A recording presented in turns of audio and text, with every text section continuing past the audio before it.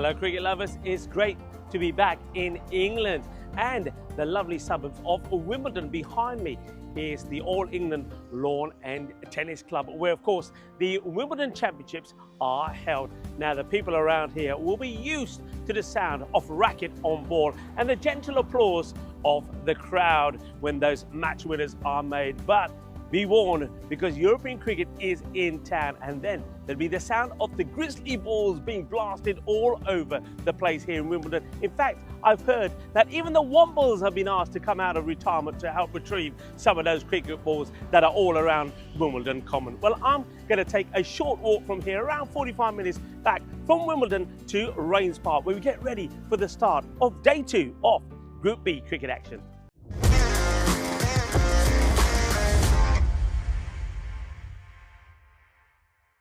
This European cricket event is proudly brought to you by HCL Software, Rado and OneXBet. Guildford, you're the home team, you will toss the coin. Creative Sports, you're the away team, you will call. Please. Tails. Tails is the call. It's a tails. We'll have a ball first. Creative Sports, you're going to have a bowl.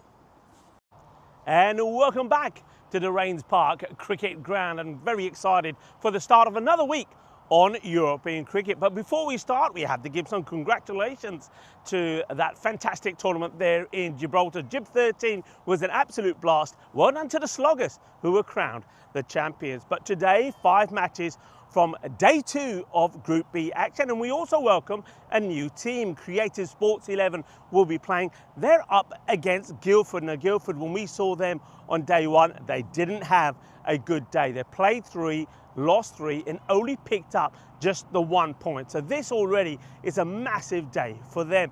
Creative Sports, now this is a team which is made up of some players with some familiar names that you'll recognise from the Hornchurch event, and some of those names were Centurions as well. Ashraful Islam, he's playing, he scored a century at Hornchurch, so did Rajesh Kumar, but another guy who's listed in the squad who made a massive score at Hornchurch, 160, is Alan Jones. So I'm expecting them to go well. So this won't be an easy test for Guildford. Guildford, they'll be relying on the youngsters. Now their youngsters performed very well the first time that we saw them. The likes of Dominic and Oscar were absolutely sensational. And the Macmillans will be ones to look out for as well. I know the captains are ready for the coin toss, and we have a new tournament referee in town as well. Mr. Horns is in the house, Tyrone Peters. Let's go straight to Tyrone for the coin toss. Then join me back in the commentary position. I'll give you a quick recap of what happened the last time we were here on day 1 of Group B, then get straight into the action.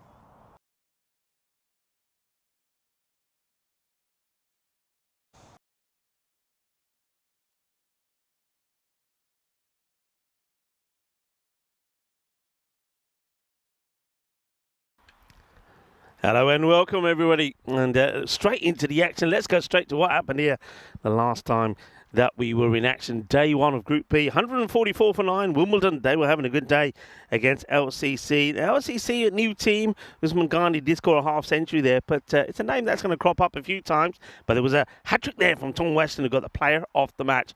And it was a win for Wimbledon, winning 144 for 9 to 101 for 10 by 43 runs.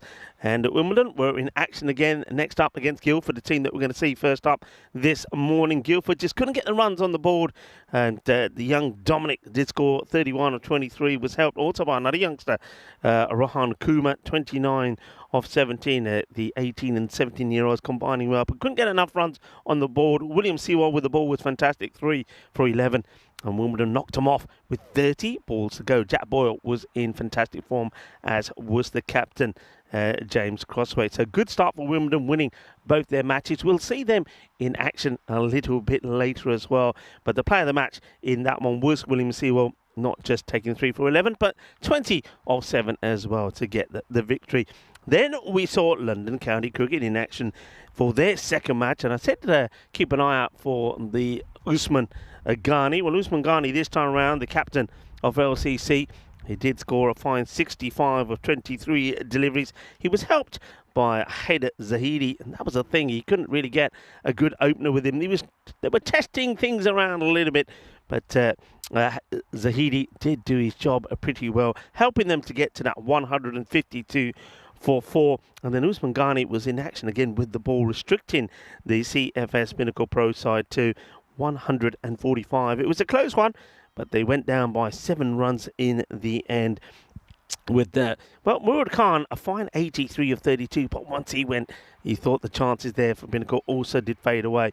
But another batter we know from playing in Bulgaria, he was the MVP, Murad Khan, performing well here in Wimbledon. We would then go to match number 24 in the series, match 4 of the first day of Group B, and it was CFS Pinnacle Pro that were in action again. And this time it's their captain, Ayakaraka, who was in good form, 86 of 36, helping the team to a score of 137. We thought it would be a little below par, but they bowled really well, nice and tidy, and Guildford finishing on 119 for 8, a win by 18 runs for the CFS side. Good bowling there this time round from James Harvey, and also Mustafa Qureshi. He bowled 1 over and only gave away just the 1 run. But then came the big one, LCC piling on the runs, 226 without loss, with Usman Ghani scoring that magnificent 153 of just 43 deliveries. It was an absolute blast. He found an opening partner as well in Ismail Barami, who made 61 of 19. And Guildford, look, a very spirited response from them. They got to 155, just missed out again on picking up the point. Oscar, the youngster, 47 not out. And Dominic again in the runs, 33. But some excellent bowling from Akib Mahood. It was the first game that he played, but watch out for him. He was quite sensational. So we normally now have a chance to look at how that table looked of Group B. And what you will see is that LCC at the top, but they have played that one game more than Wimbledon, who are undefeated so far. And then Pinnacle Pro are in that third place. And the all-important fourth spot at the moment, Guildford are there despite not getting a win and only the 1 point out of 3. But, of course, Creative Sports, they open their account today. So, big match this for Guildford. You can have a look at some of the players that are coming into the side. Mikael Max comes in there. And Chandrasekharan is also in the side. First time we see him. And James Mundy, Oliver Bowen and Toby Barton coming in to the Guildford side. Guildford have, in every match they've played, actually have made a fair number of changes. But they are very much a team made of some youngsters. So expecting them youngsters again to go well. But can they perform against the Creative Sports 11 side? Remember, they're on debut too. But there are some players and some names that we've seen before on the network. And of course, I gave some of them a shout out in the intro. Ashraful Islam, a Centurion, as is Roger Sharma. So let's see how they go here. Looks like with the ball, it will be Aftab Afridi to bowl the first one. And just to remind you there that the coin toss was won there by Creative Sports 11 and they decided to field first. And how about that? Very much a 50-50 first up here. I suppose the computer doesn't know too much about Creative, so it's given Guildford a 50% chance in this one. So we're ready to go. Here's the first of day 2 of Group B. That's played away firmly, and it's going to get 4 runs. Nice shot, nice start. Guildford, they know how big a match this is for them. They've got to get their campaign started, and they've got to get a win here, really. You feel that if they don't get that win, it's going to be very difficult for them to make it into the top 4. Remember, we already know which teams have made it through from Group A. So it's all about joining the likes of Banstead, East Moseley, Spencer and Weybridge, who have already booked their place in the quarterfinals from Group A. Next one is played out in the offside. That's a lovely shot, beautifully played. Well, this is Chandrasekharan, who comes into the side, and he's made a perfect start. Hasathi, beautiful shot this time out through the off. Elegant, glorious. 4 runs, nicely played. And while that ball is being fetched, say good morning to some of the early birds on this Monday. Hello to John Heasham. Julian Dawson was in there as well, and Wayne and Rob Thompson. Welcome, gentlemen. Oh, that's a good delivery, good comeback. Asking the question. The umpire doesn't see anything on it. Afridi with the comeback ball. And that one goes right through, actually. It wasn't quite as wide on the legs as I think what Chandrasekharan thought at first. Dot ball, a good dot ball. Yeah, back to the chat. And Dave, of course, is in there. Hello, Dave. Jules, Jeffrey, Mobs. Take the single this time round. Good comeback, adjust the line well. Ian Smullen saying good morning to everyone. And Ian is, I think he's coming in with some goodies today. So, Ian, welcome to you, and look forward to seeing you a bit later as well. And, Ian saying he's coming in with some muffins. Muffins all round from Ian Smullen. And Kruma Monty are also with us. That's going to get played away. The chase is on. You'll see that there. Well, he's going to have to hurry here, you know. Well, they're asking the question. The umpire, a little shake of the head, but we'll have a look at this side on. And let's have a look at this. You can see that one of the fielders is suggesting that the umpire go to the camera. He feels there's something here. Let's have a look. Here comes the throw, and you know what? I think he's right. I think he's short here. Let's see this again. If we slow this right down, I mean, let's see when these bails come off. The bails are off there, and that bat has not passed the line. I think the I think the batter's going to get a bit of a surprise here, a bit of a shock. I think that's out. Unless I'm not seeing something here. There you go. There's the decision. And it is out. And you can see why the fielder, that was Rajesh Sharma, was saying to the umpire, hey, umps, look at it again. He's saying to Andy here, Andy, the umpire, he said, Andy, have a look at this, because I think this is out. Look, slide from the keeper. Excellent bit of work, really, from the wicket keeper, Shamshal Islam. Gets the slide in, gets the throw. The fielder is there to whip off the bails, and unfortunately, it's going to be Toby Barton. It's going to be run out for a duck. Now, that's not what Toby wanted first thing this morning. And see, he's a little bit slow, maybe going for the first. Comes back, running hard. I think he's doing everything right in terms of sliding the bat in, but just doesn't get there in time. It's next one dug out by the new batter. This time it will just be a single that gets taken. Let's have a look at some of the stats that we've seen already in this tournament. We've gone past 6,500 runs. What's most impressive, I think, is the run rate per day. We're just under that 150. That's sort of been more or less that all the way through, about 147, 148. Maximo rate, just gone down a tad. At one point we were around that 13 mark, but still that's pretty healthy, as is the 4 rate. And at the same time, 5.6 wickets per 10 overs falling as well. Total number of wickets, 251 now, isn't it? So all the figures looking good. It's Ibra Shahid. Well, full toss, but he could get a wicket straight away. You know he will. Oh dear, it's not the best of deliveries, but Oscar, who's been in pretty good form, has found a way to hit this with a hollow bat.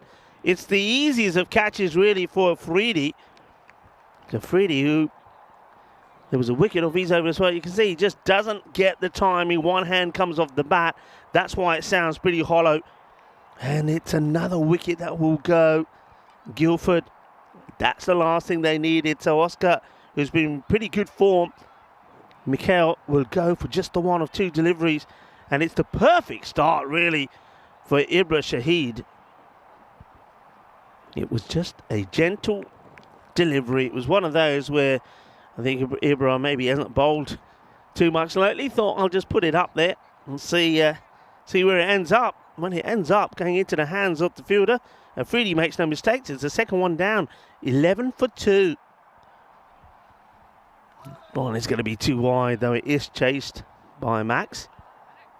So one Mikhail goes, another one comes in. This is now Max to see if he can, I suppose, get something going, get a partnership going here with Satyanarayana, who's going pretty well at the other end. Well, this could be another, you know, it should be, and it will be. It's a second wicket, and it's going to be a golden duck for Max. Oh dear, Max is going to get quacked off here from James Pond.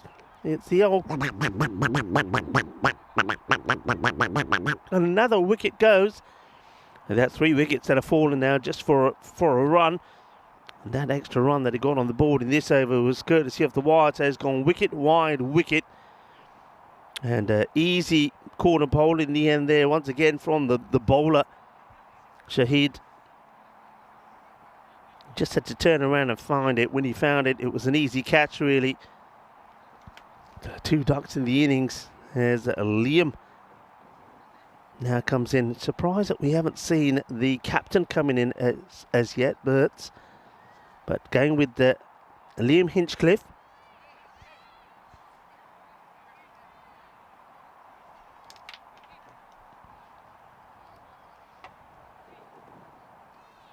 The 2 wickets already fallen in the over. The left-hander now comes out into the middle. Let's see.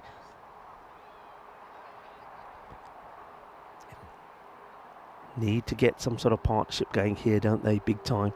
Well, that one's gone straight through him as well. Swing and a miss. Creative. Playing their first match as a team together now. I had a bit of a chat with the captain from creative. That was Navjot Sidhu. Same again, swing and miss from the batter. The wicket keeper, Islam, throws it back onto the stumps, but I don't think there was any movement there really from the batter.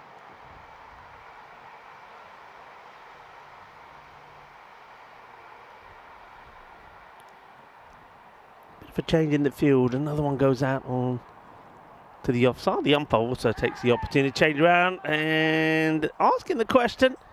Wicketkeeper likes it, and so does the bowler, but the umpire signals a wide here. Let's see this again.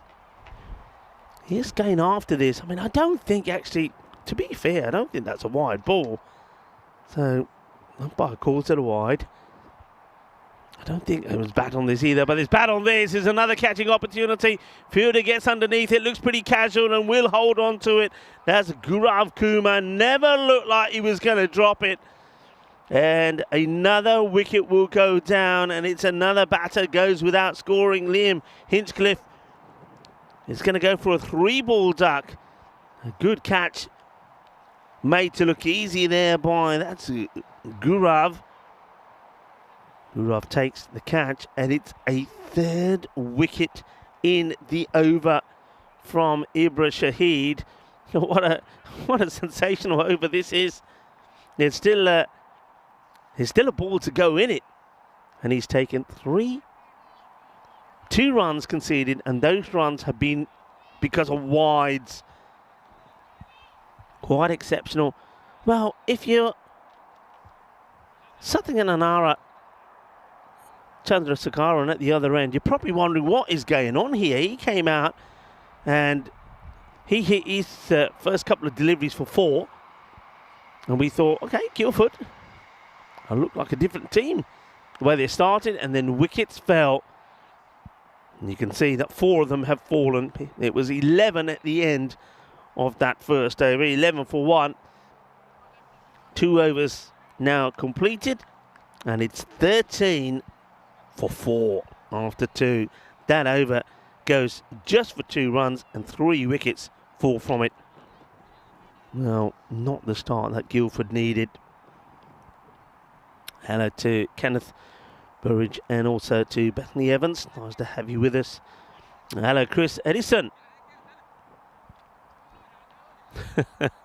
Who's saying wickets quicker than Rico's muffins. Yeah, you're not wrong there. Right, they're going straight back to Aftab Afridi. And that's delicately played. That'll go all the way to the side screen at the other end. That's 4 runs. And a nice shot there played by Chandrasekaran.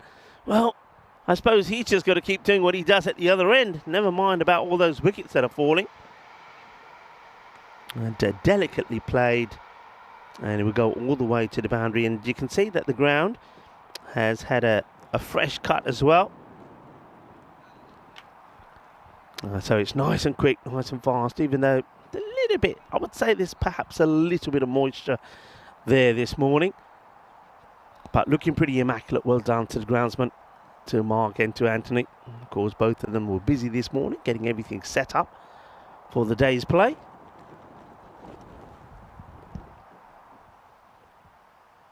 Oh, that's straight over the stumps. That's a bit of a hoik this time round from Sathi.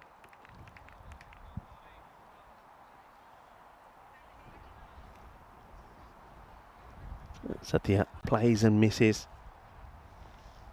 And it's been joined at the other end by Ben Garrett. The wicket-keeper batter.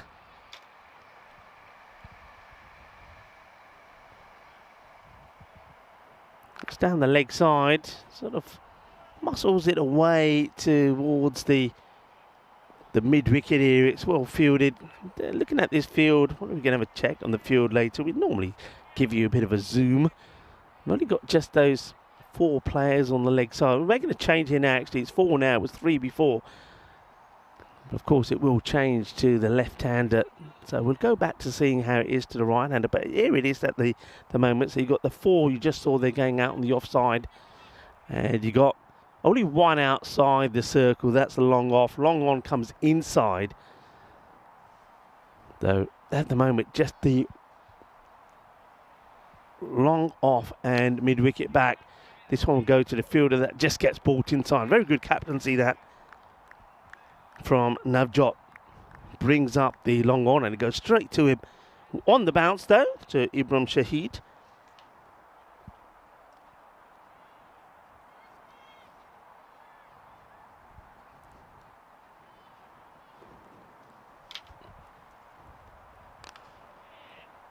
Taking it on. Ooh, I think the fielder just slips here.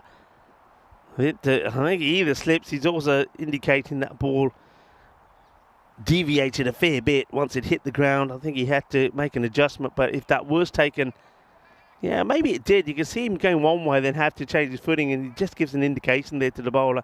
Sorry, bud, he said, but the ball hit the ground and went the other way. And to get a single right back to Satya. Gets a short one, gets tested.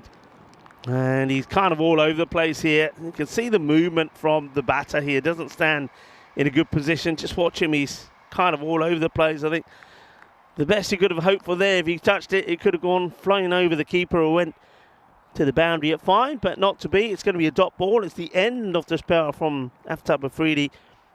And he'll finish with 0 for 16. But of course, there was that one run out off his very first over. That one only goes for the 6.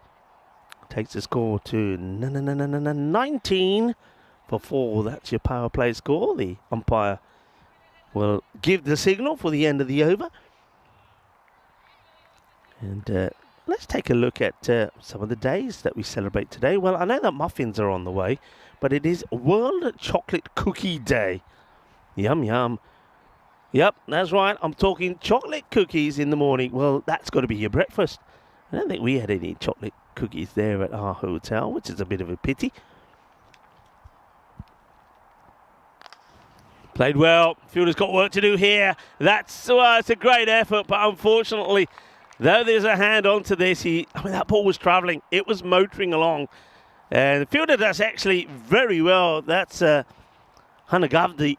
Does get a hand to it, but you can see the momentum of his slide still pushes that ball over the line. Oh, one hand onto it from the bowler. Shahidi nearly takes another, gets a hand to it. It's going to go down as a chance, really. You have to say, Ben Garrett hits it pretty firmly. I suppose the one thing that I think Shahid has done there is saved the umpire. Ibrahim.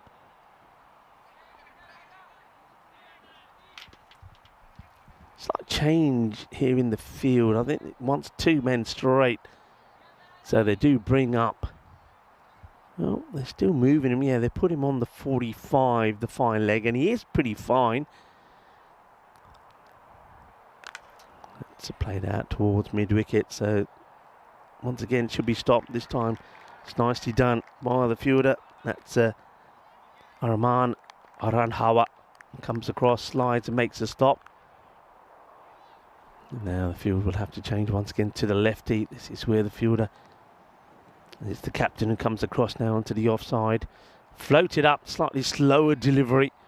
Kind of comes out the back of the hand, and talking of hands, it goes comfortably once again into the hands of Kruthik.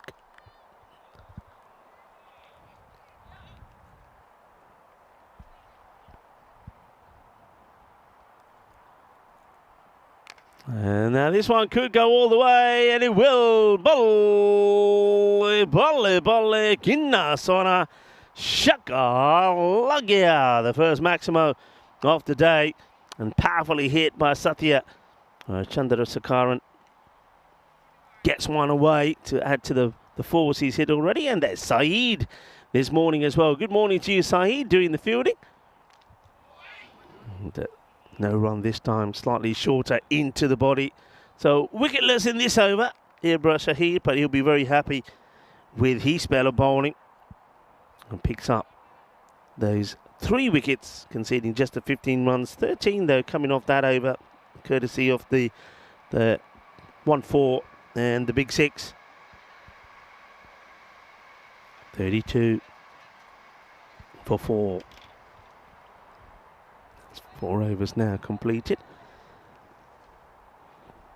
Yeah, so World Chocolate Cookie Day. The first chocolate chip cookie. Let's be correct about this. Was actually made by accident in Whitman, Massachusetts, in an inn called the Toll House, and this was back in 1938 by Ruth Graves Wakefield. One day when she was planning to make her normal cookies. That's firmly struck in. Oh, incredible effort. Incredible effort. Well, we're talking about chocolate chip cookies, and we almost had a jalebi instead. That would have been one of the best jalebi catches that we've seen in a while. Full stretch dive there from Kruthik. Gets a hand onto it again, but like the one that he was trying to stop that was all along the ground earlier, he pushes it over the rope for 4. Oh, it's an incredible effort, but it's going to be 4 runs to Garrett. And now he goes the other side of the fielder. Beautifully played. That's a very good shot. That's nicely timed. Ben Garrett just starting to find a little bit of confidence and flow in his play. That was nicely played. Elegant shot. Gets 4 runs from it in that extra cover area. They have got the short cover in, but that went past him pretty quickly. This one's slightly slower, flighted up, taking on the run. A good bit of fielding. Excellent fielding here. Take a look at this again. I think runs in, one-hand pickup, gets a throw in straight away as well. That's pretty classy. Nicely done. Akshay Solanki doing the bowling. That's hit out on the off, but that's going to get past the fielder as well. It's another boundary. So Satya Chandrasekaran going well here at the moment. He's finding the boundary. Regular intervals.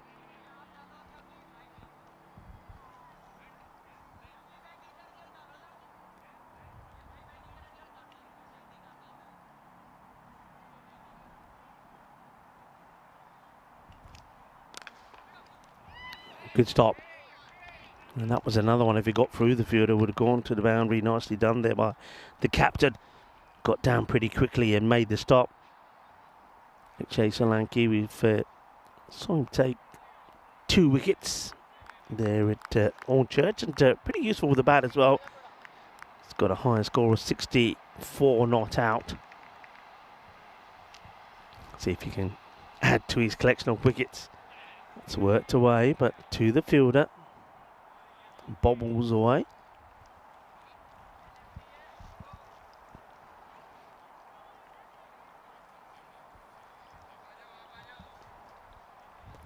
So, getting to the end of the over now.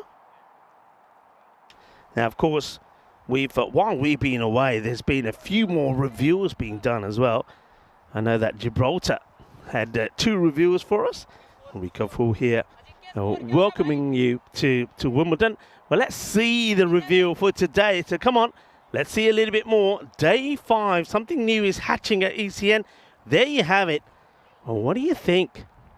We'll put that up there one more time after this one gets fielded on the boundary. So yeah, something new is hatching.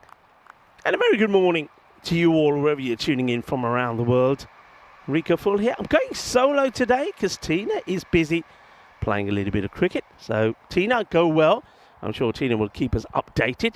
And of course, Vinny Sandhu, well, he'll be waiting to be bizzed away back here to Wimbledon. That's a good looking shot. We'll go all the way. Boom. Shaka lagya kinna sona. Seis queridas. Well, we were talking about Vinny. Well, you might as well give that a maximo. That does go all the way.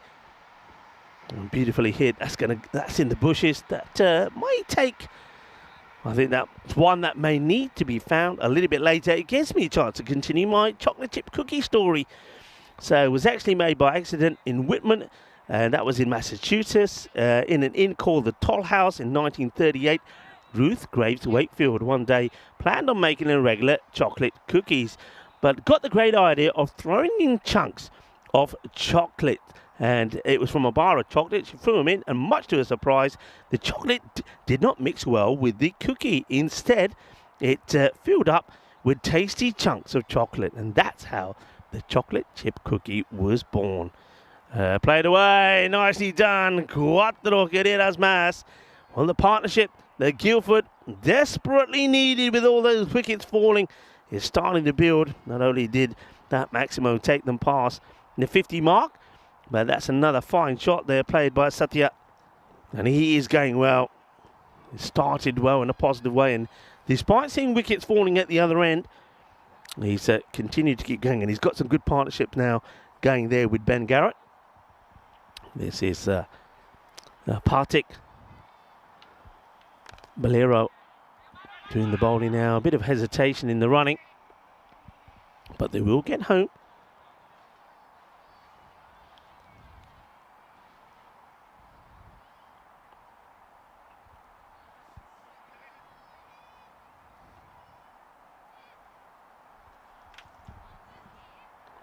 So building a partnership. Remember, these two came together with a score, I think, was on 12 when they lost that fourth wicket.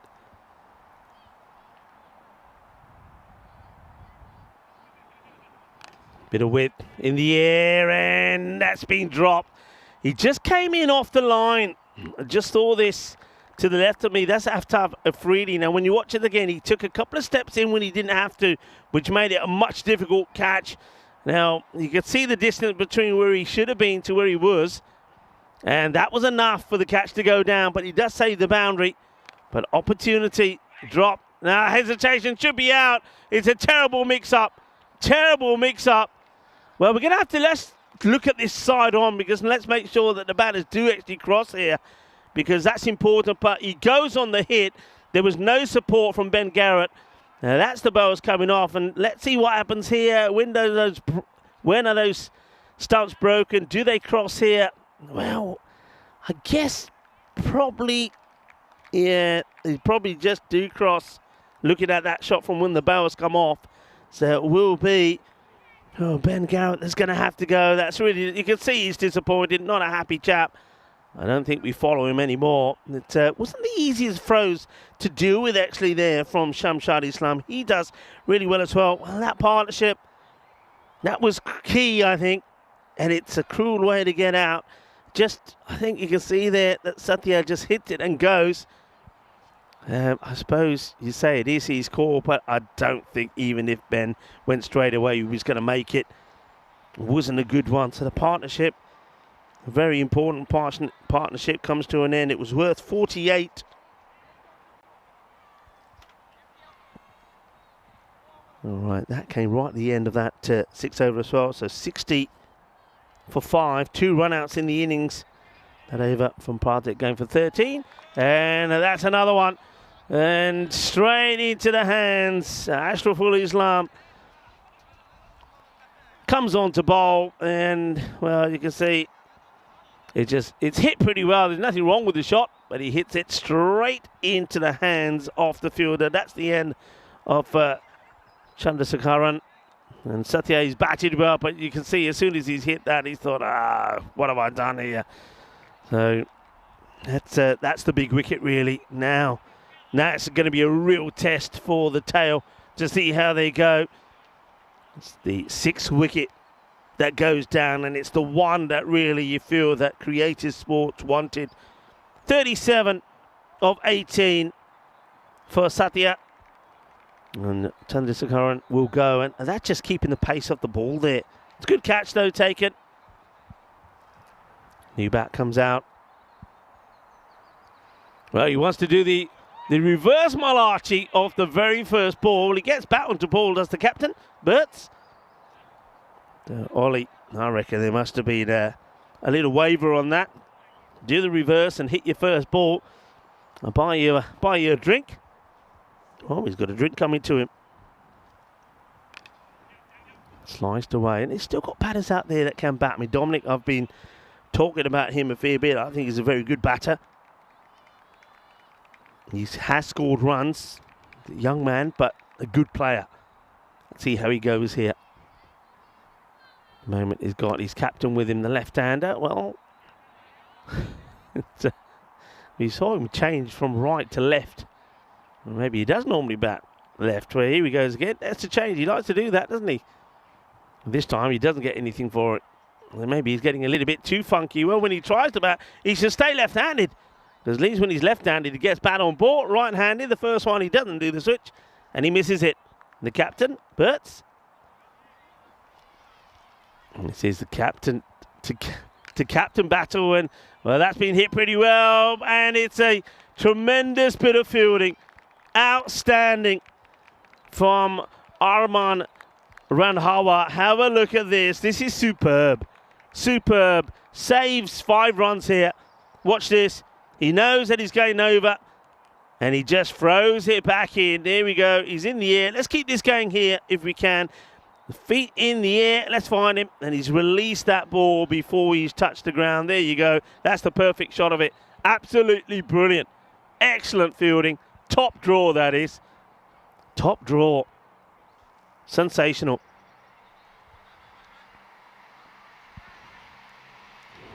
And just have a look. It's a bit blurry, but I mean, I saw that live. And if you ask me, I'm telling you, he saved that. He was in the air when you threw it back. I think it was brilliant. Oh, they've given it a 6. Ooh. You know what? I suppose technology can't help him out there, but I saw that live, and I'm pretty sure that, in fact, I'm 100% sure that I don't think his feet touched the line. But, of course, you've got to go. The umpires wanted to have a look at the evidence. The evidence from the camera doesn't really show it conclusive enough. And, no, they've gone with the umpire's call there. So it's a little bit unlucky. Is the captain, Navjot. All right, now this one, I don't think anyone's going to get to it. It's going to drop short of the 2 fielders.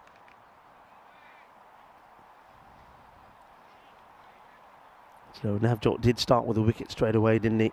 And we had him down as Ashraful Islam to start off with, so that's why the name just changed. It was just the wrong bowler was put down. So you haven't missed an over. Don't worry, don't panic.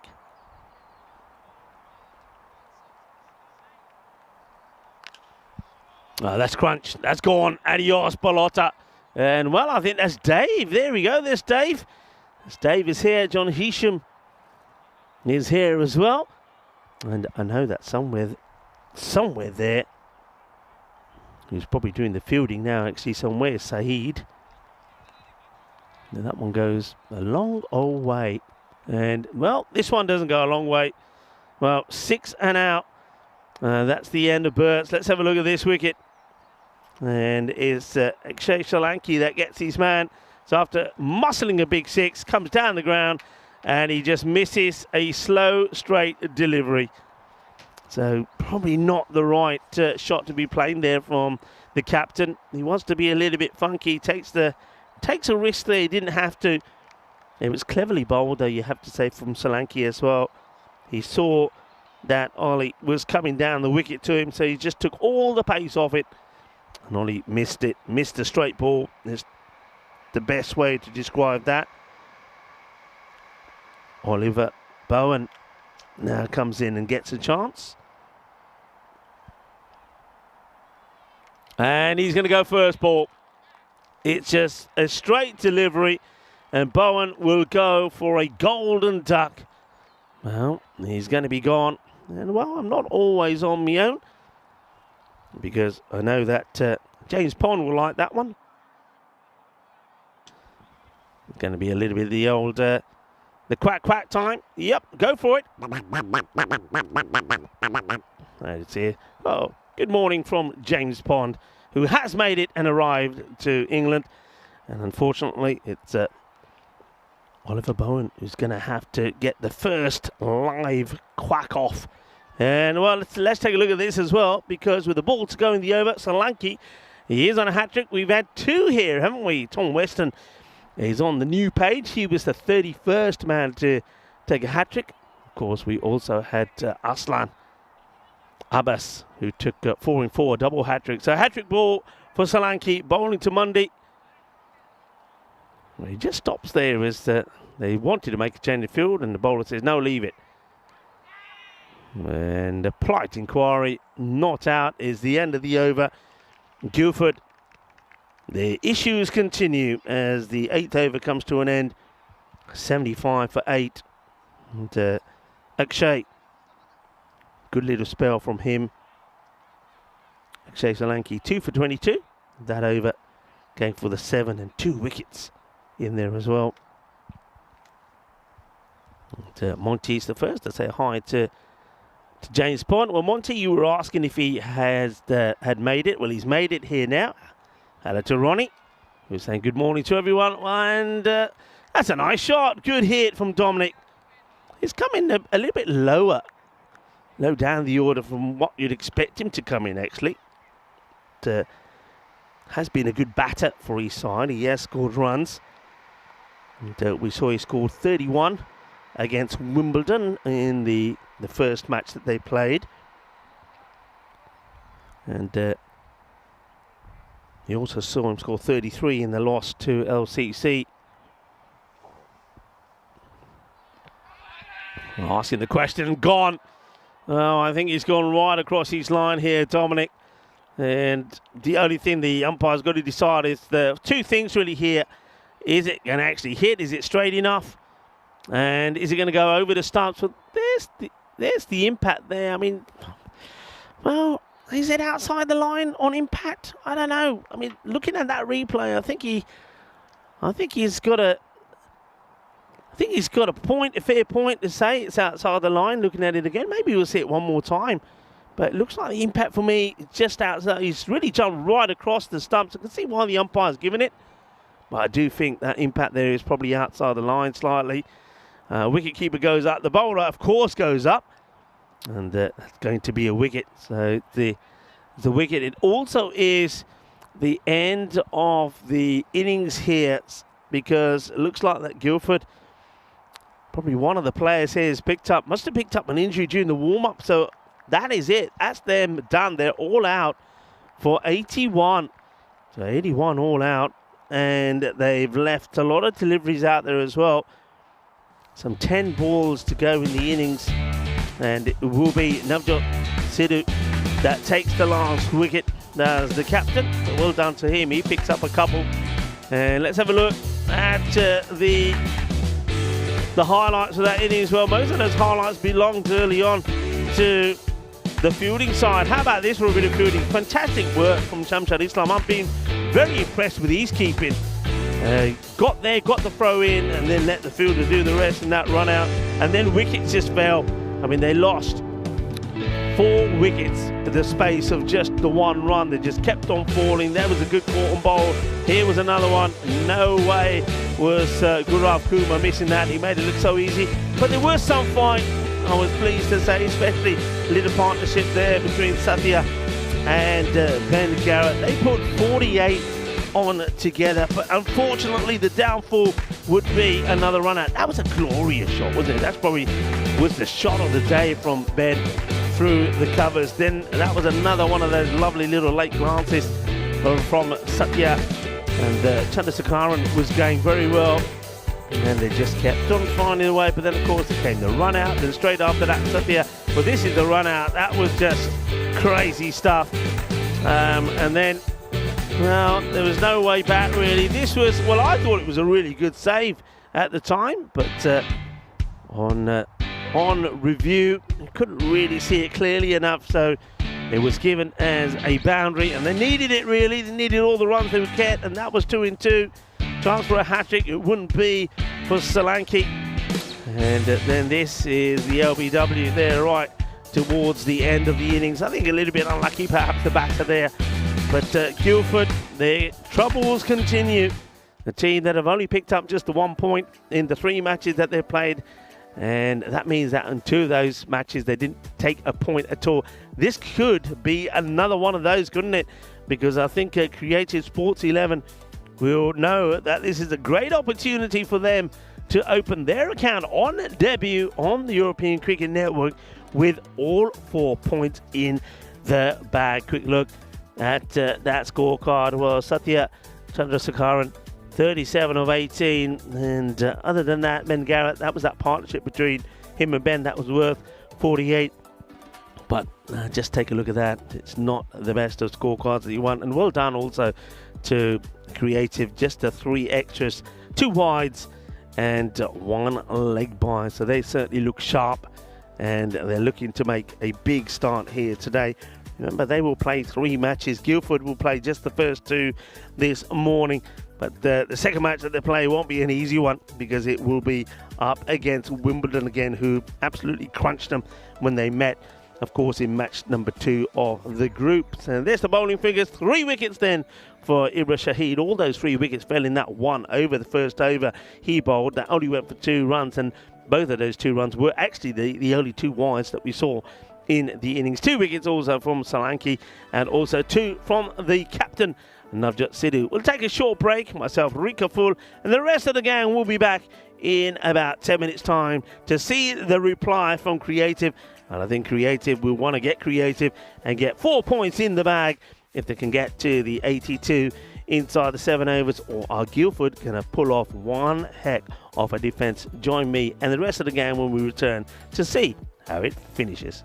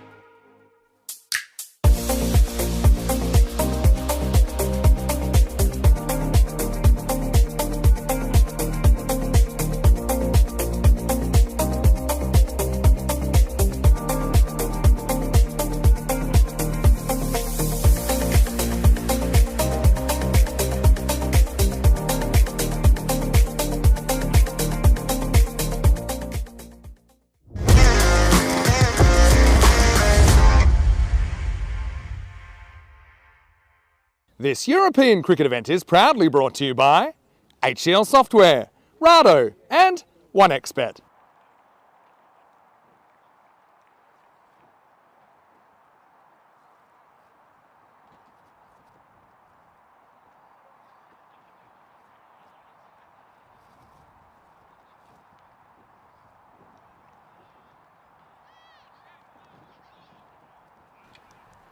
Hello viewers and welcome back. The umpire Jack Group and Andy will be making their way out there, and it will be the Guildford team that will be following them out. It's their turn to do their job in the field after, well, let's just say, not really doing the job with the bat. Only one batter has really scored runs from. That was Satya. He did get some support from Ben.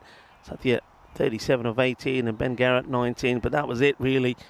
And then being bowled out with 10 balls to go. So this is the equation with that score of 81.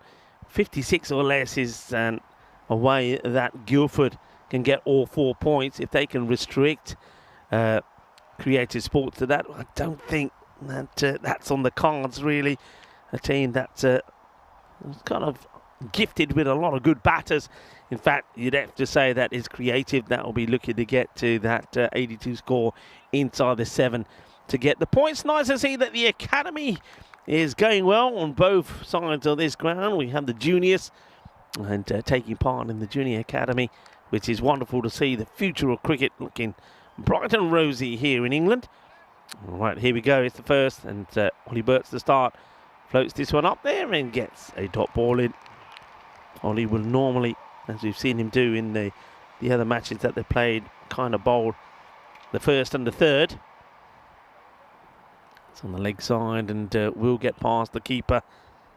Not too much that Ben Garrett could do with that. So it's going to be the first runs on the board. And we go down as 2 wides. Rajesh Sharma is opening up with Akshay Solanki. In fact, it's not. It's not Rajesh Sharma. Guys. That's going to go all the way, I feel. Let's see what the umpires say here. They'll probably, Manos Riva. That's a biggie. That's been muscled to the boundary. Big, powerful hit. Gets plenty off that, doesn't he? And that'll sail away for a biggie. This is boundary. Boundary straight away there from Shahid. So Shahid is out there with Solanki. Solanki was on strike but then ran. And the next one, it's going to be 4 runs. Not hanging around here. And there's this delivery, but just being darted across onto the leg side, just helped along the way. Change of angle there from Burts.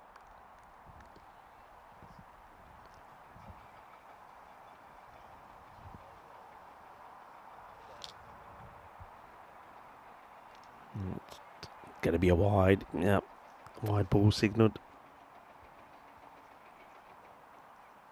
Slightly quicker ball. Just tries a little paddle here away, does Ibra.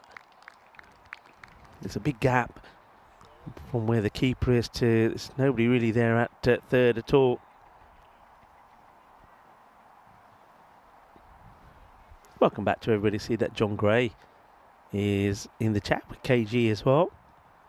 Hello John, hope you're well and hope you are keeping well. They will take the single here. It's an easy single there really with nobody there at short third.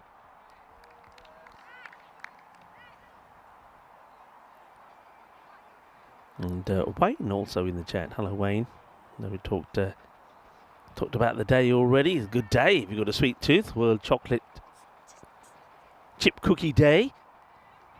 Was invented by mistake by somebody making, well I say somebody, Ruth Graves Wakefield was making them one day. Just normal chocolate cookies and decided to throw a chocolate bar in there, broken up in pieces, and chocolate didn't mix with the dough and ended up having tasty chunks of chocolate in those cookies. And one of the days being celebrated today.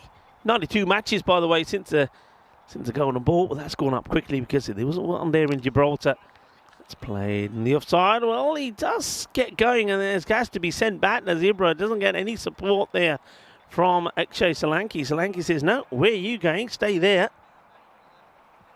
And assistants dog day. Now, dogs are man's best friend because they are because of their loyalty and their dedication. But assistant dogs take this to a whole new level. Yeah, these animals are absolutely amazing. That's beautifully played. 4 runs. And there's that gap that Shahid was looking for. A little bit of width and just gets guided away. Cuatro carreras. So Oliver Bowen with the ball. And with the way that the field has been set with nobody there at third, there's every opportunity a batter is going to try and play that shot. And he executes that really well. The Zebra. Yeah, going back to assistant dog day. These dogs help people with disabilities or illnesses to navigate through life. Assistant Dog Day, which aims to raise funds and increase awareness of the work they do. It makes up part of the International Assistance Dog Week. Yeah, amazing those dogs are. The things they can do is fantastic. That one is into the ground, bump ball. Doesn't get it over the fielder inside the circle there. Haven't got anybody back on the boundary on the offside, so the 2 boundary riders is mid-wicket and long on. I actually saw a program on how these dogs are trained actually, and it's quite fantastic. We'll take the single this time, just a little hit and go, and then comes the throw, and very well backed up, and it needed to be really, with nobody on the boundary there at square. That was Dominic who came across and did his job really well. Otherwise, there would definitely have been buzzers there. In fact, they could have gone all the way to the boundary. It could have been 5. Right, Solanki hasn't gone off the mark yet. Only faced the 1 ball, though. And this is a tremendous take down the leg side. Brilliant work from Ben Garrett. He just takes off, doesn't he? Yeah, superb work. Speaking of taking off, I think Vinny Sandhu will be taking off soon as well. Won't need to make his way back to England after a really good job done by him and Raj there at the Europa Point Cricket Ground in Gibraltar. And also well done to ECN's Manav Nayak, who was the MVP. Well done, young man. And he had a very good tournament there. But congratulations, of course, to Sloggers, who were victorious once again there in Gibraltar.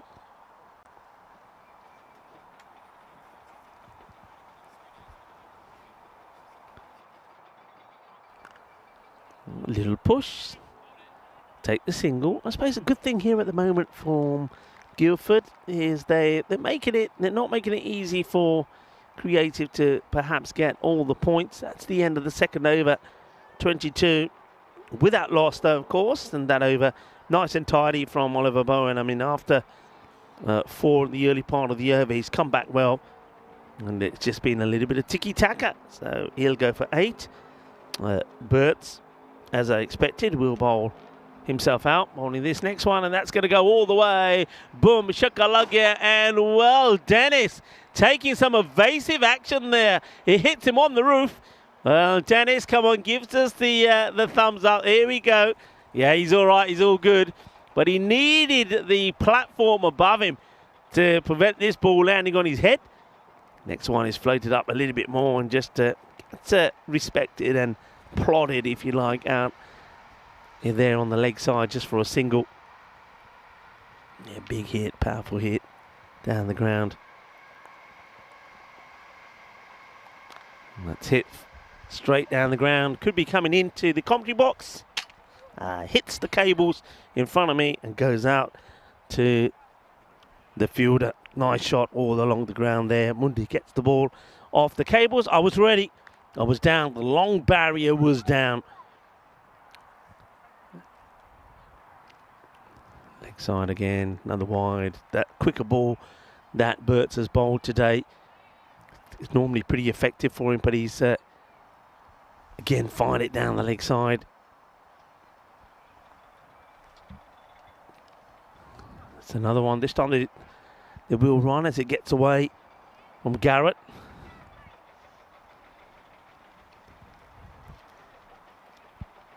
Creative.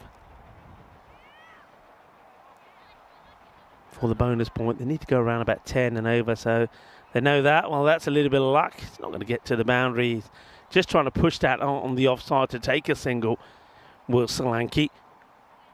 And in fact, that was Shahid, beg your pardon. That's all he was after, really, a little single, but he'll get it where he wasn't expecting the ball to go.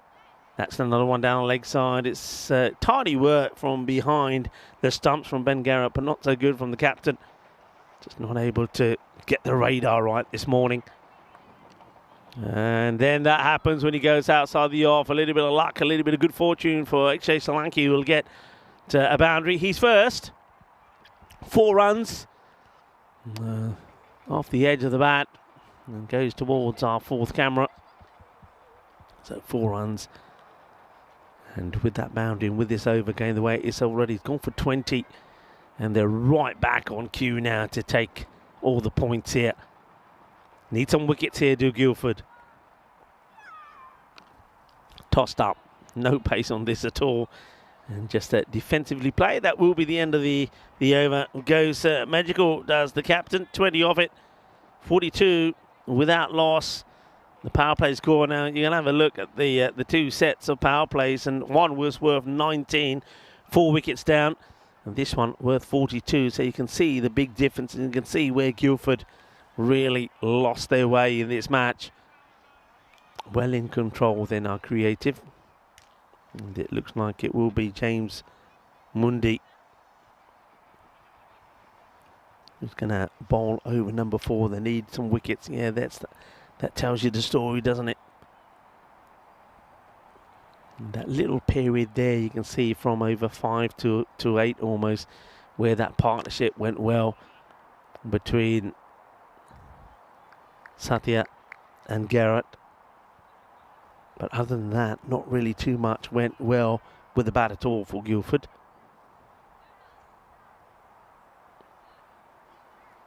Tossed up and a little bit of swing in the air, but I think this is going to beat the fielder. And there's a big gap there between the man who's behind square and mid-wicket. Had a lot of ground to cover. कोशिश तो चंगी की थी field ने, but चौका लग गया. 4 carreras. These two putting on a decent partnership. And, this time goes the other side of that fielder, who will get there. He just got moved to the other side of the umpire, but he's able to, that one didn't really ping off the middle, was able to get there. Always liking that shot. We can see some of the youngsters in action there. Well, it's in the air. It's going to be a bit of a teaser for the fielder, but he holds on to the catch, does he? We're just going to have to look at that foot. You know, it's very, very close to the boundary, but I think he's okay. That's my initial feeling on this. Let's slow this right down. Let's see. Yeah, there's distance of a millimetre or 2. And that's Toby, I believe, who's taken the catch. So well done, well held. And the first wicket will fall. It will be that of Shahid. So Ibra Shahid going for the big shot.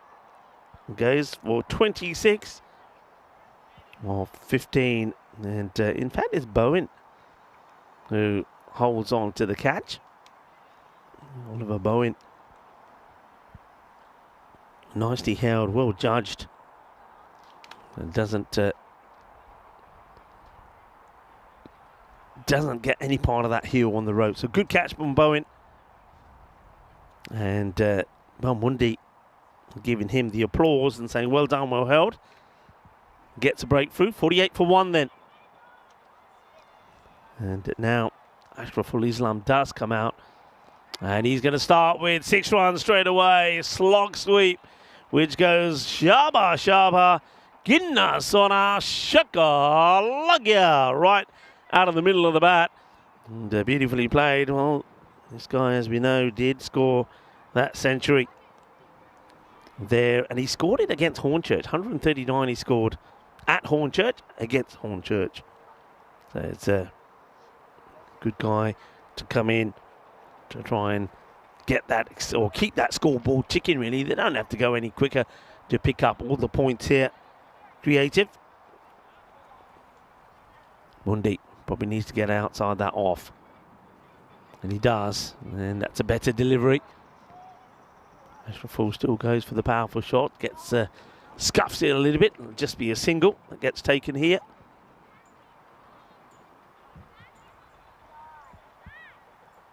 The over comes to an end. It's 55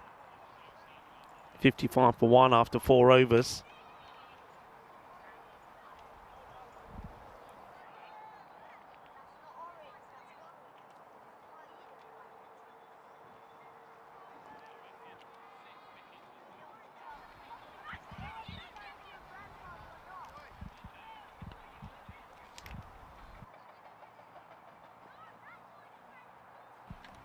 Quick look at the worms there.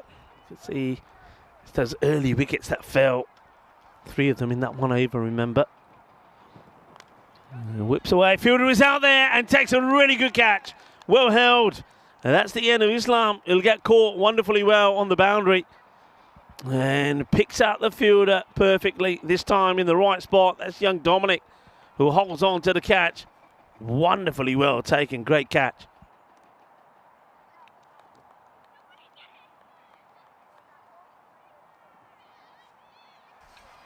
Excellent catch.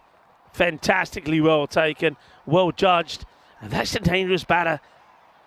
Makes his way back already. So, look, if you keep picking up wickets, you never know. Well held by Dominic. And it's Satya who picks up a wicket. Well, we know that he was pretty handy with the bat. And now Satya gets a breakthrough with his very first ball. How many more can he pick up? Just a bit of gentle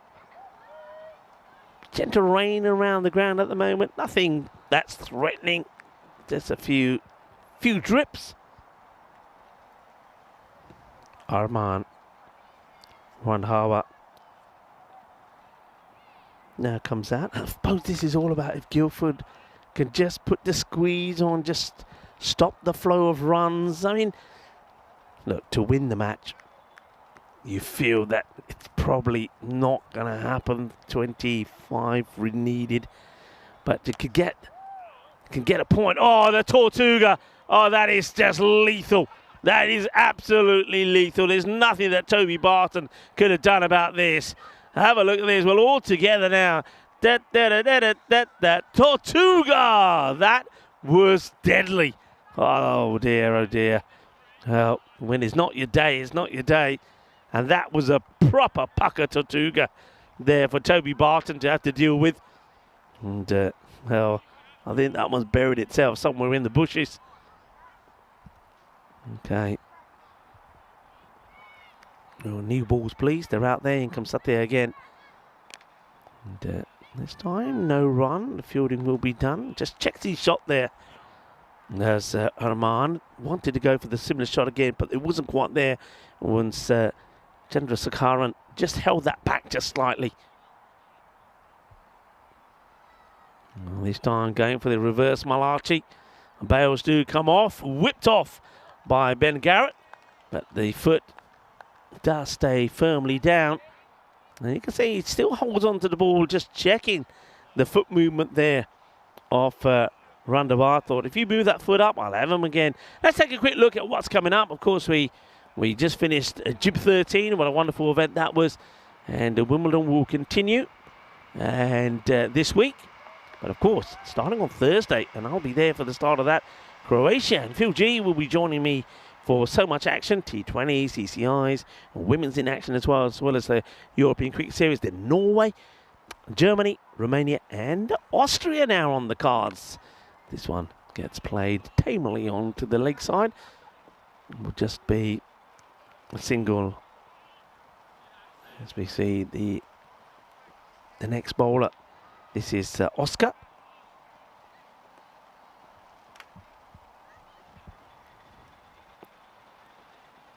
Okay, this could be another catching opportunity. And it will be easily taken. Another one bites the dust. Arman Ranhawa going for the big shot. And nice catch taken there on the boundary. So another one will go. In fact, that's Solanke that will go. It's the good catch taken. Claims it, doesn't he? Says it's mine. I want it.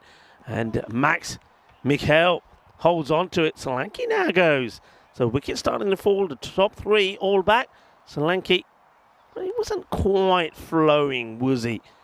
And probably thought he did have to play a shot or two to try and get his score and the scoreboard ticking. Good catch taken by Max. And well done to the young bowler. And Oscar being a good performer. You can see now Creative just shouting out, saying we just need 20 runs here. 20 runs, and telling them the situation with the balls as well. How many balls to go? 11 balls, we need 20. That was what was shouted out. Swing and a miss from the batter. Just a scoring system running a little bit slow this morning. I suppose the usual Monday morning issues. That's why I'm sometimes giving you the wrong information. We batters, I do apologise. Right, that's up in the air, but there's nobody there back up fine. It's racing away. The wicketkeeper is after it, but he's not going to stop it. That's going to be 4 runs.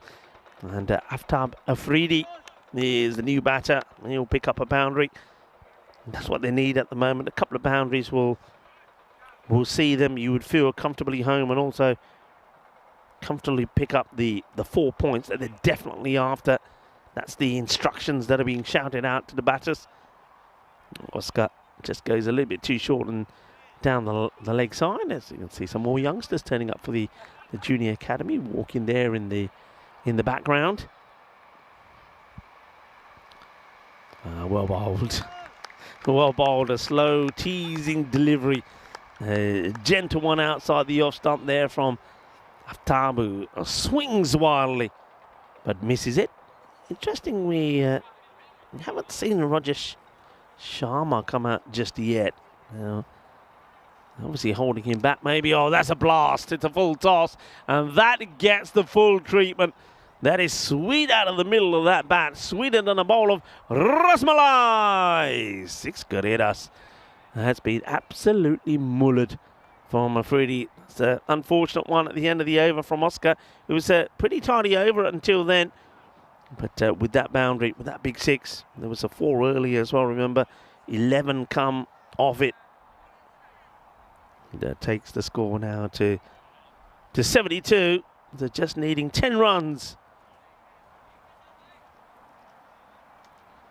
for a victory here. That's at the end of the 6th over. So this is, I'll try and do it in this over. So 10 runs off the over to get all the points. And they go to Oliver Bowen to bowl it. It gets played away. Should just be a single. That's the battle here, isn't it? Battle to try and pick up the point. They don't go back to Satya as well. That's a bit of a surprise, actually. Going to Bowen, see if he can get them a point at least. Played out in the off. No run. They don't take it on. And don't go for it. That surprises me. You thought they would have really gone for that. Maybe they feel that Aftab Afridi will get 2 balls, 2 boundaries to get those 10 points. To get the 10 runs for the 10 points, beg your pardon. Well, misses another one. So 9 or 3 to get 4 points. That's what Creative are after. Good bowling this from Oliver Bowen. Remember, his first over just went for the 8. That's why they go to him. Go to the main bowler to try and get something out of this match.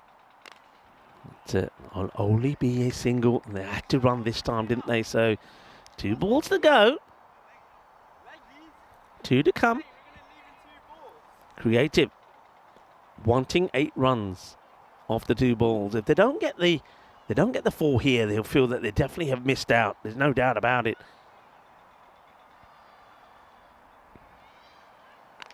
And that probably is not going to go to the boundary. They're not going to come back for two. You feel that they have to. They do come back for two, so that means they had to really. They had to get the two. So ball to go, and they need a maximum. Now Guildford, so many times have been so close to picking up the point, never lost out. Remember, it was the same for them at the end of day one of Group B. Got to 155, needed 159 for a point. Defending six of this ball. And they'll defend it. It will only go for a single. So well done to Guildford. They do take a point from the match. And Creative will know that that's a point that they've lost out on, really. They have lost 3 wickets on the way. This is what's coming up next. And Guildford are taking on Wimbledon. And Wimbledon have a number of changes for them coming in. You can see that 5 changes from the team that we saw play 2 matches on day one, which they won, so undefeated. Still got Charlie Whipple in the side, and Crosswaite, the captain, is there. The hat-trick heroes there as well, good in. But number of changes. Thomas Elks comes in, Ross is in there, Brian Karanaya, and James Ashby also come in. Guildford unchanged. Liam Hinchcliffe. First time we've seen him with the ball. Into the pad. Should be just a leg bar. Well, if you could have picked it up and got the throw in, Mundi, I think Solanke may have been struggling.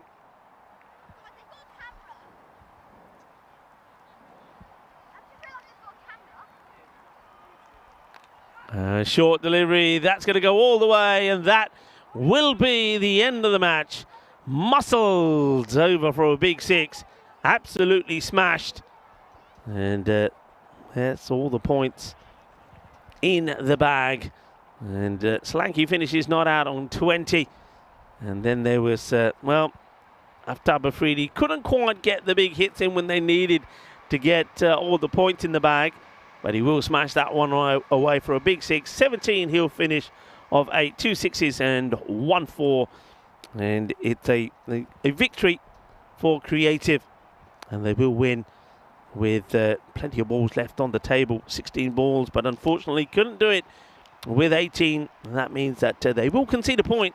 Guildford, not that I'm saying a point is going to do them too much good, because even with that point, Creative, who were and did start at the bottom of the standings, having not played a game, have already leapfrogged them, and Guildford have a very difficult one up next against Wimbledon. Of course, plenty of time before that match. We've got around about just under 50 minutes time, but we'll take a look at the highlight first. And well, it was started pretty well, didn't it, for Creative. They were on course to do what they wanted with that first wicket stand of 48. And at that point, at one point, they needed about 9 runs and over to get the 4 points. And that's something that they feel that they should have done. But fair play to Guildford. They never stopped trying, did they? And the catches that had to be taken were taken. That was a good one taken by Bowen. He read that perfectly to get the wicket of Shahid. And that was also a very good catch, diving low and to his right from Dominic. Good cricketer, isn't he, young man? Well, that was the old Tortuga. And this was the next catch, comfortably taken, no mistakes again in the air from the Guildford side. The catching and fielding has been very good. That was Mac Mikhail that took the catch on that occasion, but it wouldn't be long before it was done and dusted. That was a short ball that was mullered away. Afridi gets the boundary, and Guildford, they do go down once again. Well done to Creative Sports on their first match playing on the network. They will get a victory. Got some good players in there, as we know. So well done to them, and they didn't even have to use the likes of the captain, Navjot Sandhu, or Roger Sharma. Sharma, of course, somebody who we have seen score a century on the network. So a quick look at the scorecard there. Akshay Solanke, 20 of 13. He bats all the way through. And then there was well, some good hitting all the way through there. I liked some of the hitting there from Shahid as well. I expect him to go well.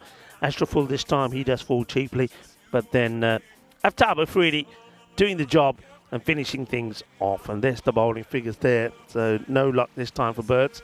It was a little bit expensive, 34 of his 2 overs. But well done to Mundi.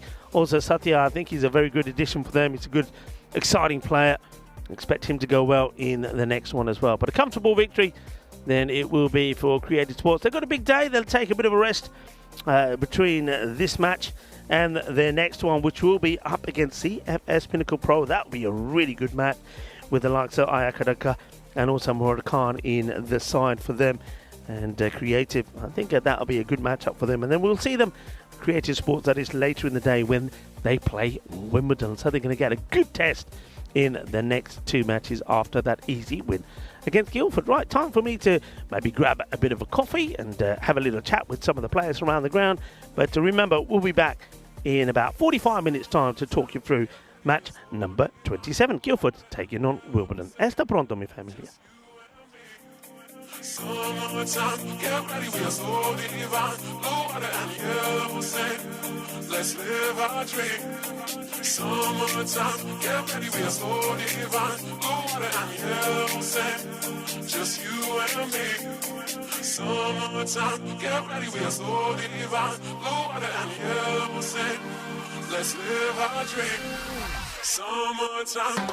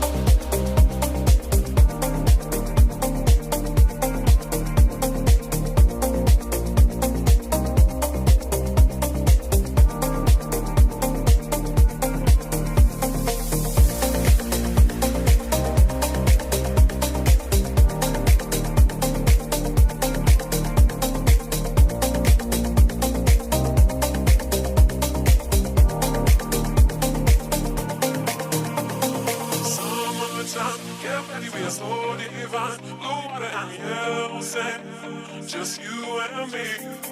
Summertime, get ready, we are so divine. Blue water and yellow sand, let's live our dream. Summertime, get ready, we are so divine. Blue water and yellow sand, just you and me. Summertime, get ready, we are so divine. Blue water and yellow sand, let's live our dream. Summertime.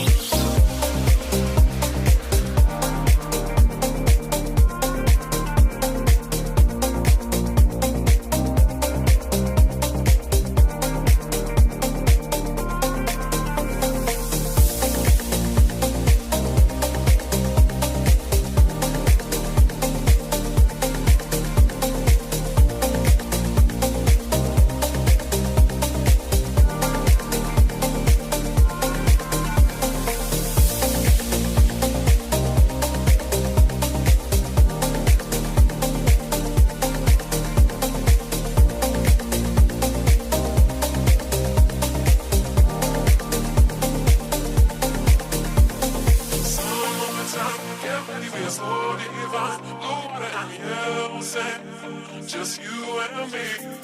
Summertime, get ready, we are so divine. Blue water and yellow sand, let's live our dream. Summertime, get ready, we are so divine. Blue water and yellow sand, just you and me. Summertime, get ready, we are so divine. Blue water and yellow sand, let's live our dream. Summertime.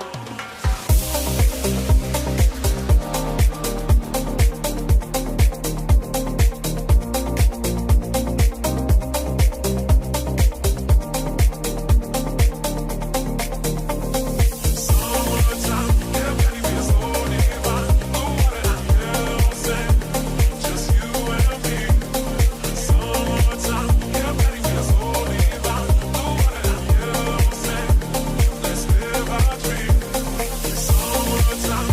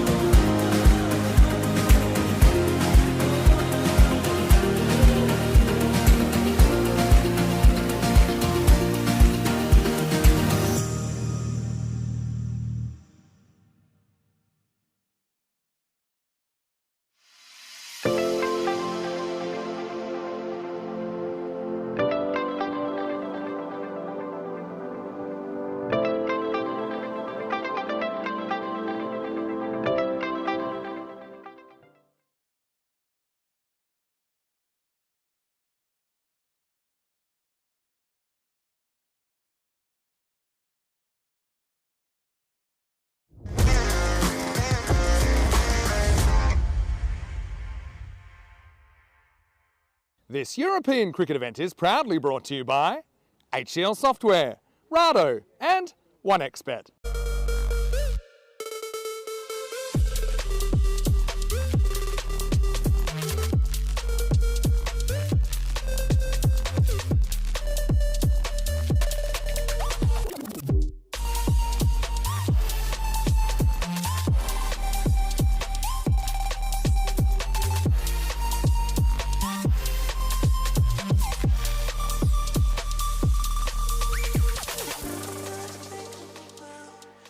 Hello viewers and welcome back to Rains Park Cricket Ground here. It's great to see a lot of the junior action. You can see the juniors having some fun behind me, and they also are keeping an eye on what's happening here in the middle where the men are in action. Match number 27 is up next. It's another tough one for Guildford. They've now played 4 and only got 2 points to show for. Haven't got a win under their belt, and it won't get any easier. They're up against Wimbledon in this one. I can give you the news of the coin toss. Wimbledon have won the toss and they will be in the field. So Guildford, they're going to have to find a way to get more runs on the board. I like the introduction of Satya today. I think he's good at the top of the order. He's certainly one to look out for. And maybe someone like Dominic can get a few runs in there, but I think their captain, Ollie Burts, has to come good at the right time. Talking of captains, I think Crosswaith has been absolutely fantastic for Wimbledon first up. He's going to be a one to watch. And then also they got the bowler, the hat-trick hero, Tom Weston, in the side. So it's going to be difficult for Guildford here. Wimbledon, though, have got a number of changes to their side. They've got 5 new players coming in from the team that we saw on day 1 of Group B action. So it's going to be interesting to see how they go and how those players do perform as well. So join me in the commentary position. I'll tell you a little bit more about some of those players.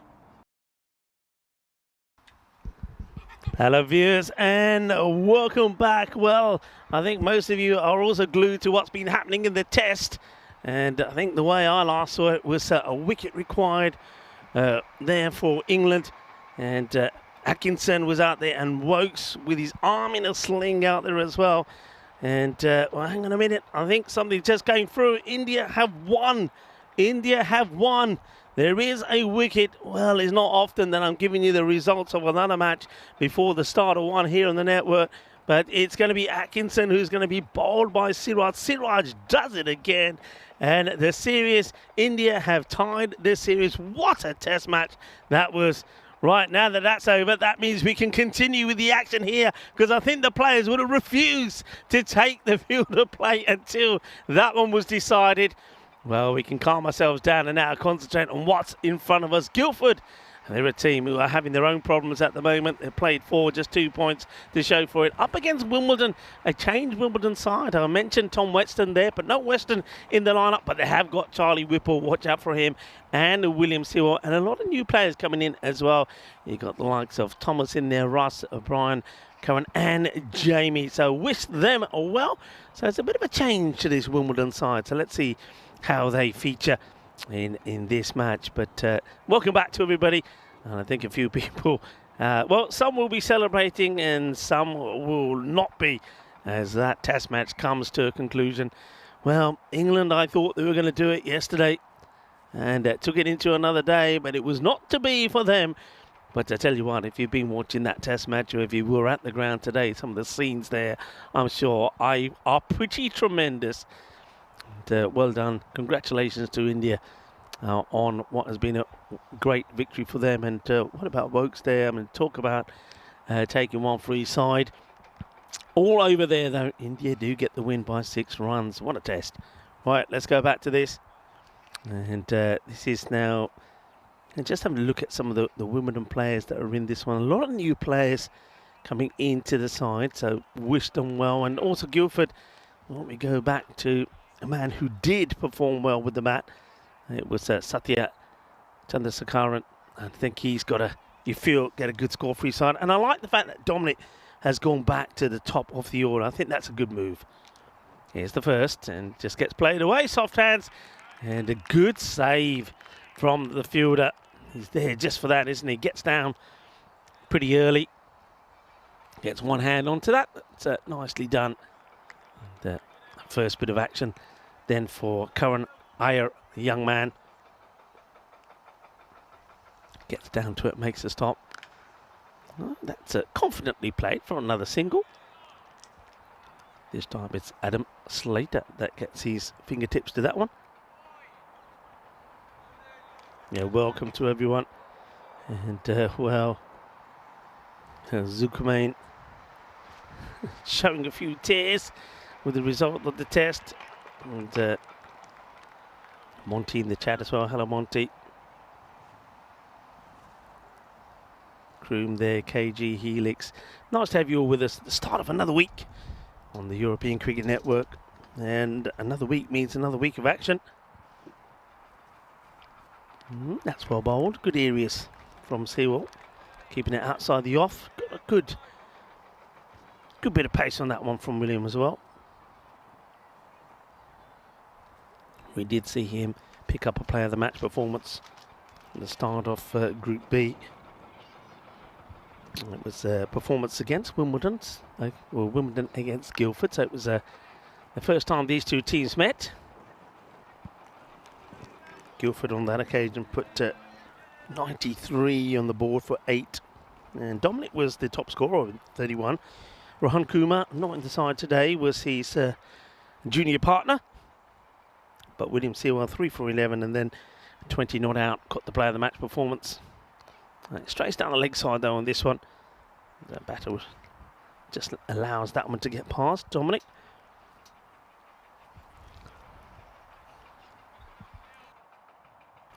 Of course, plenty of things to look forward to on the European Cricket Network. Of course, Croatia will start on Thursday this week. I'll be there to talk you through that start. Oh, that's a bit of a cutter there, a short cutter from Sewell, which gets played out. Probably crunches Dominic on the fingers. It looks like he's okay, but you can see he did feel that. Takes one hand on the bat straight away. But also we will have the Euros of Cricket. The European Cricket Championships happening there at the Cardamom Oval, which I'm told is looking absolutely fantastic at the moment. And the Field of Dreams. And this is how the Premier Division looks three groups, A, B and C. And, you can see some of the teams in there. Who's your picks from the groups? Germany playing some good cricket at the moment in that Group A, but they've got Ireland to contend with. We will see some cricket in Norway as well, so we'll get a chance to see Norway, Belgium. Got some good hitters there. Then Spain, Italy at the moment. Aren't they playing some good cricket? Of course, qualifying for the T20 World Cup as well, Italy. So that's remember, only the one team from each group will qualify to the championship group, and that will take place after the Challenger division gets completed.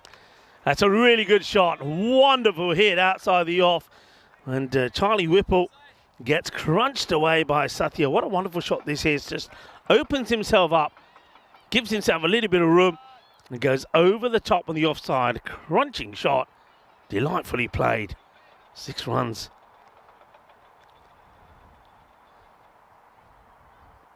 A little bit fuller this time. Doesn't get past. Good. Makes the stop.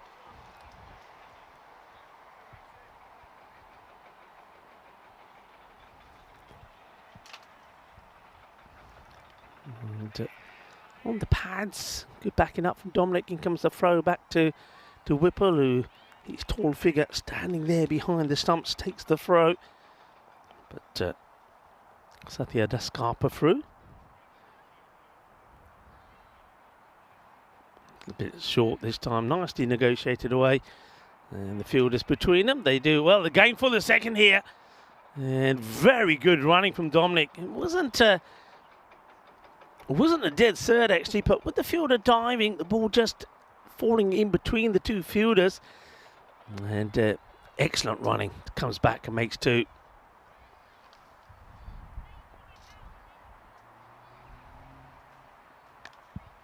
And this time he goes for the big shot and will go all the way.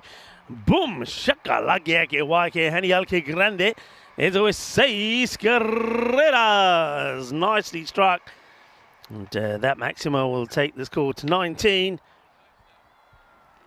19 and 19 scores without loss as well. And there you have it, 19 on the board. Good shot, well struck. Confidently struck away. And well, looks like the batter is after a bat change. And I think wants to change the bat, but without really discussing it with the umpires. Umpire now, I think that's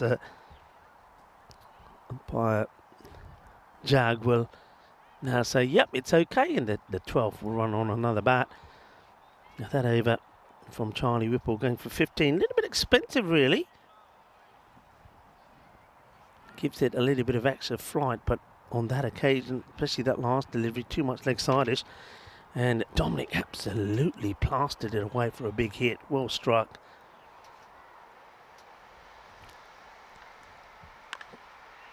Wants to take the single. I mean, there's a lot of these singles. I suppose Wimbledon at the moment are not going to be too bothered with these quick singles being taken. And that's why you can see that they're quite happy to allow the singles. They're staying back on the 30-yard circle. Singles don't really hurt them. That one's kind of the back of the hand there from the bowler. It's a cracking take from Tom Wilkins. And watch this delivery. Watch the hand here. Look, back of the wrist delivery. It's kind of watched by the batter, Dominic. He sees it, picks it, but not able to execute the shot. Very clever delivery. This time pace on, goes for the pull shot. Nobody back there on the boundary.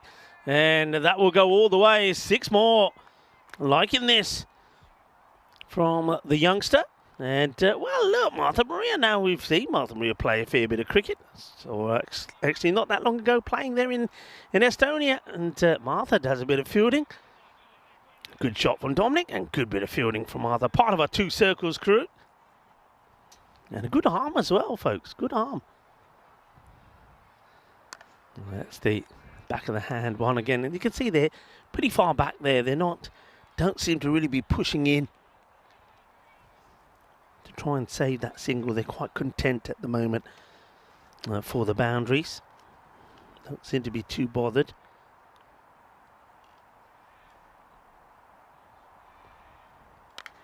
It's played away nicely. It's going to get in the gap. It's going to be 4 runs. Good shot. Good little partnership between these two. That's what Guildford have been missing. Get those partnerships going. And this is exactly what they're after. And youngster, 17, I believe that Dominic is.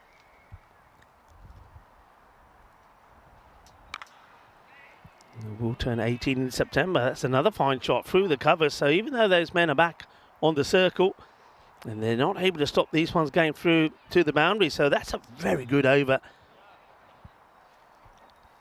That's exactly what they wanted, really. So 16 coming off it, 35 is the power play score. And remember last time they really struggled. I think they were already on about 19. And if that actually, check for you now, when they played that last match against Creative, yeah, power play was 19 and they'd lost 4 wickets this time around, 35 without loss, so it's much better from Guildford. Of course, fighting for survival here. They are. They know that as well. Change with the ball. This is Ross coming on to bowl, and that's doesn't quite go as fine as he would have liked. He'd be a bit disappointed he doesn't put that away. I mean, he would have got a wide from this delivery anyway, I think. But Dominic doesn't go as fine, doesn't really get himself in the right position to play that shot. So just a single. But it does get Chandrasekaran, who's been very good on strike. This time no singles. So this time Kurt, you see, just pushes up just a little bit, just to make it that little bit harder.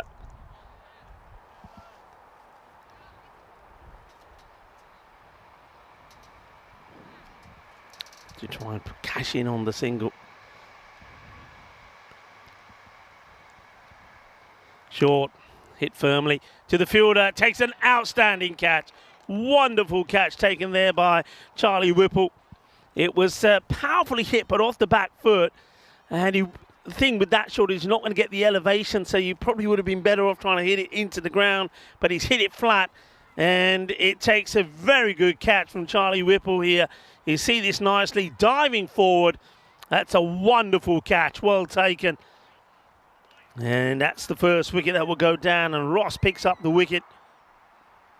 And that's the first, and it's going to be as the very handy and dangerous looking Satya is going to go first. He'll go for 17 or 13. Good catch there from Whipple. Dives forward, gets his hands in the right position, and then softens the blow when he comes down as well.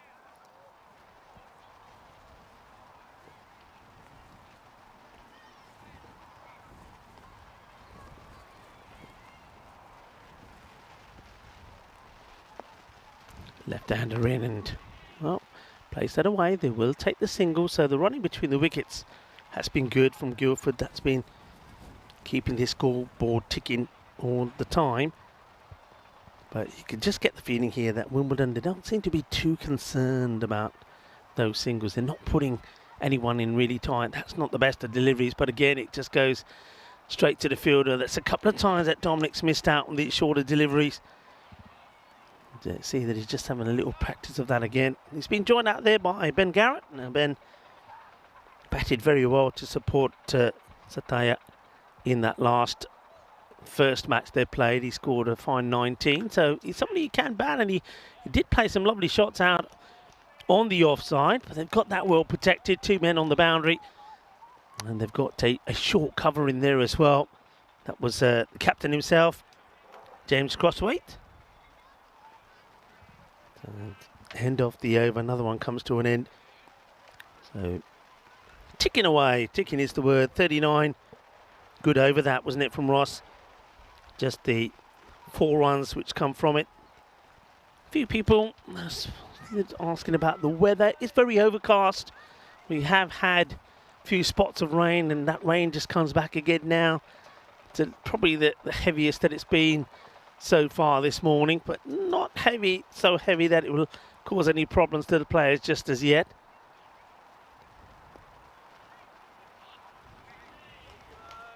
Captain is now having a bowl. And James starts with the dot ball, flights this one up a little bit more, played beautifully actually, plays it fine off the man who's at mid wicket, gets it in between the gap really of the short point, and the sweeper out there on the offside, so that's really nicely played, and it goes all the way to the boundary as the extra cover not able to get there. Quick look at this boundary. We've got three fielders on the leg side, square leg mid wicket and a long on, have a long off, and then that one sweeper. So very much a kind of an orthodox field, just well placed. This one's darted in, and this is going to be 4 more as he gets it past the short 45 on the leg side, and with that square leg very much the other side of the umpire, that will also go all the way to the boundary as James Cothwaite tries to fire that one into the leg stick, but goes too far onto the pads. Chance, oh, he's put it down and then almost gets the run out. Let's have a look at this. I mean, Crossweight will be disappointed he doesn't take the catch because he gets there. It was thumped, it has to be said, by Ben Garrett. So doesn't take the catch, he just catches the non-striker outside of the crease. Well, that one's get away from Gert. That's going to be another single. But yeah, he just caught Dominic. I saw that Dominic was outside the crease and trying to paddle the ball back onto the stumps. But Dominic did get and make up his ground well.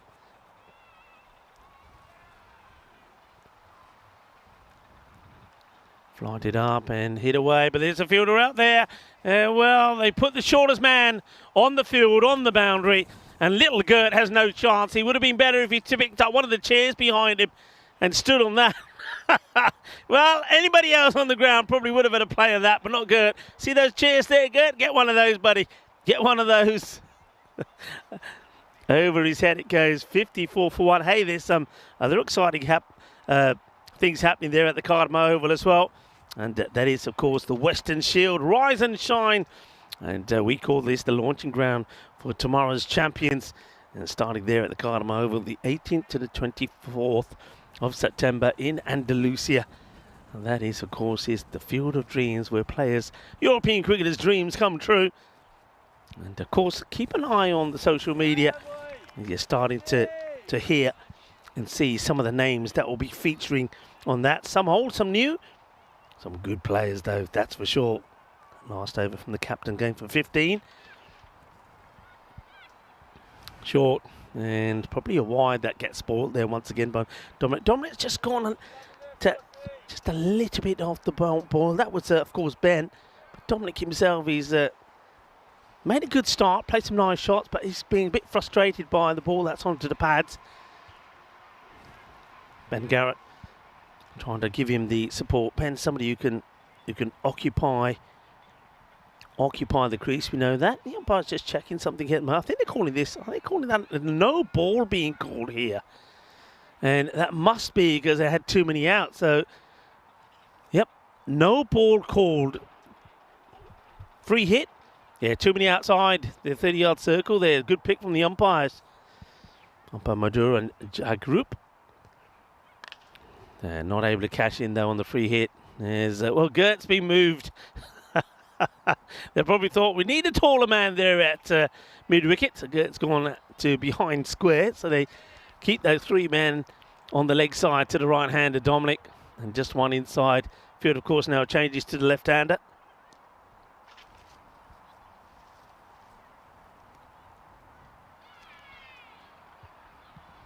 Here comes Ross again, bowled a good first over, and they think about taking a leg by, but unfortunately Dominic had the right idea, but Ben Garrett gets stuck in his crease and makes a mess of that one as well. Ross, he's bowling pretty short, but the batter's not able to get away from him. I think you've got to wait for him. That's going to be very wide, so this one doesn't get spoiled, and well, that will help. That's going to be a minimal all the way down to the boundary. That was very wide. And Tom Wilkins, what happens here, Tom Wilkins? I think it's the bounce from the... No, in fact, it doesn't make it, doesn't get there. Look how wide that goes. Starts wide and keeps swinging even wider. And this time, wants to go for the elaborate scoop behind, missing out on that one as well. Here it is again.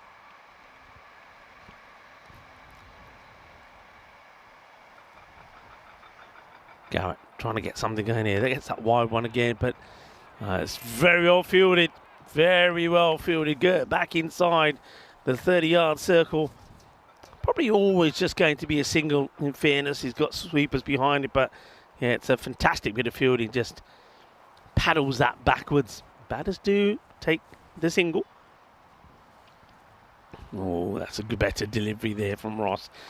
And Dominic goes for the big hit. You see what I mean? They're getting a little bit frustrated. End of the 6th over. Another good one there from Russ. Just going for the 9 on this occasion. The 5 wides didn't help his course. 5 wides and 2 no balls in that one. 63 for 1. Just the 1. That's why Guildford need to get going here now. International Clouded Leopard Day today. Unfortunately, another endangered species, the clouded leopard. And today we celebrate to raise awareness of one of the most beautiful and endangered species of animals, the clouded leopard.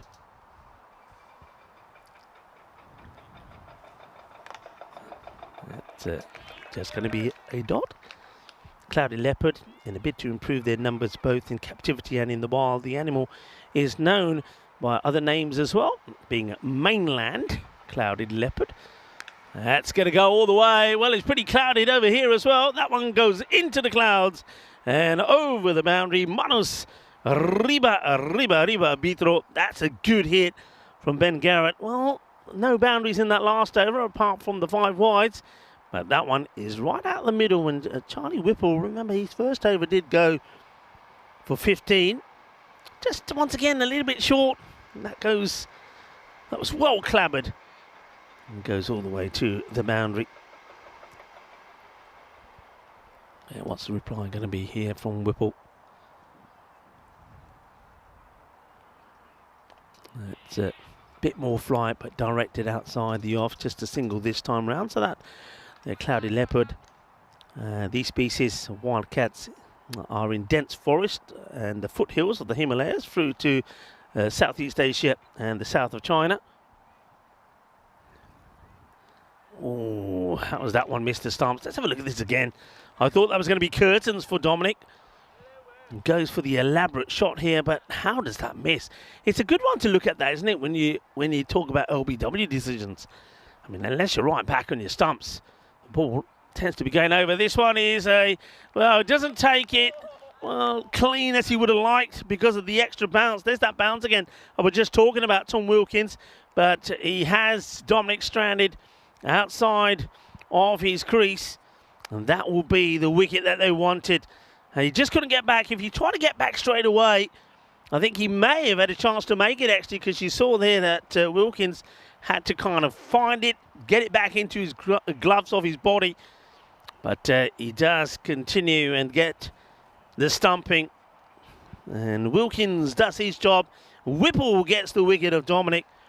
Once again, though, good contribution there for Dominic. You could see what he was trying to do. He was just getting a little bit bogged down in the last few deliveries. He wasn't able to find a boundary, so wanted to take the risk. Went for it. But, of course, Whipple was a good bowler. Gets his man. Well, that's hit down the ground. It's just going to be to wide of me. And, well, this is what Ollie Brits likes to do. Ollie Burt's, beg your pardon, and he goes the reverse Malachi. I said before, he's more destructive and consistent, if you like, batting left-handed than he is right-handed. Does the switch, does the reverse, and hits it straight down the ground for a massive 6. Well, how about that for a shot? Coming right at the end of that over. 7 overs now complete. This is the Challenger Division. And we've talked about the Premier Division. This will, before the finals or the championship week of the Premier Division, we'll have the Challenger. And, of course, the winner of this, 2 groups involved, as you see there, the winner of this will next year feature in the Premier Division. So teams do go up. Likewise, teams also go down from the Premier. Yeah, what a wonderful shot that was. The reverse for 6 from the captain.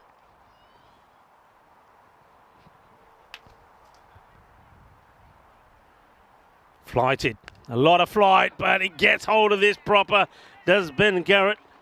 And that one gets smashed. In fact, that's not Ben Garrett's. I've got to get my left-handers right now. That's Ollie again, Burts.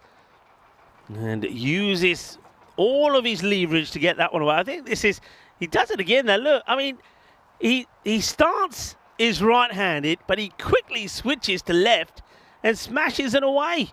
Wonderful. Well, the bowler's just got to, I think if you're a bowler here, what are you thinking? Are you thinking, well, okay, he's going to do the switch. So should I just go Yorker length, middle and off maybe? Making a few changes in the field here is the bowler, the captain. So battle off the 2 captains. And James Crosswaith up against Ollie Burts. Shorter one, that's going to, ooh. Interesting call this. I'd like to see this again here because he does switch. Is it? Yeah, it's outside that line. So that's the reason for it. The line doesn't move. Good call. Correct call from the umpire. And, well, that's the kind of length you can't really... Well, he is now staying left-handed. But so he's obviously a talented guy, eh? Maybe he's going to switch to the right hand here. And he's going to be gone. Well, I suppose he does. This is what sort of Ollie does. He comes out there. He's hit 2 big sixes. But ball number 3 is going to be the end of him. The way that he likes to play, I guess. And that's going to be the end of Ollie, captain. And one captain gets out the other. Crosswaith is going to be the happier man. As Bert's little flourish of a cameo comes to an end. He'll go for 12, 2 sixes and out of the 3 balls that he faces. Crosswaith, who was in good form with the bat when we saw him on day 1. He did score very healthily. He scored 51 of 18 against LCC. And he also scored 28 not out of 9 deliveries in this contest. The first time they met, to give his team that win by 8 wickets with 30 balls to go. So they picked up all the points against Guildford. Crosswaith gets the breakthrough.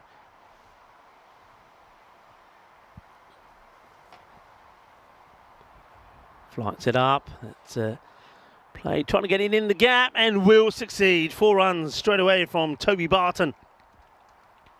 Just gave it some flight. Has got the 2 men back on the boundary. But he's threaded the needle beautifully. There it goes. It goes all the way to the boundary. Well done. Good shot. Good start from Barton. And that's even better. Bolle, bolle, bolle, ginna sona. Que va, que genial, que grande. Eso es. 6 carreras, Barton. Boom. Shakalagya. That's what they need. 94 for 3 at the end of the 8th over. So, yeah, wickets did fall in that one, but it's the best over that they've had so far. 18 coming off that one from the captain. And, yeah, well hit. And the last thing there about, of course, the clouded leopard, the shy animals are an endangered species as they are illegally hunted for their fur, and also it became because their habitat is consistently being threatened. So do your bit for the international clouded leopard. And that is diminishing in numbers. Fewer than 10,000 are living in the wild today. So it's another animal that is on the verge of extinction, down to various reasons. Okay, liking this. The young man coming on the bowl now here. This is Curran and Araya.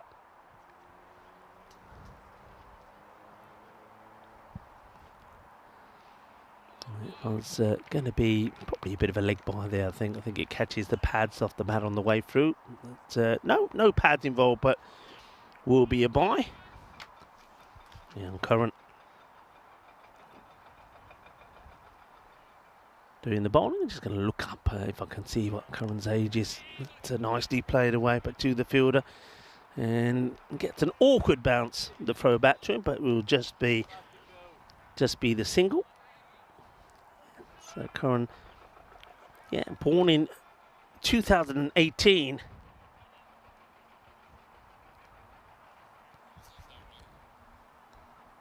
So that's played away, and it's beautifully played. Yeah, not 2018. Yeah, it doesn't sound right because that would make him very young, wouldn't it? Let's try 2008. That sounds better. Thank you, Alex.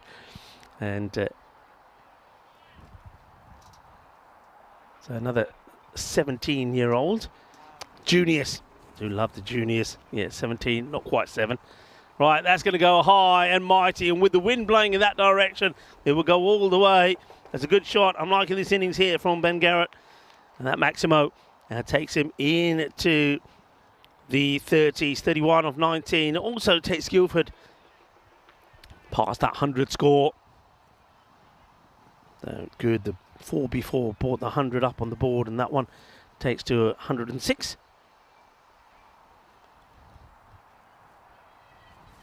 And just straying onto the leg side, here's the young bowler. And the Curran just needs to go a bit wider. You can see he's getting caught wide of his crease and whipping the ball in. He's spinning, isn't he? That's the word, spinning on that front foot, but overdoing it. And it's right to the liking of where Ben Garrett is liking it at the moment. So he's certainly getting the acceleration in now. Moves to 35 of 20. And it's better areas. Chase on for the fielder, not going to get there. Well, that's Gert again. I get the feeling that Gert has missed this with his hand, and it's his tush that probably pushes it over the rope. There we go, gets past the infield, Gert gets down, and look, at the last moment, yeah, it is. He's tushed it over the rope. And not the best of overs, not the best of starts for young Curran. Another boundary there. He'll go for 19 coming off that over. So acceleration at the right time here from Guildford. 114 for 3. Let's see if Toby Barton can keep it going as well here. It's an opportunity for another young man, Jamie. It's going to be bowling next. This is Jamie Ashby, I think. That's how you probably pronounce that. And he's also going to be sent for a biggie. That's going to be 6 runs. Arriba. Ginna Sona Shakalagia. Born in February 2002.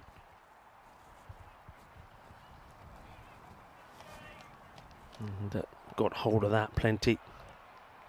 Just needs to go a little bit fuller here. And go short and just over the top off the bowler.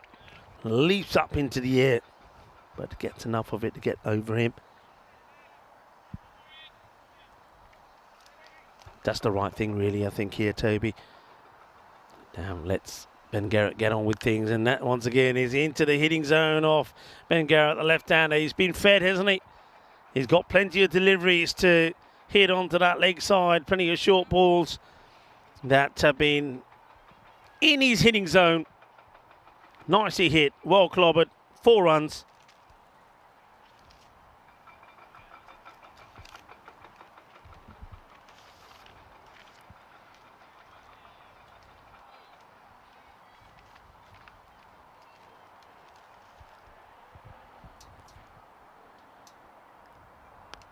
That's a lovely shot, beautifully played. This time he goes finer. He knows where those fielders are. Square leg, wide of the umpire, mid-wicket and long off. Gets a swivel on this properly. A little bit of the, MJ style. Watches it nicely onto the bat and steers that away beautifully. Wide off. Wide off the fielders. Nobody on the 45. Just haven't been able to bowl the right line to left-hander. Haven't been able to go wide outside the off. That's another one that's in the wrong area. Is the fielder coming across, though, and drops it. Can you believe it? He's holding his head, the young Curran. Now, force being signalled by the umpire. Curran can't believe it. Has the opportunity to give James a wicket up in the air, and I think he probably misses his hands completely, does it? He kind of goes straight through onto the leg and bobbles over the boundary row. Okay, another chance. This time the keeper wants it. Tom Wilkins gets underneath it and holds on to it. So James will get the wicket. Ben Garrett will finally go after he brings up his 50. So Ben Garrett, it's been a wonderful effort from him. Coming in at number 3. Gets 50 on the board, 51 of 25 deliveries, 2 sixes and 8 fours. But he will go to that short delivery and will fall right at the end of the innings. And it's a good finish, though, isn't it? We get to, once again, we haven't really been able to give you a good sort of ground mark or benchmark on what's been the sort of past score in this group. We only had the one day highest score. Batting first was at 226 from LCC, and we did have a low one in there as well of 93. But you would say that about 145 probably, about par. So they've fallen just below that, and that's why you could see that Wimbledon weren't too bothered about giving up the singles, but they'd be a little bit bothered about the way that it's finished. It's a much better finish to the innings from Guildford, particularly mainly because of that wonderful knock there from Ben Garrett. It was 54 at the halfway point. So the split 54 and 79. So a much better second part. That was a wicket of Dominic. You can see he was just getting a little bit frustrated. He wasn't getting the boundaries that he felt his team needed at the time. So he made way. Captain came out and played well. That and this one, 2 big sixes he played. That was the second one. And he's a right-hander, but he prefers to do most of the damage when he turns left-hand. But that time it was his stumps that were damaged. He would hit 12 on the 3 balls he faced. Then Toby came out, and I think he did the job very well there from Ben Garrett. And partnered him well. 18 of 5, 2 sixes and 1 4 for him. And right at the end of the innings, we saw Ben would go after putting a couple of bounces ago. Probably should have gone a little bit earlier. 4 more went onto the board, courtesy of that error there from Curran. Holds his head and says, but the last one would be called. Good catch there from Wilkins. Had to make up the field with the ground once he found that. Takes the catch, but a marvellous knock there from Ben, and helps his team too. Well, I think you got to say that probably for the first time it's a score that Guildford would feel that they've got to they can defend. We've seen them mixed bag from the 93, so they've got 93 against Wimbledon last time round, so they've done better. They chasing 138. Got to 119, then chasing 226, got to 155. So batting first, they got the runs on the board. They've got something to bowl at, and that's the key, thanks to that wonderful knock from Ben. 51, Dominic, 25 from him as well, and Toby, I think, played his part. There's the bowling figures there for you. And I think everybody really chipping in. Nobody that expensive. I think the captain, Crosswaite, will be probably a little bit disappointed with these figures. He goes for 33, but other than that, he'd be pretty happy with the way that team fielded out there, though. Again, he's got a couple of youngsters in the side, and there was just a few errors in the field from the youngsters, and but still, he'll be more than happy knowing that his batters are going out there and looking to chase 134 for victory against Guildford, who desperately do need the victory, having played 4 and only seeing 2 points on the board for them. And they are, of course, sitting right at the bottom of the pack at the moment in Group B. So join myself, Rico Full, and everybody here at the ground, and you can see that some of the Spanish squad are in as well. And a bit later on, I'll probably pop over there and say hi to the likes of Dave, who I saw there a little bit earlier. And I think by now he's been joined by 1 or 2 others. I think John Heasham was there as well. So I'll come over and see you guys a little bit later. But for the time being, we'll take a short break. When we return, it will be the time for Wimbledon to go out there and see if they can make it 3 wins out of 3 in the group. Hasta pronto, mi familia.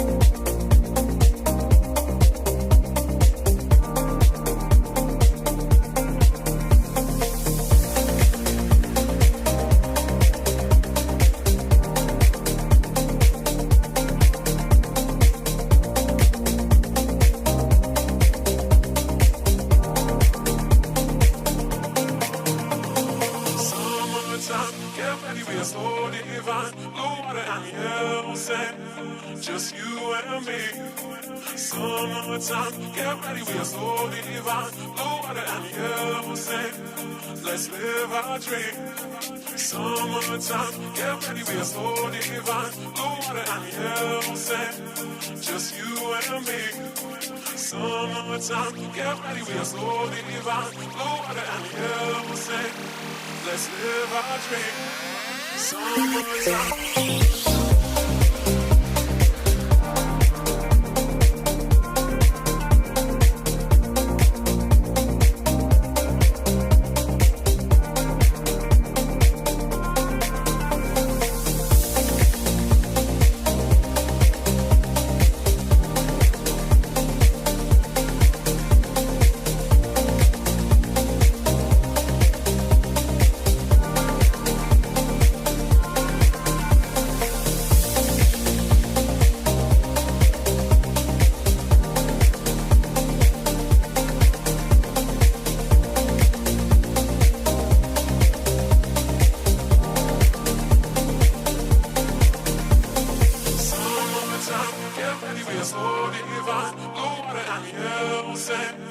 Just you and me. Summertime, get ready, we are so divine. Blue water and yellow sand, let's live our dream. Summertime, get ready, we are so divine. Blue water and yellow sand, just you and me. Summertime, get ready, we are so divine. Blue water and yellow sand, let's live our dream. Summertime.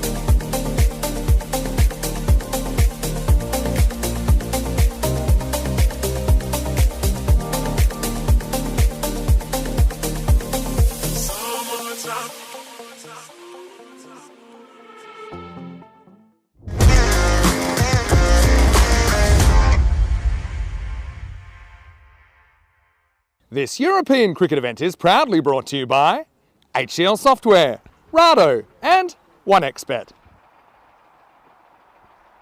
Hello viewers and welcome back on this day in history in 1985 against Australia at Old Trafford. David Gower scored his 5,000th run in Test cricket. Although the match was drawn, this was a blonde man's golden summer. Captain of the team that regained the Ashes 3-1. He scored 732 runs at an average of 81.33. Yep, it was the golden summer there of David Gower in 1985, helping England, of course, win the Ashes 3-1. And a fantastic performance from him then.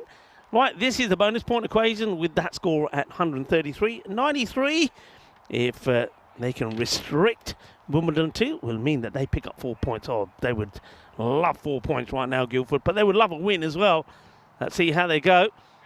And that gets played away. Bit of a misfield, but there is a sweeper. And that will be tidied up there by Liam.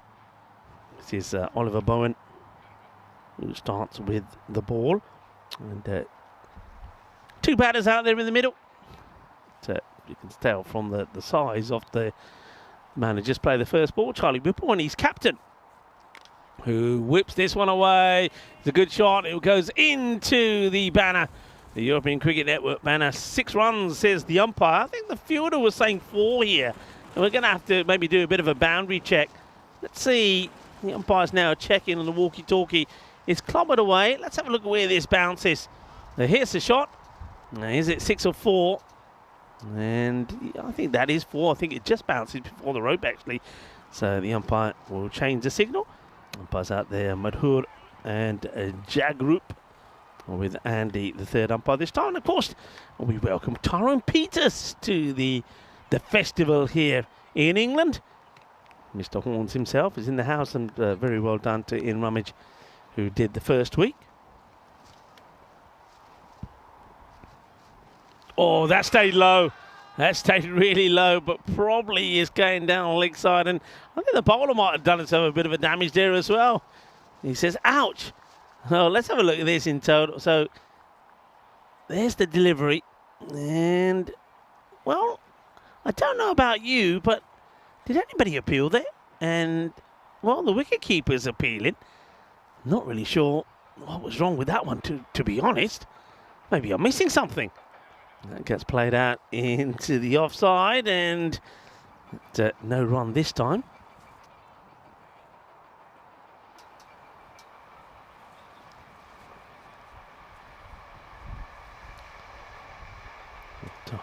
Charlie Whipple once again on strike. Good player is Charlie, and but even good players get missed the odd ball or two. Charlie misses that one. And a good delivery from Bowen. It hasn't hurt himself that much after bowling that ball, which was surprised everyone, especially the captain. Crossweight. Get the breakthrough. That was what Guildford want here. Get the early breakthrough and start to put the pressure on. And wide ball this time goes a little bit too wide. The slower delivery. And welcome back to Wayne. Hello, Wayne. Wayne is saying that looked out. Well, yeah, I mean, having looked at it, you could see some stuff. Remember, it doesn't have to hit middle. But not out, said the umpire. But there wasn't really a big appeal there from the bowler, which probably didn't help the appeal. In the air, but just wide of the fielder. And I mean, only just. It will just get to the boundary. It's going to be 4 runs, but it was uppish. Well, a little bit of disruption there from, well, everything's been knocked over there. What happened here? I didn't get any of this on camera. I don't think it was hit that hard. It gets past the fielder, and next thing I know, everything's falling over there. Well, I think what it is the man who's on scoreboard duty, young Curran, well, he moves away, and that means that the scoreboard gets top heavy and falls over. 11 without loss off the first, with the second boundary in the over of Bowen.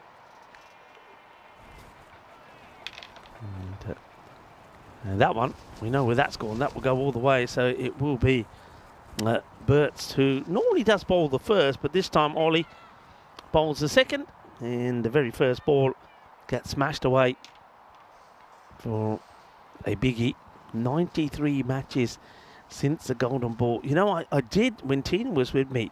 And well done to Tina, by the way. She's, of course, will be playing again today, playing in Derbyshire. I'm sure Tina will give us an update on how her day is going. Hope the weather is not going to play a part there. This is going to be 6 more. Gear, gear, gear.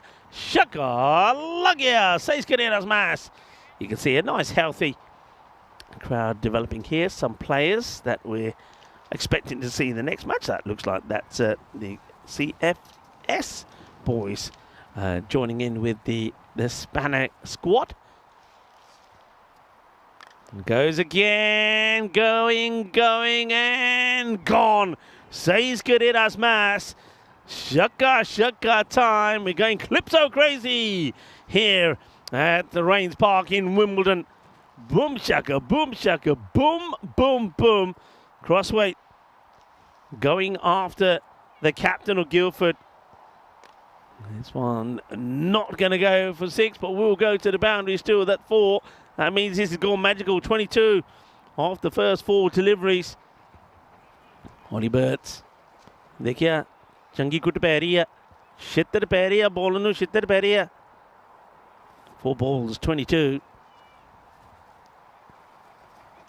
and it's a better delivery. Darts that one in this time, and Crossweight just defensively pushes that out. I think there was a fair bit of bat on that despite the appeal there from Bertz.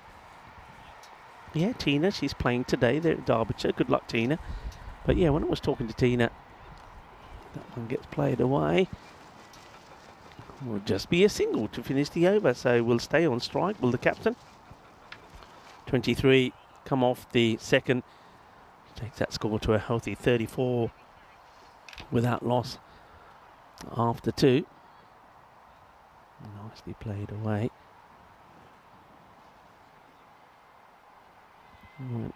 Will they go back here to Oliver Bowen? And looks like no.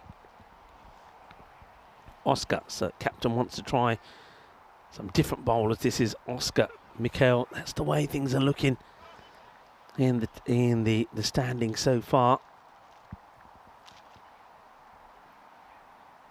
Looking forward to welcoming CFS Pinnacle Pro. They're playing the next match, and they had a mixed day, didn't they? I mean, they played well in both their matches, but they went down in their first. It's a high-scoring one against LCC, 152 to 145. Murad Khan just losing his wicket at the wrong time when he was on 83. That's a thump down the ground, a bit of a gentle full toss, which gets mullered by Crossweight. Well, Crossweight mullers it, and Oscar's in the crossfire. You see there, just you can't be bowling that to an aggressive batter like the captain, James Crossweight.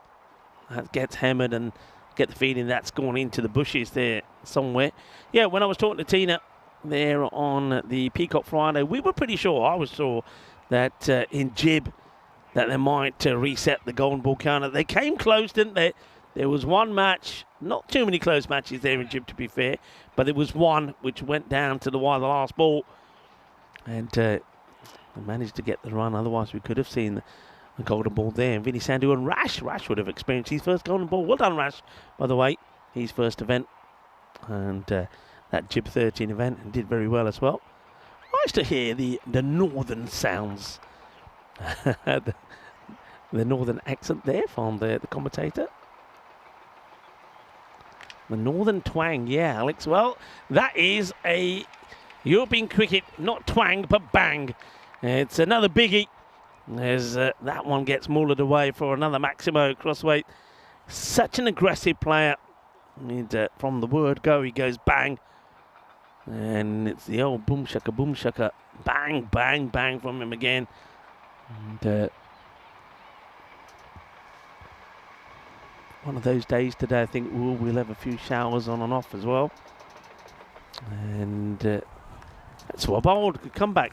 Some of you may have noticed that on my intro, and if you've just come in, you could go back and always watch the intro. I did spend a little bit of time wandering around Wimbledon, and went up to the the Wimbledon Lawn Tennis Club. Edged away, that's going to be 4 runs. Oscar Michael sees another boundary here, but they've got nobody back there, that's the issue. And can't cover all the areas. They are 1 man down as well, unfortunately, Guildford, and I think if you've got that extra man, it's that area that you probably would plug. So that gets away. So another boundary from Crosswaith, who is racing along here, 41 off 12. But yeah, went up to Wimbledon, and right opposite centre court really is where you've got the Wimbledon Cricket Club. So went in there, and I suppose it's well bowled. Have to give some congrats to Wimbledon. They were playing a crunch match against Sutton and did get the victory. And lovely ground, beautiful setup there. Very lush, very green. And I was told a little bit about the history about the club from some of the members there. And Jonathan Speller was on the boundary at one point when he was doing the fine leg duty while bowling. And had a little chat with him, and he told me a little bit more about the club. But a wonderful clubhouse. Reminds you of the proper old-fashioned sort of clubhouse setup that you would get in those traditional clubs in England, where you had the clubhouse with the banister that goes up to the top where the bar is. Beautiful bar, wonderful setup, and squash being played there as well as tennis, as that over comes to an end with 50 on the board. 51 is the power play score, so they're winning the power play here pretty comfortably, 51 or 3, and I think the danger perhaps Guildford got to be a little bit concerned here. They haven't broken this partnership. It's worth 51. Remember, if they get to that score of 134 before the start of the 8th over, they once again are in danger of not picking up any points. They've got to be careful here. That over going for 17. But yeah, wonderful club, and thank you very much to Wimbledon for being wonderful hosts as well. And they got that win, of course, as I noticed just a bit more drizzle starting to come over as this one is launched high and mighty. Well, somebody wants a crowd catch, and not going to be. Well, who's that over there? Not sure who that is. Comes across quickly out of the blocks to try and get there. Yeah, it's going to be one of those days, isn't it, as Polo walks past me looking at the sky. There's not a lot of wind about, so these clouds aren't moving very quickly. So every so often they do give us a bit of dashing of water.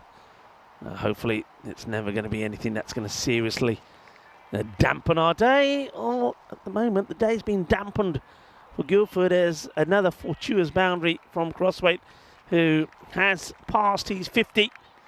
And another good knock from James. Doesn't hold back, as I said before. He's moved cut to 50. 5 sixes and 5 fours. It's a slower delivery, which is a slow sort of off-stump Yorker, which Crosswaith just plays along the ground. Yeah, they hardly applaud that 50 from him. I think they expect it from their captain. Whipple at the other end, by the way, is, he's just not Whipple, but tippling along. 5 off 4. Well, it goes for a big shot. This could be the end of him if anybody can get there, but they can't. It drops inside the 30-yard circle. And it's just another whip from Whipple. And he'll move and add another single to his score. Of course, now there will be a result, whatever happens. The rain does come down very heavy. There will be a result, and you feel that, with bowling like that and hitting like that from James Crosswaith, that Wimbledon are well ahead. One thing that the captain will know, the experienced campaigner, what he doesn't want, or his team doesn't want to do here now, is to lose a stat load of wickets, because that would change if we did go to DLS the way things are. Hello to Matthew Pittard. And Jacob, how are you? And Jacob saying that my walk around ended in the bar. Well, it did actually, and it did have a nice half of cider. It was very nice as well, thank you very much. And you saw that while I was travelling around, I did tuck into one of those bake slices from the bakery. It's got to be done, you know. You can't go past the bakery. The smell just draws you in. And Rain just getting just a little bit heavier now, so maybe a little bit of concern for the umpires out there. Umpire Madur and Jagroup will be coming together and just having a little discussion. They probably will be sending out a message pretty soon to Andy and saying, I think we'll have those rain jackets, please. Yeah, just probably the heaviest that it's been in the day, but it has been very much on and off, the rain, so hopefully it will soon die down. Wide ball to start here as Satya comes on to bowl, so this is an important bowling change. Looking for that wicket, but it ain't going to come. It's going to be another biggie. Yeah, as you can see, a lot of the spectators, unfortunately, now trying to find some cover. Well, it's not just cover from the rain, but cover from the Maximos as well. Out of the middle of that bat from James Crosswaite, who's doing all the damage himself at the moment. So Chandrasekharan does come into the attack, and well, after bowling a wide, the next one gets walloped for a biggie. Just can't find a way through at the moment. And of course, things will get a little bit more complicated for the fielding side as that ball now starts to get wet. And just maybe a little slip there from Chandrasekharan as he bowls. You see there, he just does slide. And yeah, that's the thing that the umpires, especially Tyrone Peters, top referee, has to keep an eye on. It's just played finely, but not fine enough to get past the fielder, gets a hand onto that and makes a stop. So Crosswaite quite happy to take a single on that occasion. All right, Whipple hasn't quite got going. Anyway,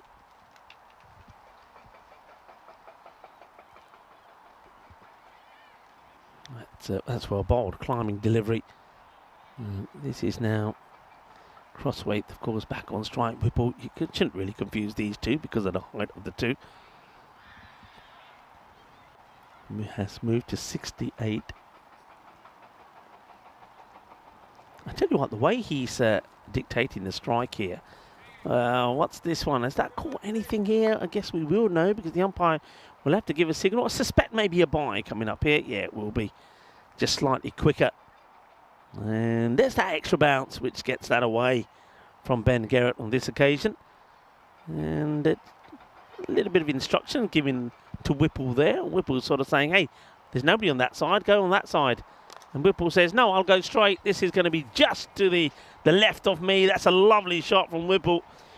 Kind of needed that boundary, I think. He's 5 balls for 6. That one will make him feel a little bit better. It's a nice shot, actually. He's got long reach, hasn't he? Reaches that beautifully. Good footwork as well. All along the deck.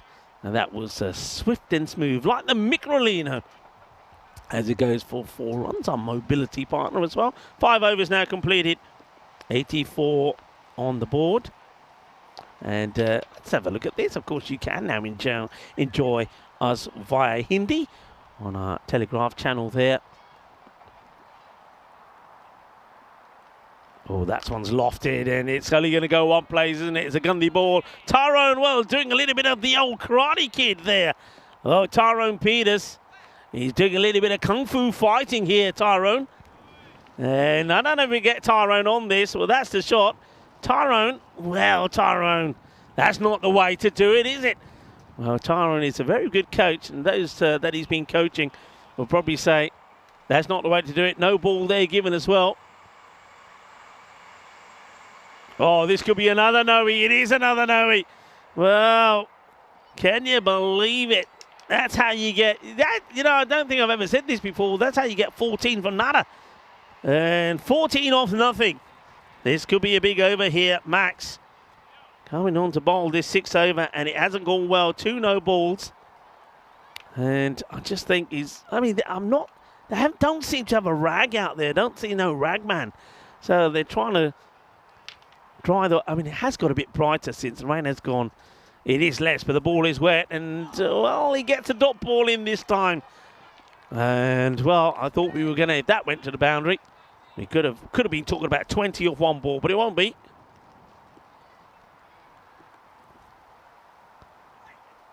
Well, that's a bit better. Just backs away this time, does Crossway. Let's just see. Well, a few moments ago, keep it on the back. Look, that's what happened with the wind. The tents went flying. Ooh, good pick up there from 2 circles. Yeah, going back to what I was saying, Crossway. If Whipple plays his part here, and he is, well, maybe even the cricketing gods are looking after him because he gets a little bit lucky there. And we'll get a single, but yeah, if he keeps going the way he's going and gets plenty of the strike, remember 35 required, he's on 80. What do you reckon? What do you reckon? He's on, isn't he? All depends how Charlie goes about things here. Well, he's played that hard and taking it! Oh, you beauty! Oh, you absolute beauty! What a catch that is! Sensational from Satya Chandrasekaran.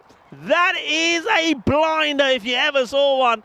Well, put that down on the highlight reels. That is a brilliant catch. That was motoring 1, 2, 3, 4. And he holds on to it. What a catch. What a moment. And Whipple will be gone thanks to an absolute rocket of a catch. I mean, that was like a heat-seeking missile going towards Satya. But look at this. Takes the pace off. Finds it again. Whips it up in the air. And takes it at the 3rd or 4th time of asking. What a catch. Oh, that is an absolute sensational grab. That ball was motoring. It really was. What a catch that is.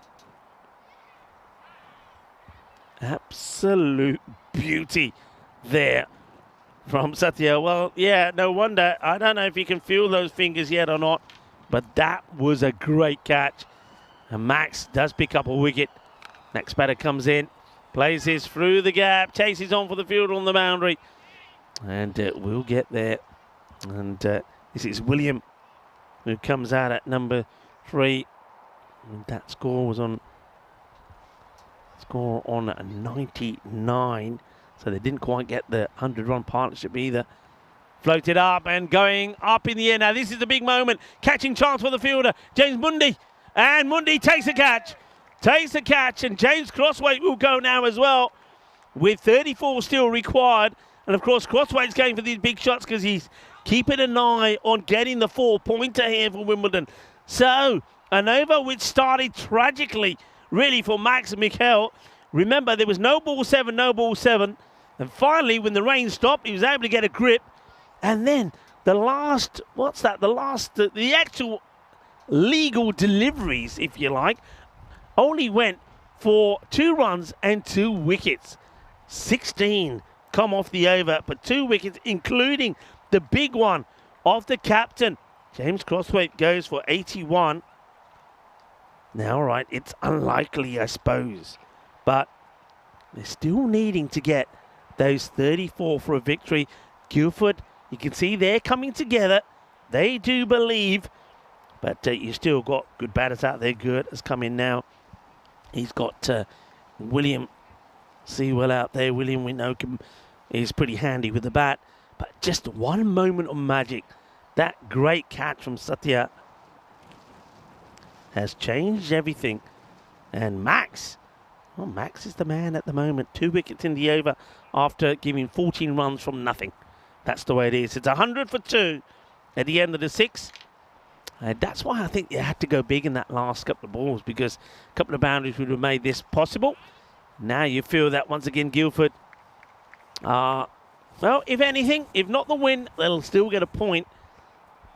But with them running out of matches, I don't think the point will really serve them too well when they're hunting for a place in the quarterfinals, needing to finish in the top 4 as the drizzle comes back again. And with the breeze blowing around, swirling around, that drizzle's pretty uncomfortable for the batters and fielders alike. It makes it nice to slide, though, as demonstrated there by the fielder.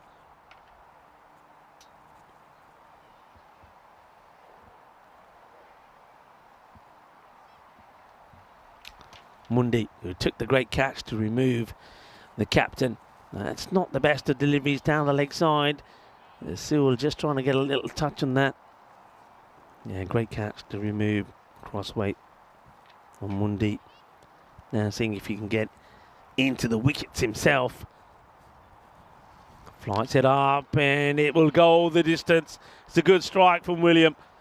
We've already seen that he is a good striker of the ball with that very good all-round performance from him against Guildford in match number 22, which was match 2 of Group B. He was the player of the match with a fine 3 for 11 and 20 not out of 7. James Crossweight on that day was 28 not out of 9. No Jack Boyle in the side today. Now, Jack Boyle, I mentioned, victory for, well, that's going to be a nice shot. Gives himself plenty of position, gets in place, and then the kids on the boundary that are making their way to the academy to the left of us, academy to the right and to the left. Well, look at the kids here. I think they know what it is. Come on, kids, give us a signal. And they put their hands up in the air saying that's 6 runs. Thank you very much. Right, where are we here? 19 runs are required. And there's 2 balls left in this over. So unless there's a no ball or something, I think the 4 points are once again out of the equation. That catch from Mundi to remove Crossweight was pretty key when it came down to that. The bowler just wants the umpire to check the ball. The umpire says, it's fine. It'll do for me. Carry on. Mundi. Sewell will play that away to backward point. Does the fielding. Just a single. Guildford playing their last today. They're playing the first 2. They're doing what Wimbledon did on day 1. They'll play these 2. And then they'll have the afternoon off. But they know that if they don't get a win here, it's not going to go well for them. Next up, well, we'll tell you what's up next after this one. It's going to go over me. Going to go all the way. Bolle, bolle, bolle. Ginna sona shakalagia. That takes the score to 122. So just 12 needed for victory now. That over comes to an end.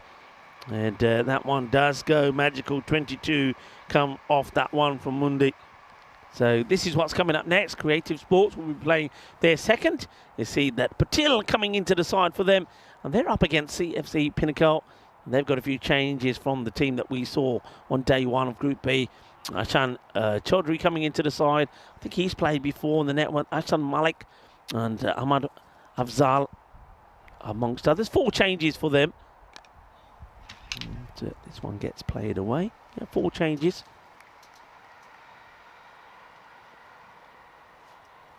Try and see.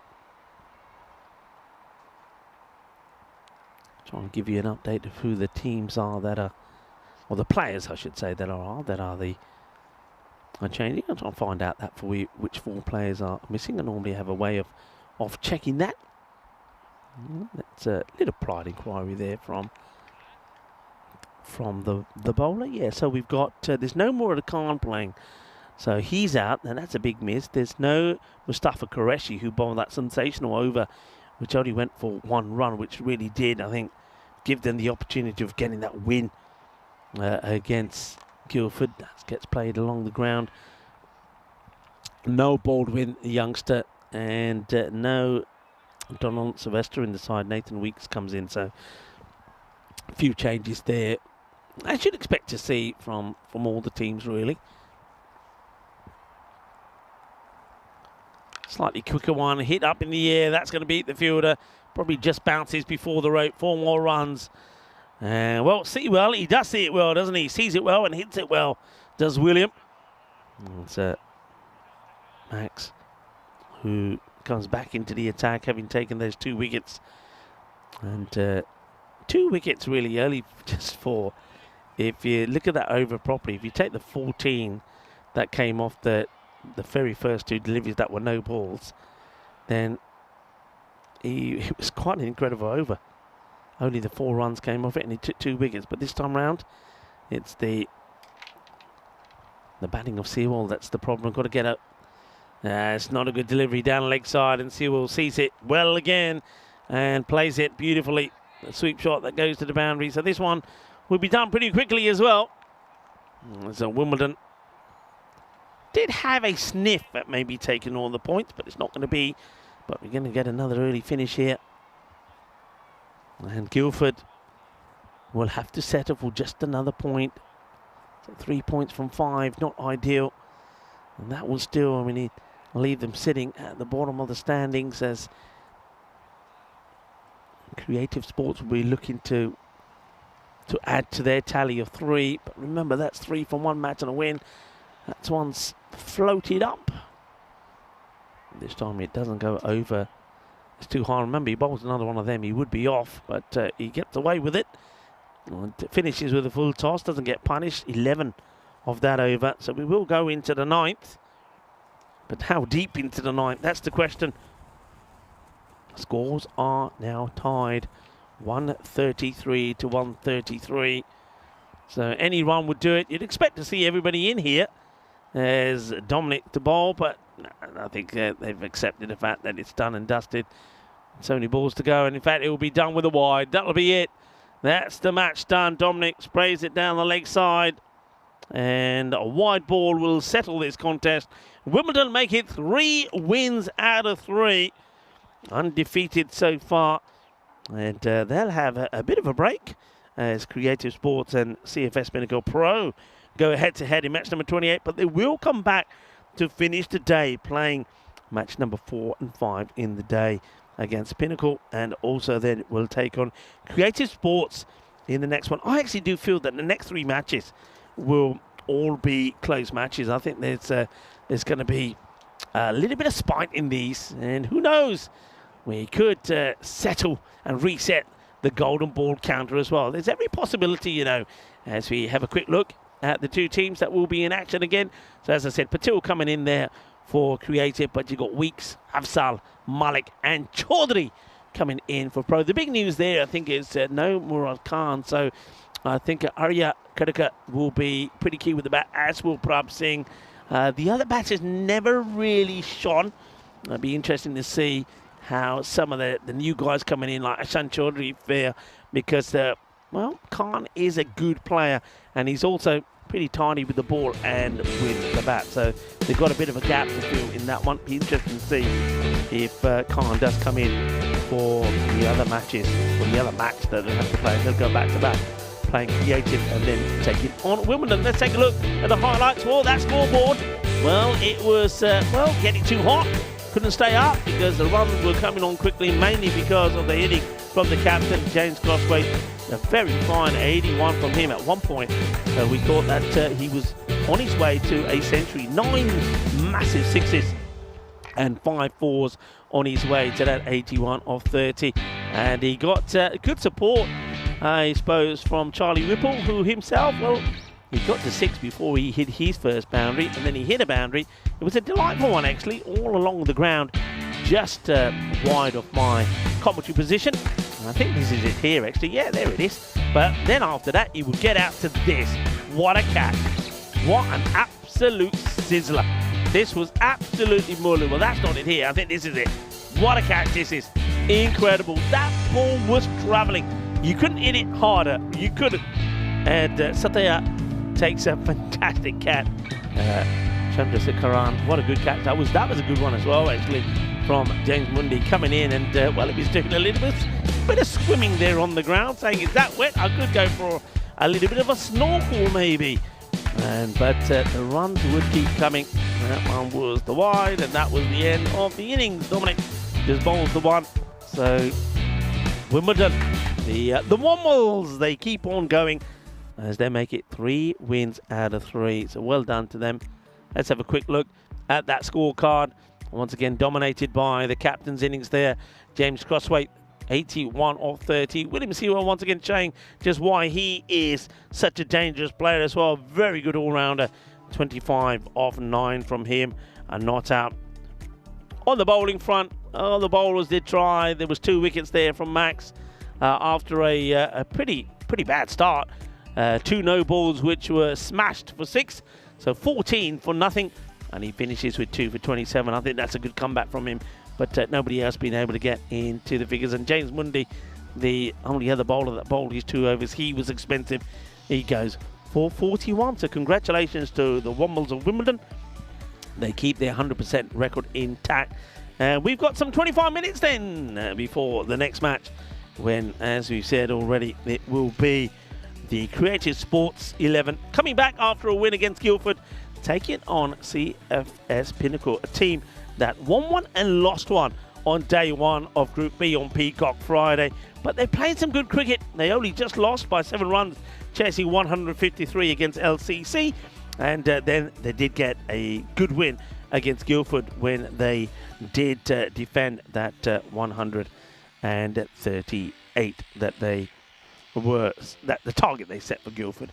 Guildford falling some 18 runs short. So we're going to take a short break here. Now time to warm up with another cup of coffee or maybe some nice hot chocolate that is made there in the tuck shop here at the Rains Park Cricket Ground in Wimbledon. That'll warm us up, and I'll be ready to talk you through match number 3 of the day. Match number 28, folks, coming up in about, 40... No, not 40. Get my times right here. In 25 minutes' time. So join us back in 25. Hasta pronto, mi familia.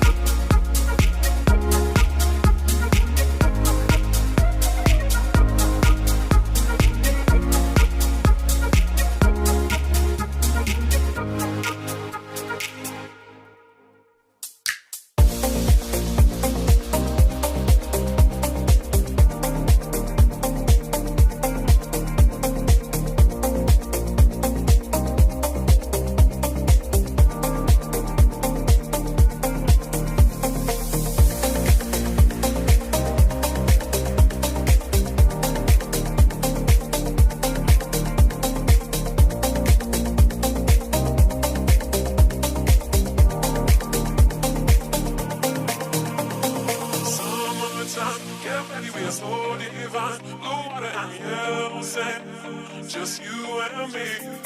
Summertime, get ready, we are so divine. Blue water and yellow sand, let's live our dream. Summertime, get ready, we are so divine. Blue water and yellow sand, just you and me. Summertime, get ready, we are so divine. Blue water and yellow sand, let's live our dream. Summertime.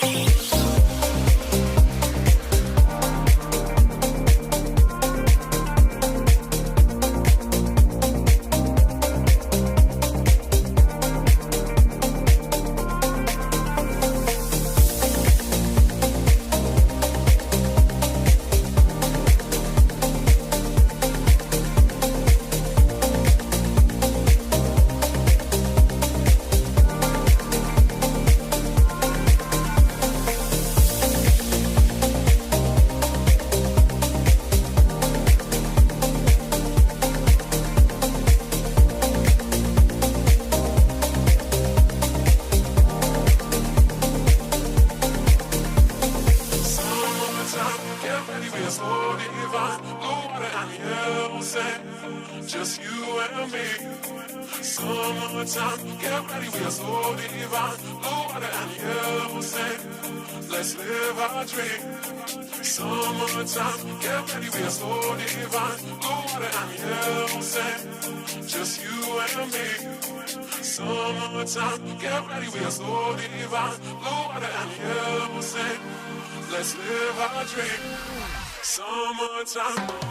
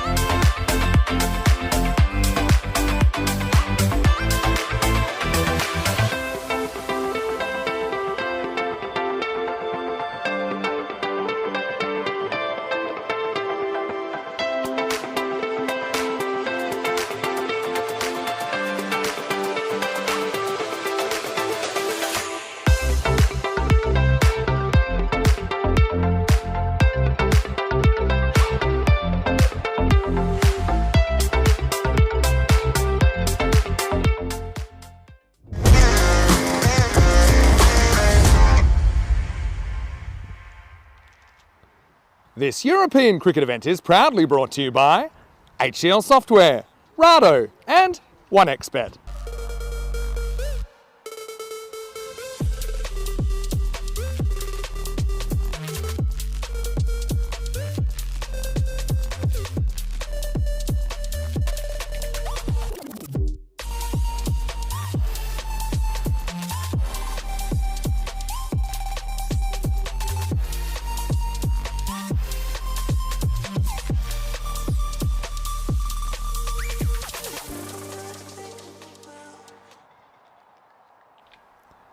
Hello viewers and welcome back to the European Cricket Series in England. We are in Wimbledon and this is the Rains Park Cricket Ground, and what a lovely setup it is. Not just have we got this European Cricket Series happening, but we've got the junior camps happening as well around us, which is fabulous to see. Fabulous to see the youngsters are in action as well. You can see them having a hit and a bowl on the shot there. The drone shot looks absolutely amazing, doesn't it? All we need is a little bit of sunshine, but for now, though we have the cloud, we have no rain, and that's good news as you get ready for this match, match number 28 on this day 2 of Group B action, day 6 of this tournament in total. Creative Sports 11 made a good start this morning, winning their very first match on the network. They chased down Guildford's 82 target with no trouble at all. 7 wickets they won by. They would have been a bit disappointed, I feel, that they weren't able to take all the points away from Guildford. But they do start with a win, and they're expected to continue in winning ways in this one. 63% to 37%, which is probably a little bit unkind to the CFS Pinnacle Pro side. They made a good fight of the 153 they needed against London County Cricket in their first match. They fell short by just 7 runs in a very close one, where Usman Ghani for LCC put 65 on the board, and he was good with the ball as well, 1 for 8. But Moran Khan gave CFS some hope, but when he fell, then they would end up short. But they did come back with a win, and it was their captain, Arya Adaka, who made 86 from 36 in a player match performance to get the win over Guildford by 18 runs. So they have a 1-1 record going into this one. And the news from the coin toss is that CFS Pinnacle Pro have won the toss and elected to bat. So that's a bit of a change. We've seen a lot of teams winning the toss and wanting to chase. But I think CFS Pinnacle Pro doing what we saw LCC do when we saw them in action on day 1 of this Group B of action. So we're ready to go. And first up with the ball is going to be Aftab Afridi, who had a good game, didn't he? First up was in the wickets. And let's see if he can do the same here. Afridi waits for the umpires and for Rado, our official timekeeper, to say, let's play. Here it is, the first ball of kind of the afternoon session. It's going to be a short one, which is a Gandhi ball, really short, and it's a hit me ball, and he gets hit pretty well. Now, Arya Karaka, he's a man that you've got to keep an eye on. He's a good player.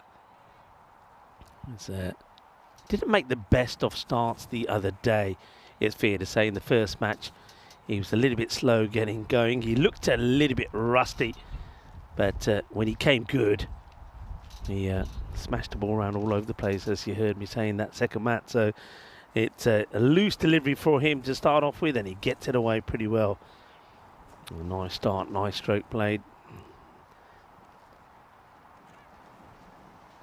And that's going to be 4 more, I think, as it's another one that's been a little bit fuller, so the length is better, but the direction not so good. That one will also get played away.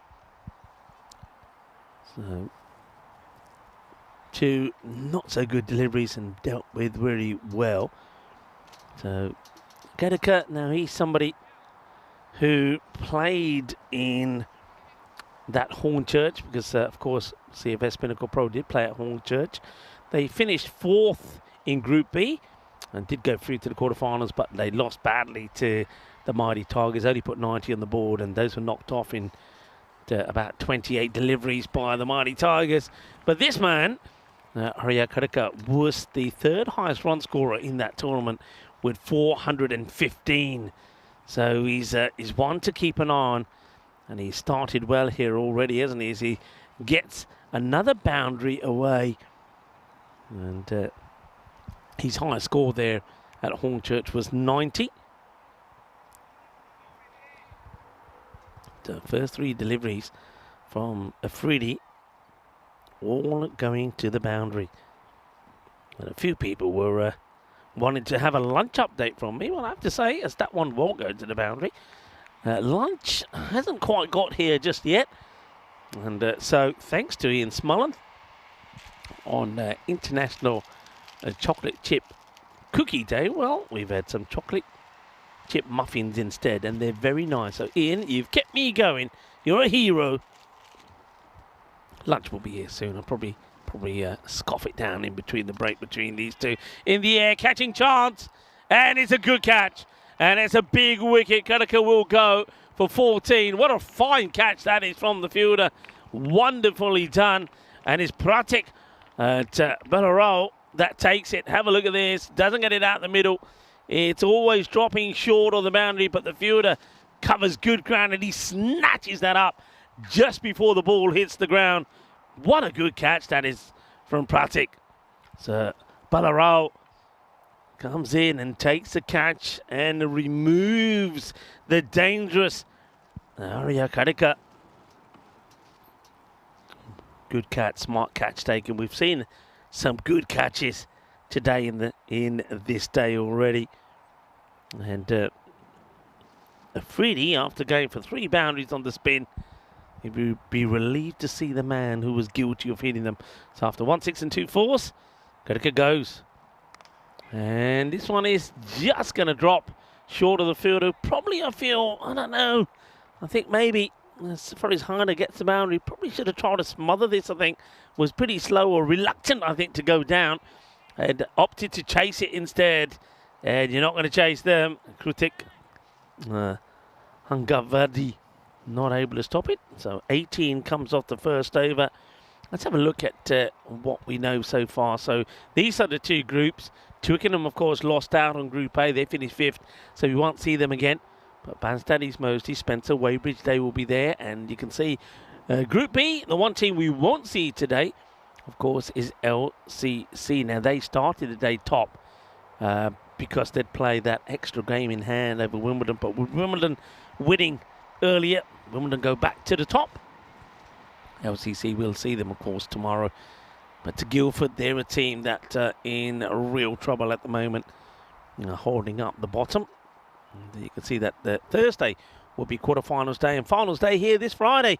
I shall certainly be keeping an eye on that while I'm looking at after the T20 internationals there in Croatia. Croatia will be playing Cyprus, so looking forward to the battle during 2 days of those two teams. It'd be nice to see some of the players there from Cyprus again. Okay, start of over number 2. And it is beautifully hit. And, well, just going to get past me. I thought for a moment there Martha Maria was going to do some fielding. It was going back to the two circles. There's Martha. She's all over the place at the moment. A little bit of love from Martha. Of course there is. And what a star she is as well. Lovely to have the smiles of Martha Maria here at the ground part of the two circles crew.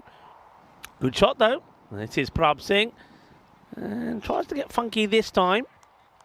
No, Prabh, but it's nice to see him at the top of the order. He came in far too late for me in the first match that we saw on day 1. And then when he came in the second match, he made instant impact. Does play that short ball very well. He plays this one away to take a single after hitting a delightful 4 down the ground. So Singh and Hyder are the two batters out there. Interesting, actually, that they once again do make changes. Like a number of teams do make some changes in their batting lineup. The Hyder getting another opportunity there at the top of the order. It's a slower delivery. Doesn't quite get hold of it. It'll just tamely go to the fielder. Monty's saying, looks like the weather has proved it. It is brighter, Monty, but one thing for sure is that there's no, I can't say to you there's a break in the clouds where I can say, oh, look, there's a bit of blue sky there. It's not. It's just grey. And that's the shot that he likes to play. Ginna Sona, Ginna Badda Shaka.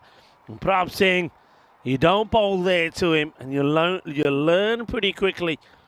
Anything that short, as a Kruthik, Hankavradi wants to test him out with a short ball, and it's boom, shaka lagya. Good hit, solid strike. That's not the place to be. That's better. Now they have got a genuine catcher in position there as the over comes to an end. So end of 2. There was a wicket that does fall. It was a big wicket as well in the inning so far. That was off the captain, Arya Karaka. But no wicket in that one. 12 runs come off the over. 18 did come off that first, even though there was that wicket. So Krutik, pretty tidy. Just that one short one that he tested.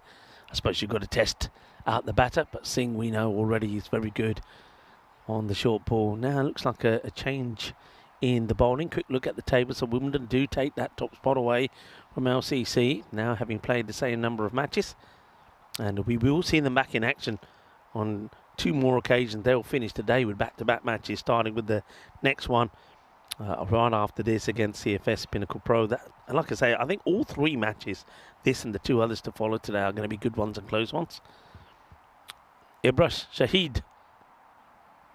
And he gets a wicket straight away. Well, Shahid, he's been in good form, the player of the match in the very first match of the day, where he took 3 for 15, all 3 of those in his first over, and he scored 26 runs. He gets a wicket off his very first ball. I think the batter, a little bit disappointed here, Harder. I think he feels that stayed a little bit low. It might have done, but I still don't think it's a very good shot from him. So Harder gets cleaned up there by Ibra. Ibra gets another, so the second wicket does go. And, well, with Kadaka back in the shed, no Murad Khan playing today. Somebody's got to stick around. Singh is still there, though. And now this is a guy that we're interested to see how he goes. Didn't see him on day 1 of the group. This is Ashan Chaudhary. Comes in at number 4, and he's facing, well, the in-form Ibra Shahid, who gets another 2 in 2. Well, you're not watching a repeat here. I can tell you that. It's the same ball again. It's not a good shot. 2 in 2. Well, what a morning he's having. And we might as well stick the hat-trick graphic up there. Why not? Because he's in for a hat-trick. हाँ देख लो bowling बहुत अच्छी सीधी ball shot सिरा para गंदा shot Maria वापस आ गया बंदा and 2 in 2 and Ashan Chaudhary is on a hat-trick. And just look, he's exactly this. I think he's just a bit quicker and a bit deceptive. Gets another golden duck there for Ashan. So, well, we don't really get too much of a look at Ashan. Now, one Ashan goes, another one comes. This is Ashan Malik. And there's the hat-trick graphic. Tom Weston, of course, took one here. Of course, before that, we also had the 4 in 4 from Aston Nabbers on day 1 of Group A. Hat-trick ball. In comes Shahid to the left-hander. He's up in the air, nobody out there. And, well, that's one way to deal with a hat-trick, says Ashan Malik. I'll just hit him over the offside for 6. Boom. Shakalagya. And, well, that's the end of the hat-trick. Good shot, actually. It's a very good shot. Sees the field. It's a man who's back on backward point, but gets it past him. The other fielder on the boundary is at long on. They make a slight change to that field. He goes a little bit squarer. This one probably will be a wide. It will be signalled by the umpire. Andy is out there. Andy and Madhur. And Jagrup is the third in this one.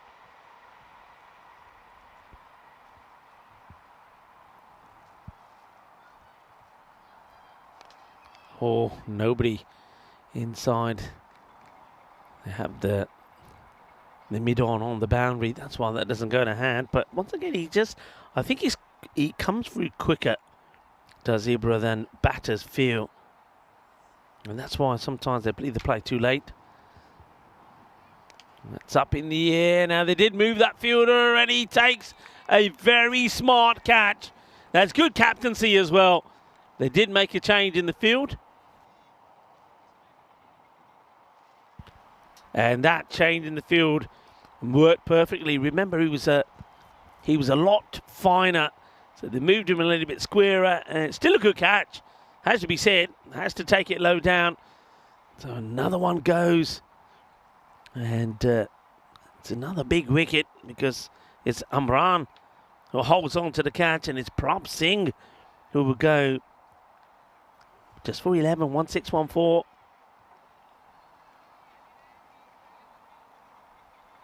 Wicket stumbling, and it's Shahid. He did the same in the last match. In his first over, he has picked up 3 wickets. It's not done yet, though. 8 runs have come from it. Okay, here we go. New batter who's come out is Gaurang Sharma, the wicketkeeper bat. And he just drops the bat on this, and we'll take a simple single. End of a very good over. 9 runs coming from it. But once again, 3 wickets. So 6 wickets in the day so far. He does have another over to come. And CFS, they are struggling. 39 for 4. And normally on European cricket, we don't see too many teams recover well after losing 3-4 wickets in the power play. So let's see how they do here. But Creative are on top. Another good bowler to turn his arm over now. This is a good all-rounder. Akshay Solanki checks his field. Waits for the batter, Sharma, who's just come in. Takes his guard, gets ready to go again.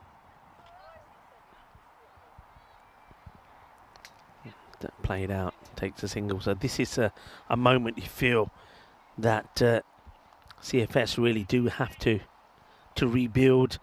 Expected score 110. I mean, look, let's face it, if they get to 110 from this position, I think they'll take that.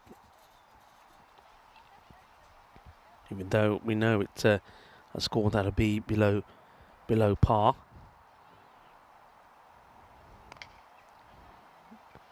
No run on this occasion. Fielder comes in and makes a stop.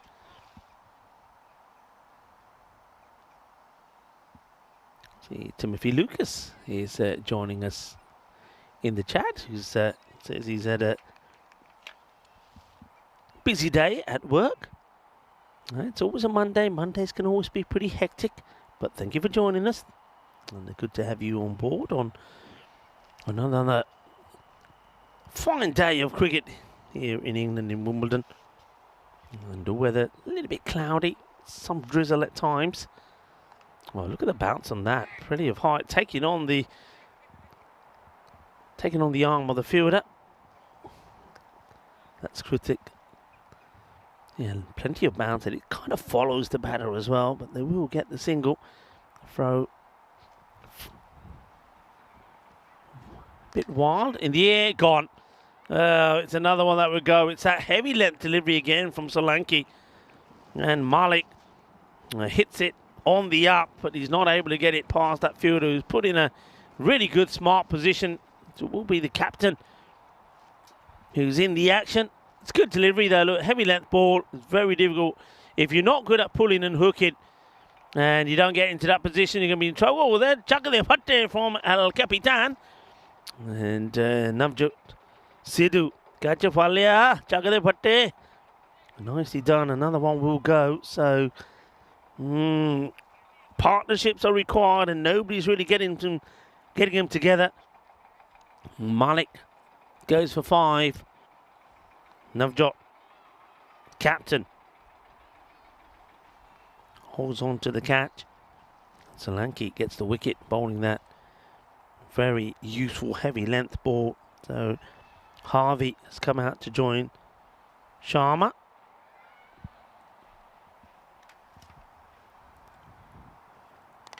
Oh, he goes aerial, dangerous, and he's going to be picked up. It's going to be another golden duck.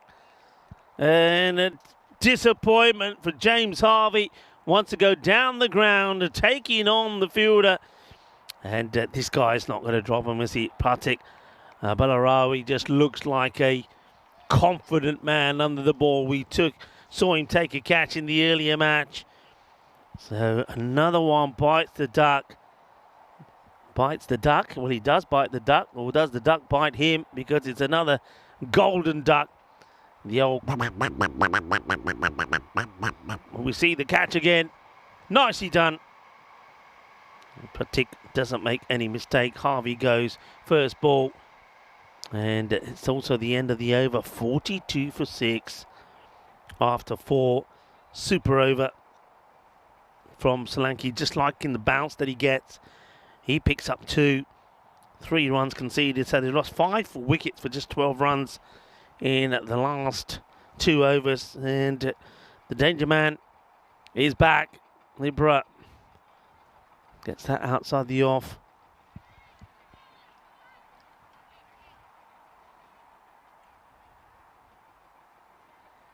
Need somebody to really pull off an innings here now. Somebody's got to get going, and this is always going to be, I thought, the issue perhaps here for CFS with Kedaka going early. No Murad Khan in the side, and no other batters really showed any real fight when they played those 2 matches on Friday. And you see there the head up in the air. We see this one again. Well, the wicketkeeper throws it back on the stumps. No real appeal. But let's just have a look at the shot here. So the head from Sharma was up in the skies. So look at his stance and goes for the shot. But he's head all over the place. And then, well, unnecessary really, that part from Samishal Islam. Bat on ball, that's what you want to see. It's only going to be a single though there to Pratik. Coming up to the end of this, the 5th over.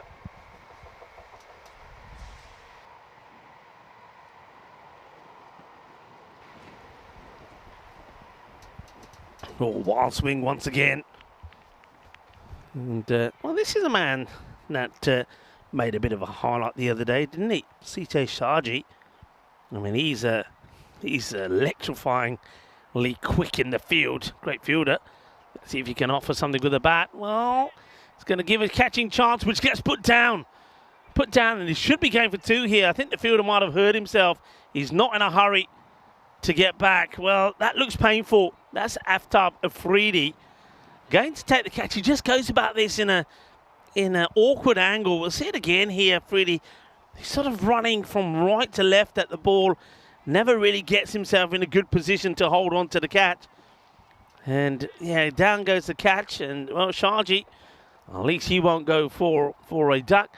It's an opportunity for us to, well, what's happened here now? I think they're going to run out. Well, Shaji, well, yeah, that is quite crazy. Well, while we were keeping and watching an eye on the fielder, the catch going down, we see a run out. There was no need for that at all. Shaji just turned and went, and he's run out his partner. So Sharma is going to get run out. Well, I'll welcome you into the commentary position. Rico Fall here, going solo today.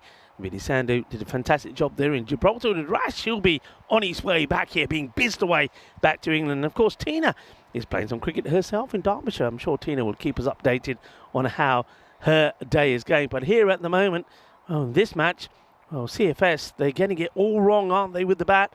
They're just giving their wickets away. Another wicket for 45 for 7 at the end of 5. the question now is, are we actually going to see them bat through the innings? Welcome everybody, great to have your support on a cloudy but entertaining day here in England. Oh, Shaji picks out the wrong man. That is, well, he's going to be dropped. He doesn't pick out the wrong man. He picks out the right man, because the man who's normally there and he's catching with no issues at all is Pratik. Pratik hands over to Shahid. Shahid, well, catch. कहता तू मेरा catch छोड़ देता, मैं तेरे फड़ी जाता, तू मेरी छोड़ी जा. And now he's asked the question, but I think that's a little bit too high. So, Shaji, well, he's living a charmed life at the moment. He's been dropped twice, on 0 and on 1. And this is Afzal. And he's getting a little bit of extra bounce here, Afzal. So Ahmed Afzal is come in at number 9 because of that crazy run out. We were having a look at the drop catch. And meanwhile, well, he went to run 2. Oh, gets a bit of an inside edge here. And not taking a run.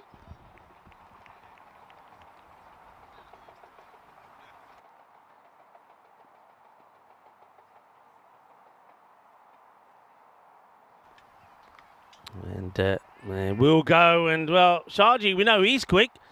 He doesn't have a problem. And we'll get a single, so single there to Afzali. Will get off the mark, running quick and running fast. Hands the strike over now to Shaji. Oh, how many can they get to? I mean, at one point, that 110 was on the board as the expected score, but wickets have kept falling. And now, the expected score saying they may not even get into the 80s. Well, Shaji's been lucky so far, but this time it doesn't go to hand. That'll just be a single. So a single gets taken. Shaji's entertaining guy though, isn't he? He's when we saw him on Friday, we said that he was the Duracell bunny because of the way he was in the field. We were just lightning quick. And you can see he runs pretty fast. End of the over. And Pratik will he'll be thinking he should have had a wicket himself, shouldn't he? Should have been a catch there taken by the man who replaced and took his fielding position, Ibra. But Ibra put him down. So no actual wicket there for Pratik. But he'd be pretty happy with his over. Just the 3 runs that came from it. There was a run out in there as well. So 48 for 7. And a short delivery, but too wide, says the umpire. That wind just picked up a little bit. My tent is blowing around a little. We remember earlier in the day we saw some tents flying around where the kids setup is. Kritik coming back to bowl his second over.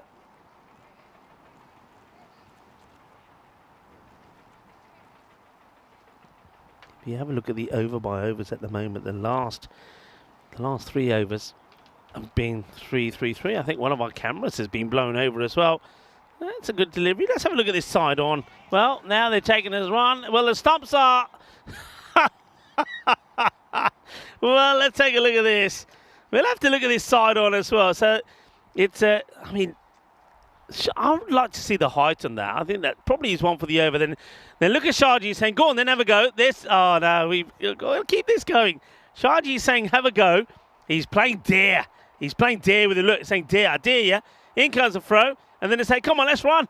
And, well, Shaji is not really thinking about his non-striker. Can we see? Well, I don't know here. I mean, does he pick these stumps up? Can we go? Well,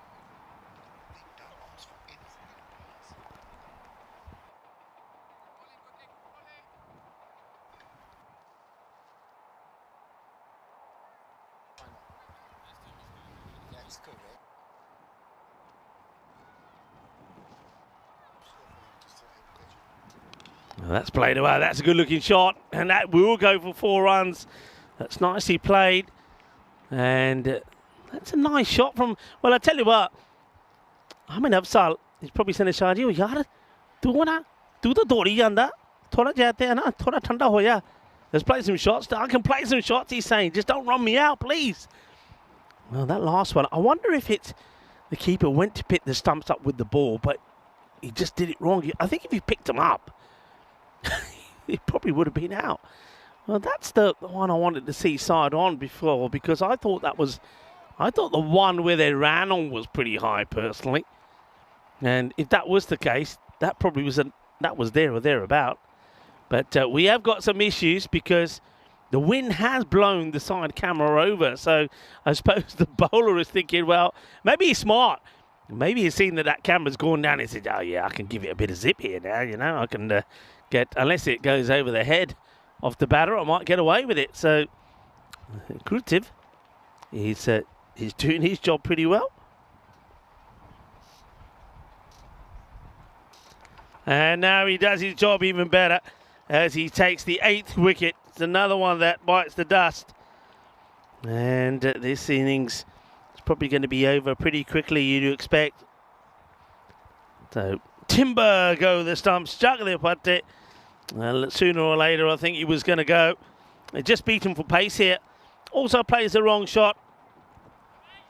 So Mr. Entertainment, CJ Sharji, goes for just the 3, but he was lucky. He could have gone on 0 and on 1 and cleaned up there with the bowling of Krutik. Krutik picks one up. It's also the end of another over, 55 for 8 here. And Creative Sports putting themselves in a really good position. Remember, they bowled Guildford out this morning, and they weren't able to pick up all the points. Now this one could be close, and the umpire will give it. I think if there's no bat involved here, it's pretty close. And remember, we have seen a number of balls bouncing over the stumps, so it's worth having a look again, just seeing where this makes contact. But he goes right across, and I suppose it hits. I mean, the leg is bent. I wonder if we can see this side on. Side on will give us an idea of the way this ball is and where the batter is as well. The batter looks like he's inside his crease. It doesn't look like that ball's got the elevation to go over. Of course, we can't see it side on just yet because the camera's still down. But the umpire gives the decision. Afzal will go. At the end of him, he'll go for 7. And now you basically got 2 new batters out there. So Afzal Ahmed goes for 7. Tried his best, I suppose. Did play one good boundary, but just gets caught on the back foot. So LBW's Pratik picks up another wicket. So we got number 10 has now come out.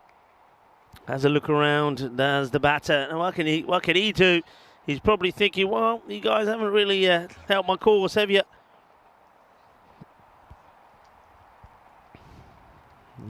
Plays and misses at this one. This is Hardik Moore who comes out. Plays and misses at the first one outside the off. This one again tucks him up. Good line being ball, just short of a length, getting good carry through. Bowled very well actually, hasn't he? Just bowls that heavy length, which is very difficult to play down the ground. You can't drive him unless you use your feet. But that's one that he strays. And that is an opportunity. Well, it doesn't get cleanly taken by the keeper. And it will be a wide down leg side. And the batters also change over. He's giving his side a rub there. It's Shamshal Islam. Kept well in the earlier match as well. I think he's a good keeper. I think in both teams actually have a good keeper. Gaurang Sharma was very tidy and he had quick hands when we saw him last time as well.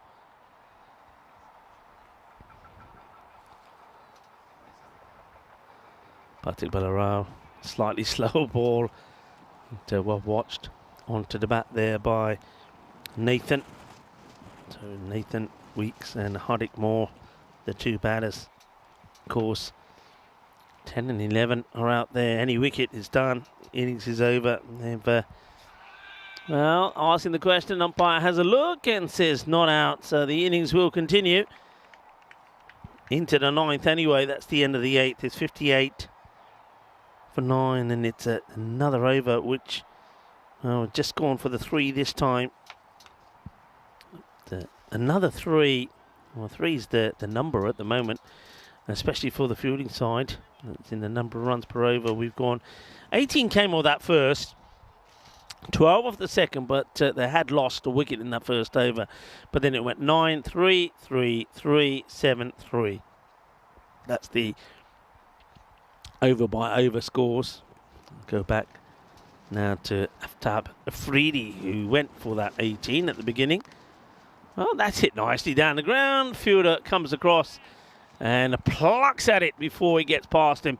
Just a single. Good save there from Pratik.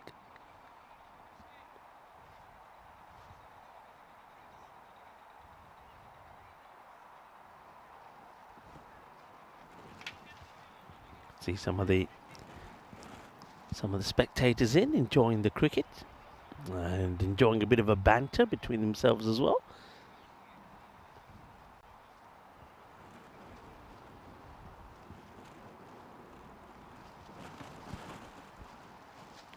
Short delivery, well bowled, right at the batter. If you're going to bowl that short ball, that's the place for it to be. And right at him, especially when you've got the tail enders in here. It's a difficult one for them to get away.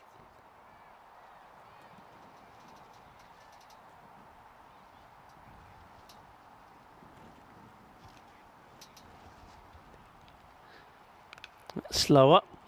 To hit pretty well, and we'll get a boundary.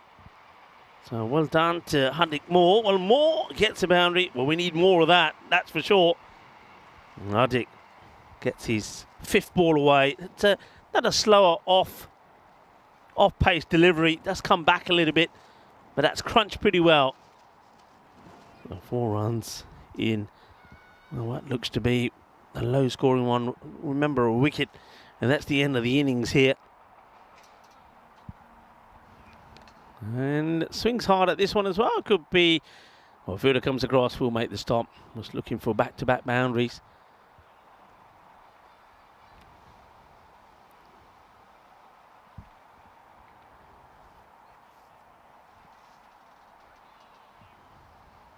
.64 for 9. Nathan gets back on strike. Nathan Hardik Moore trying to get their team to something. Short ball again. And, well, that's been nicely played, and it will be just the one. Good bit of fielding. And look at the arm. They look like a unit, don't they? Creative Sports 11. They look like a unit. They're a new team, but players that we have seen before on the network. And Arman Randhawa does a great bit of fielding there. Makes a slide, makes a stop, and you can see the arms on the guys as well. Right over, there was never going to be 2 there. So we're going to miss this time. That will see us to the end of the night. So they survive another over, and at least they do manage to a bit more productive than the 3s that they've been getting. This time they will get 7. Well, it's the 7 and 3s, isn't it? Because since after that 3rd over, which went for 9, that's all they've had. They've had 4 overs of 3 and 2 of 7. Takes the score to 65 for 9. And, mentioned already today, some of the days, World Chocolate Chip Cookie Day. So enjoy your chocolate chip cookies today, especially when it comes to tea time. So go on out and get yourself some chocolate chip cookies and enjoy. Assistant Dog Day for just be a single. Of course, these are the dogs that help people with disabilities or illness and help them to navigate through life. How wonderful those dogs are. And of course, the people that train them is quite incredible. International Clouded Leopard Day. Less than 10,000 clouded leopards now left living in the wild.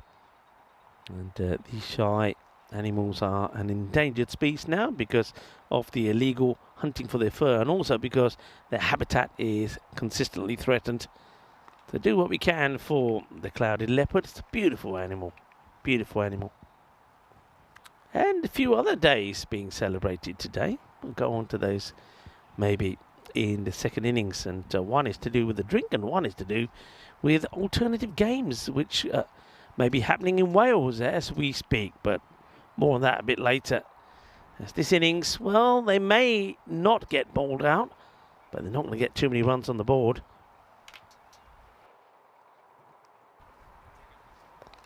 Up in the air, and they will get bowled out. A smart catch. Nicely taken. Once again, just inches off the ground. It's been the story of the day so far from the fielders. So that is the end of the innings from CFS, and they will be bitterly disappointed with that. In fact, it's very similar to when we saw them at Hornchurch when they got into the quarterfinals. And they just got blown away. Well, on that occasion, it was a 90. This time round, they don't get anywhere near the 90. They don't even get into the 70s. With 2 balls to go, bowled out for 68. And last wicket, well taken there. Good catch. And Sidhu will pick up the wicket. Hardik Moore will go for 6. And a smart catch there taken by Rajesh Sharma. Right, let's have a look at the highlights. Well, if you want to see wickets fall, well, now's the time to get your eyes set in, because wickets did fall. That was a really good catch, actually.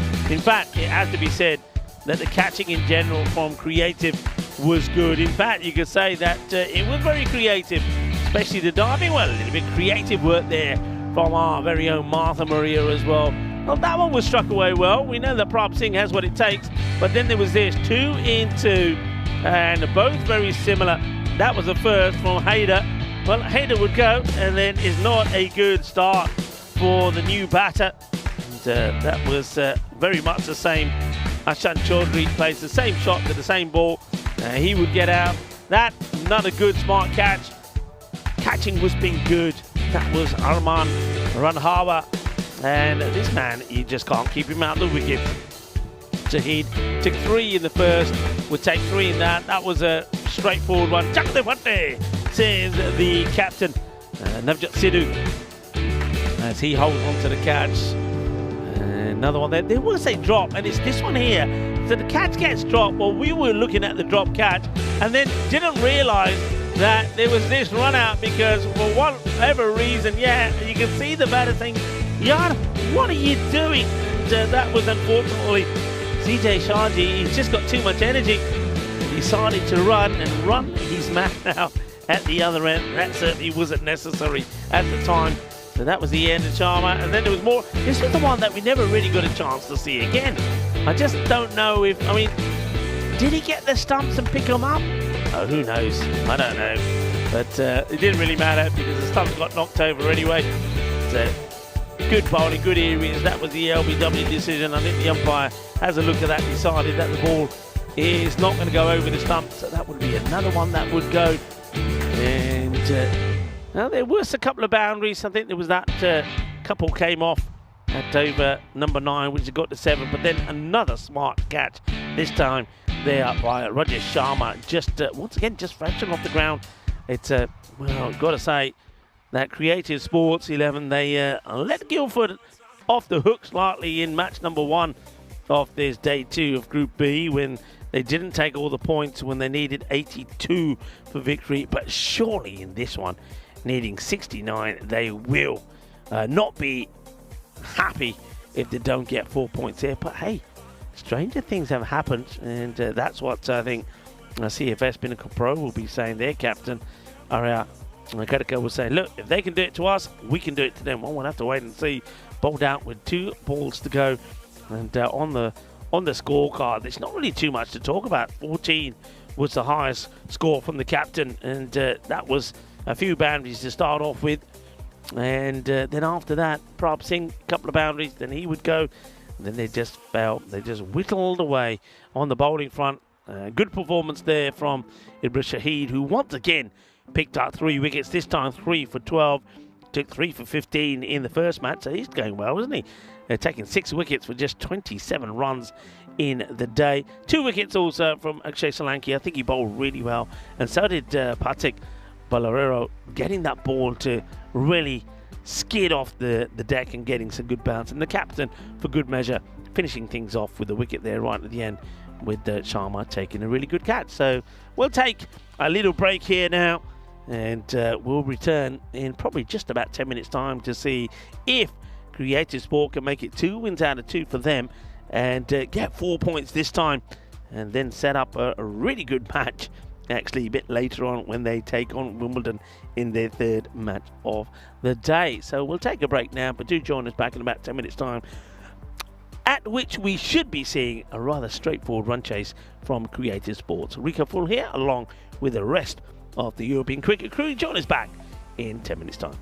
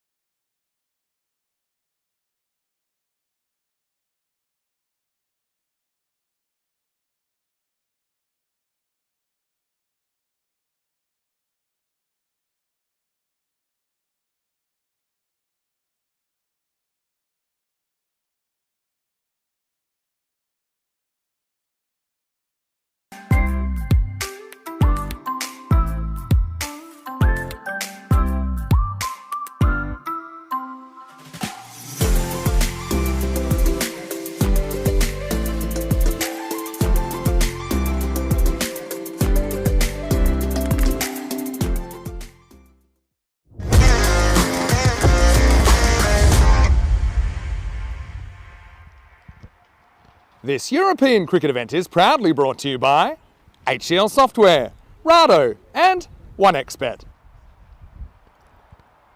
Hello viewers and welcome back. You join us as the umpires Andy and Manhur make their way out into the middle, and they'll be followed by CFS Pinnacle Pro, who have only managed to get 68 on the board, being bowled out with 2 balls to go. That means it's the lowest score batting first in this tournament so far. Before that, it was Spencer who made 80, bowled out against Twickenham in match number 3, which Twickenham went on to win. And the lowest score, though, in the tournament remains from Weybridge when they were chasing Spencer's 174. They were bowled out for 60, so it's not quite the lowest score, but certainly the lowest batting first. And these are the bonus point equations. It seems very unlikely you would feel that they can restrict this Creative Sports batting side to a score of 47. I think, again, what's on the cards here is an opportunity to take all the 4 points from this match for Creative Sports. That's what they're aiming to do.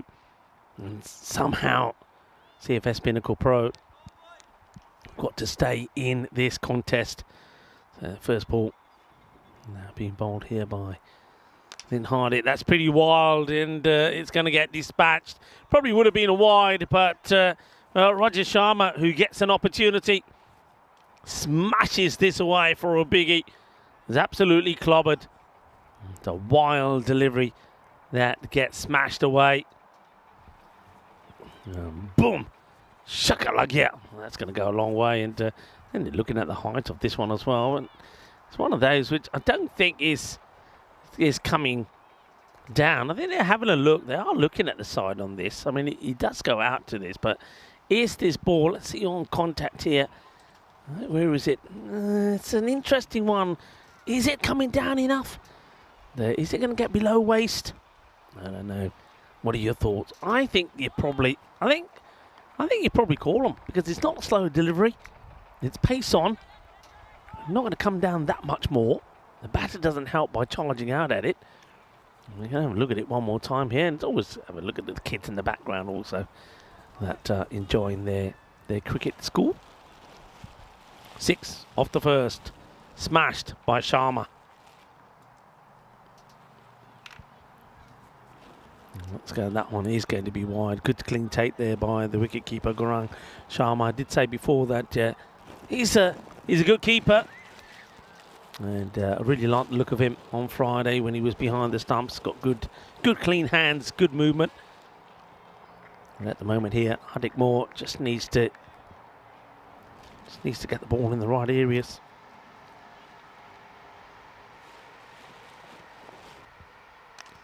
Well, that's a better delivery. Gets respected. Gets played out just for a single.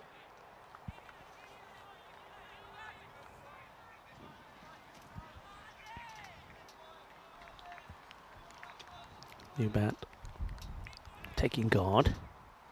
So this is Patil. So I'm liking this also from Creative. They've made some changes to that batting lineup. Why not? Roger Sharma has scored a century. The network as he plays this one away. They're not going to take a single here. He scored a century. 103 not out against Old Brentfords. Again playing there at that Hornchurch tournament.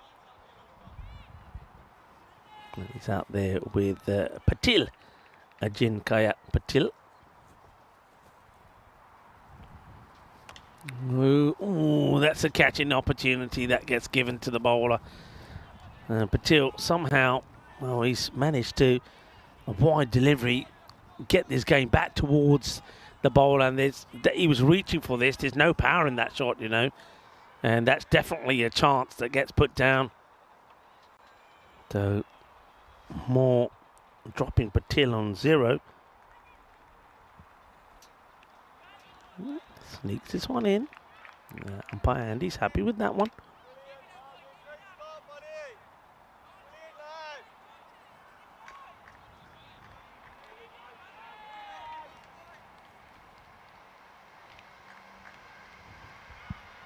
Here comes Hardik Moore once more. Fingertips on it, wants a single, but you can see the Sharma just saying, no, just stay there. It's all right. I think I'd rather be on strike for the start of the next one, he says. So the first over does come to an end. 8 from it. And end off the over. Remember, they're wanting to get to that score of 69 inside 7. 94 matches since the Golden Ball. And there was I saying that I expect that the 3 matches after that one with Guildford and Wimbledon, which was an easy win for Wimbledon, I was expecting the next 3 to be a lot closer. So I'm a little bit surprised here with the CFS. And obviously the weaknesses in the batting being exposed. If a couple of those key batters don't perform, then they do struggle. And we certainly are seeing that from them. Creative though, they don't seem to be a team that will have those sort of problems.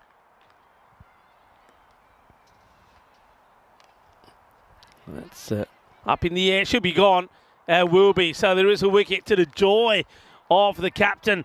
Well, you can see what it means to him. Cut gets the wicket, and it's a big wicket as well. That is Sharma. Sharma goes for 7. And that's what they needed. Needed a breakthrough. Sharma has got a good record. And has scored before today in the 7 matches he's played on the network. Those are the ones at Hornchurch. 187 to his name, with 103 being the highest. So that's the end of him. And they get the breakthrough. So Sharma gets given an opportunity, but is not able to make it count. Goes for 7. Or 3 deliveries, and it's the captain, Arya Kadaka, gets that breakthrough. And boy, did they need it. And with only 8 coming off that first over as well. So that was the other good thing about it more. Didn't always have the ball in perfect control, but he does pick up a wicket. Well, one Centurion departs. Centurion from Hornchurch, and another comes in, and this is Ashraf Islam, who scored his 139 not out against Hornchurch. Comes out at number 3. Ashraf chase is a wide one, and it will be called a wide by the umpire, by Madhur.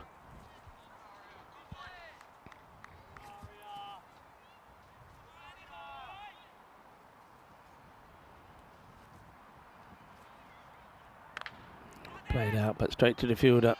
Gets a little bit lucky with the ball, doesn't go into the hands, but traps it with the knees. CJ Shaji, by the way, is the man who holds on to that catch. Oh, it's not quite the start I think that Creative would have wanted. Well, goes after this. It's going to beat the fielder, I think. It's a great effort.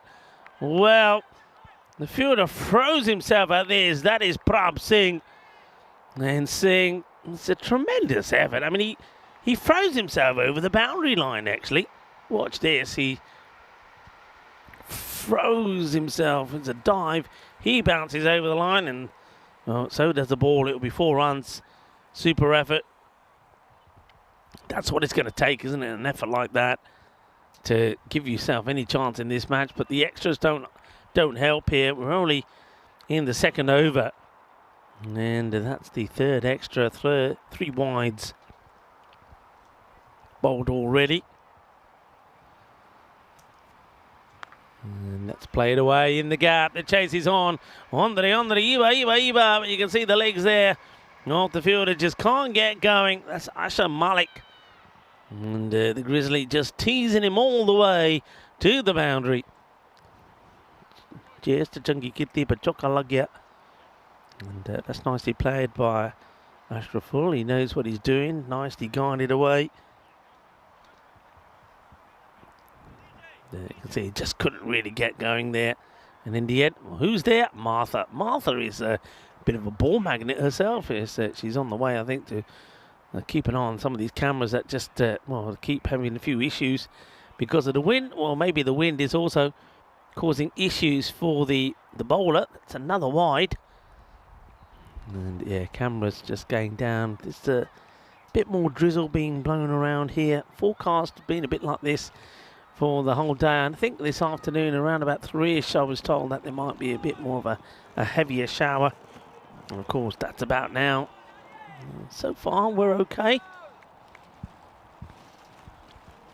Of course, the next matchup will be CFS Pinnacle Pro against Wimbledon, so won't get any easier for them. This one is worked away nicely by Islam for another boundary. It's the end of the over from Arya Karaka, starting with a wicket, and it will finish with 3 boundaries coming off the over and 3 wides in there as well, and that's what hurts you. If you look at the last 3 balls that had to be bowled because of the wide balls, well, 2 of them did go to the boundary. And that's why it's criminal really to bowl wide, especially when you're bowling at bowling what Karaka is bowling. Shouldn't be bowling wides. Goes for 15. Picks up that 1 wicket. 23 then for 1. That kind of gets the creative sports back on course to pick up the 4 points. You can see where that will get them. They get 4 here, and then with the game less played than LCC, there will be just a point behind them, but they will leapfrog to 3rd spot. Nathan Weeks now with the ball, and it's a good start from Nathan. So I wouldn't say it's the smoothest of run-ups as he runs in, but at least he does deliver that seed in the good spot. It starts with the dot ball. Yeah, I was talking about some of the days I'll also touch on today. Today is World Alternative Games Day, which is an annual event that includes thrilling, adventurous and fun games and sports. It's being played normally held there in Wales, so it's a day that is an alternative Olympics with a little less international action, as that one is smashed straight down the ground. That is a lovely stroke, beautifully picked up there by Patil, and that gets him off the mark. Well, it's taken him 6 balls to get off the mark, and when he does, ball number 6 does go for 6. Beautifully played straight down the ground. Yeah, so it's the alternative to the Olympics with a little less attention on the international action and things like standard laws. It's all the unusual sports. It started back in 2012, but with the World Bog Snorkeling Championships. All this in Wales, by the way. Well, wants to get a little bit funky, and he's going to get bowled. That's a silly shot, really. That's the only way to explain this from Patil. After playing a delightful shot down the ground for 6, Patil, well, I don't know what the words are to describe this. Well, we were talking about alternative sports. Well, maybe that's what he's thinking he's playing. And the alternative world sports, because he thought he'll do something alternative than the standard batting process, and gets himself out. It's another wicket. They'll take whatever they can get. So well done to Nathan. He bowls it nice and straight. And Patil, oh, he'll go for 6. And that's 1 scoring shot.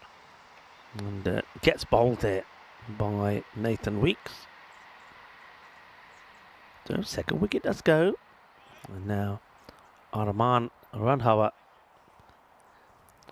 probably a little bit surprised that he's getting a chance to have a bat, I would think.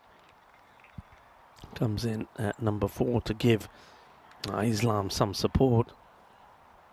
Let's talk a little bit more about this. I like this alternative game. So it's basically any weird and wonderful stuff. So it started with, like I said, World Bog Snorkeling. More on that after this one from Nathan. And that one certainly climbs. And oh dear, that'll be 4 wides, I think, and goes towards our 4th camera. This time it goes through the tripod and doesn't make any contact with it, fortunately, but yeah, it's the swing and the miss, and that's actually will go all the way to the boundary, wide as well, so it's a minimal. Nathan doesn't do himself any favours with that one. That's a better delivery. Gets played down the ground, bobbles away. Oh dear, shocker, absolute shocker. That's the only way to describe this from Hardik. No, Hardik Moore is the man who gets this completely wrong. And I don't think we see anything untoward from the ball. It stays on the deck, and he just gets himself in the wrong spot.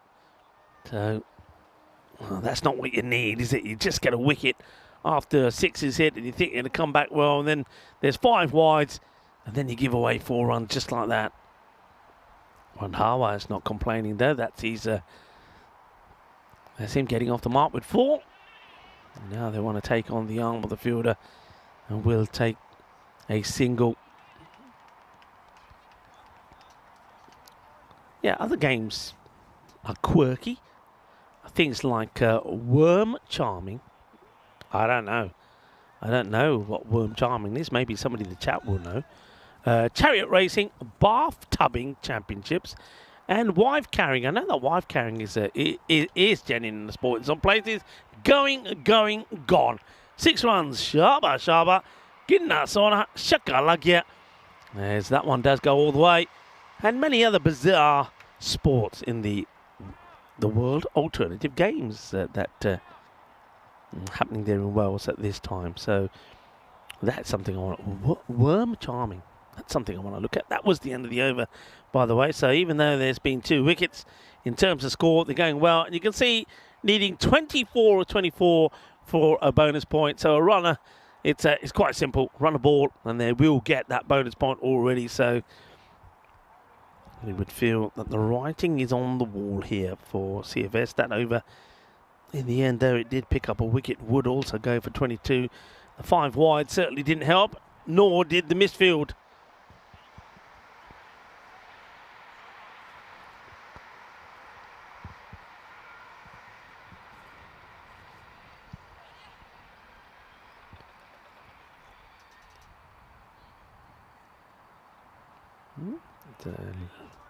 A leave by the batter, Randhawa. There is a little bit of drizzle around, but also a fair bit of wind being blown around as well here, which is keeping those rain clouds away from where we are. That's a full toss and gets muscled to and over the boundary. Ginna sona shakalagya. It's not a good delivery. It's a high full toss right onto the top of the pads there, and Randhawa plays that away, no issue at all, and ends up going to the square where the juniors are, and that's the 6 they need off the over already. Not that they're looking to go out and run a ball, they'll be looking to get this one done and dusted pretty quickly.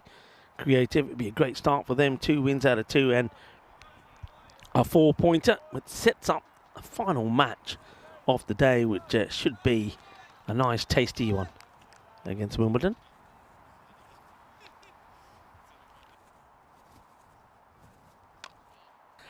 Hit nicely away, fielders chasing, but chasing in vain.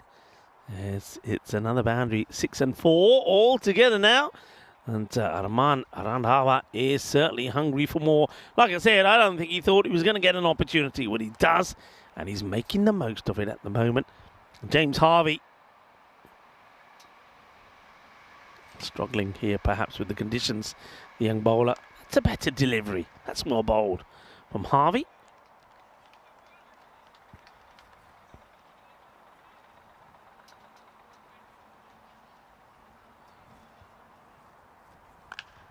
Smashed hard to the fielder, puts it down.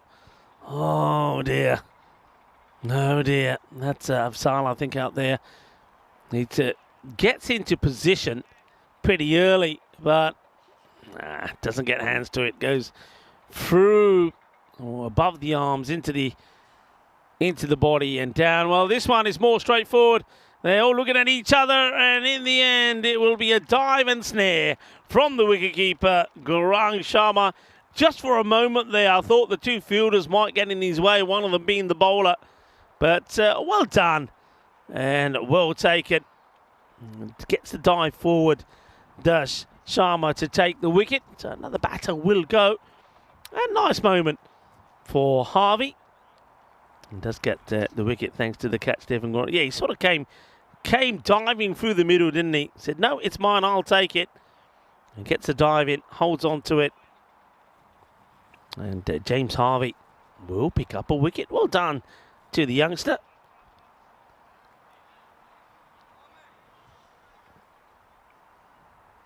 I think he'd turn 18, I think, later this year, Will Harvey.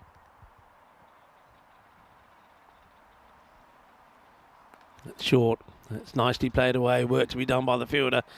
And it does well. On this occasion, well, after the error he made in the field, he got demoted, if you like, to that part of the field. And Hardy Moore does well this time. It doesn't let the ball get past him. It will just be a single. It is the end of the over. So 58 for 3. And, they are picking up wickets. I mean, Islam is another one, good one to pick up. He'll be disappointed to get out. I think he's trying to find his form that I think they definitely need to be in when they take on Wimbledon a bit later. Rocks back and plays his shot neatly, trying to get it in the gap, and will. Perfect placement from the batter. Very nicely played. There's a fine shot actually played there by Partik Balarao. Just rocks back. It's a classic cut shot. Rocks back beautifully and plays it nicely behind point. And the two fielders, well, they're converging together but not able to keep that one out. Yeah, nobody's stopping this one either. That's hit solidly on the up and will go all the way. Boom. Shakalagia manos.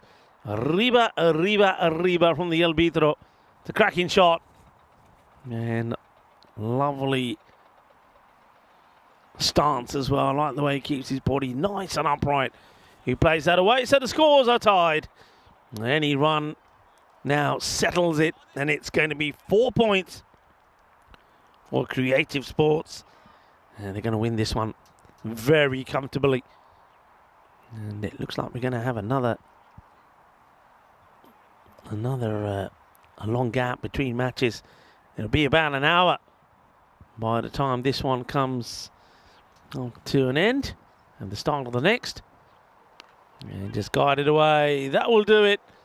And Pratik, showing just what a good player he is. And, good all-round player. Good all-round performances actually from Creative. I think once again they haven't had a batter that's gone big in the day. They've sort of shared those runs around. But because of their bowling, maybe batters have been able to go out there and bat the way that they've done. They haven't needed that big score, but I'm pretty sure they'll be well tested against Wimbledon. That'll be a real test for the new team against Wimbledon. That'll be the last match of this day 6 as well. But before then, of course, we have got a CFS Pinnacle Pro back in action, and they need to regroup pretty quickly against Wimbledon. And this is it here. So no changes from Pinnacle Pro. So you can see that Murad Khan is absent from their side today. But there, for Wimbledon, they do have a change. Alasdair Grunshaw coming into the side, and he'll be behind the stumps. So just the one change there for Wimbledon, who, of course, have got that 3-0 record at the moment. And Pinnacle Pro, it's a 1-2 for them. This is the way it started, and that, I think, was given, was pretty close to a no-ball. I don't know whether it was given a no-ball in the end or not, actually, but this is one that went up in the air. It was a nice catch taken there by Shaji. This time he didn't run all over it. He stayed still and took the catch to the joy of Kadika. And they did have a bit more joy as well, didn't they? This was one that Singh was trying to get hold of, threw himself desperately at it. And a couple of good shots there being played, but opportunity did come. This time it was Patil who played a very unusual shot, didn't he? After getting off the mark. It took him 6 balls to do so. He then wanted to play a funky shot, but got it all wrong. His stumps were knocked over. Catches did go down. That was one of a couple, but this one was well taken. Really good catch actually from Gurung Sharma. I do like his keeping, but it was all in vain really, because they'd already taken it to a point where even a runner ball would have got them the victory inside of 7 and picked up all the points. But they weren't interested in doing it that way. Certainly not the batter who got out there towards the end. Made the most of his opportunity, did Partik Balarao, and unlike some of the shots there played by Arman Randhava as well, he finished 16 not out of 6 deliveries. And Patik, well, he hit one big 6, 1 4, 12 of just 4 deliveries, giving his team the victory. There's the scorecard there, so everybody chipping in a little bit, really. It's just Patil, who never really found his form. He did struggle. Just a one scoring shot from him on the bowling front. Well, you can't read too much into that, can you? And Nathan Weeks, though, he went for 22. He did pick up a wicket in that over, but just too many extras in there, really. They never had enough runs to work with the bowling department, and I think up against a team like Creative and the stylish batters that they've got in their side, I think there was probably not too much doubt in the result, and also not too much doubt that this would be a 4-pointer. So there you have it. It's another one-sided match, one that I thought certainly was going to be a little bit closer than what it suggests. And now, well, there's a little bit of time for CFS to try and regroup and come back stronger. And boy, they need to come back stronger, because they're up against the undefeated Wimbledon side playing in match number 29. But again, time for us to take a break. I think we've got about an hour break here now, because remember, the next match starts at quarter past the hour. So enjoy your break, and those of you that haven't had some lunch, do have some. I think I've got a chance to tuck into mine now. And also, maybe I'll go over and see who else has joined the Spanish squad there, who are braving the weather. Let's hope the weather does stay kind. We are expecting some of the wet stuff around this time, but let's hope, fingers crossed, that it stays away from us and we can continue to enjoy 2 more matches on this day 6 of this European Cricket Series in England, in Wimbledon. Join us back in about an hour's time. Hasta pronto, mi familia.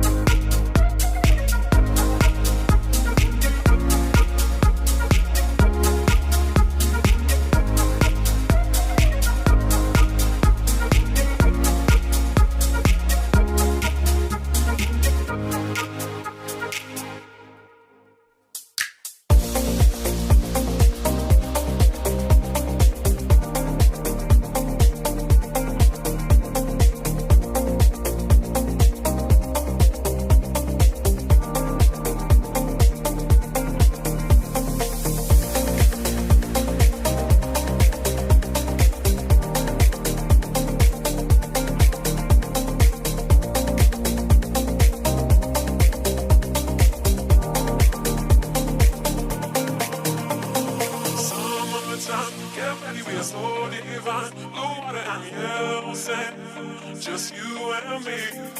Summertime, get ready, we are so divine. Blue water and yellow sand, let's live our dream. Summertime, get ready, we are so divine. Blue water and yellow sand, just you and me. Summertime, get ready, we are so divine. Blue water and yellow sand, let's live our dream. Summertime.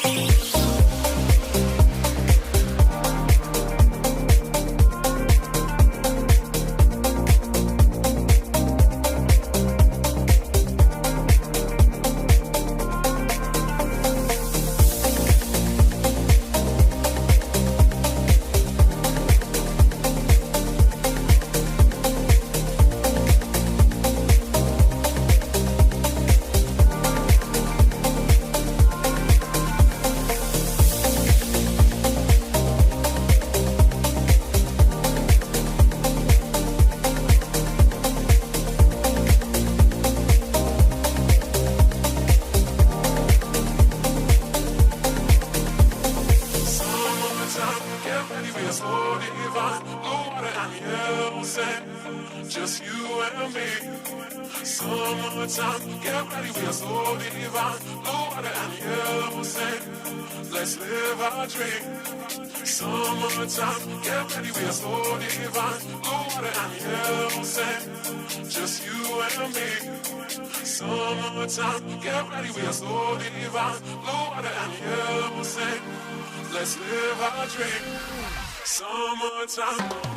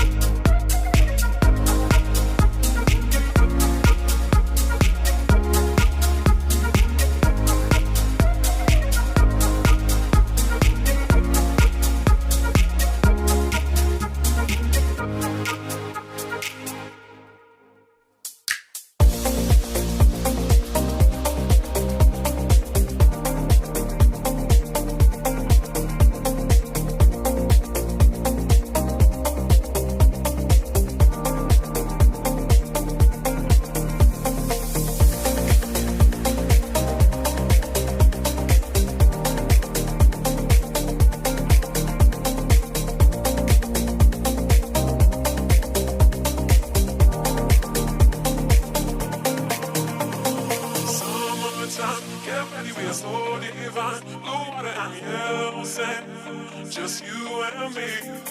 Summertime, get ready, we are so divine. Blue water and yellow sand, let's live our dream. Summertime, get ready, we are so divine. Blue water and yellow sand, just you and me. Summertime, get ready, we are so divine. Blue water and yellow sand, let's live our dream. Summertime.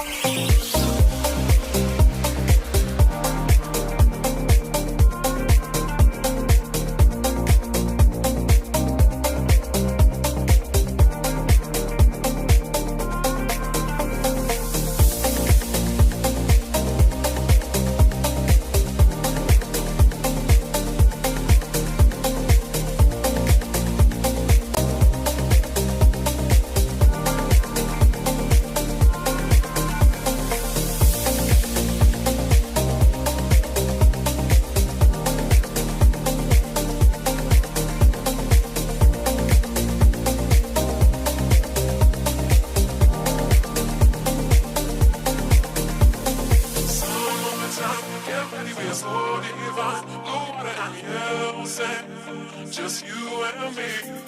Summertime, get ready, we are so divine. Blue water and yellow sand, let's live our dream. Summertime, get ready, we are so divine. Blue water and yellow sand, just you and me. Summertime, get ready, we are so divine. Blue water and yellow sand, let's live our dream. Summertime.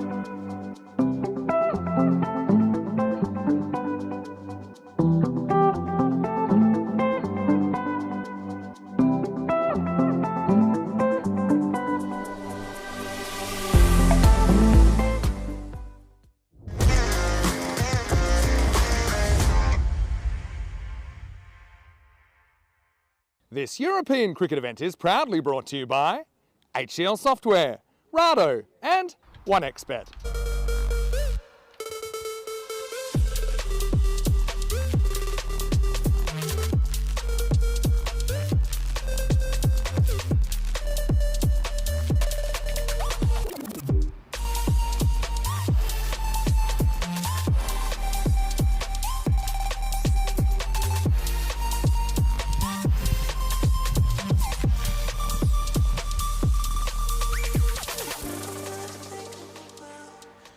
Hello viewers and welcome back. Well, we had another long break because of another short finish. So that's been the way the day's gone so far, and many people feeling that this next match, match number 29, will be very much the same as CFS are trying to recover from that hiding that they just got from Creative. How will they fare against Wimbledon, who have won 3 out of 3? Let's go straight over to the tournament referee, Tyrone Peters, for the all-important coin toss.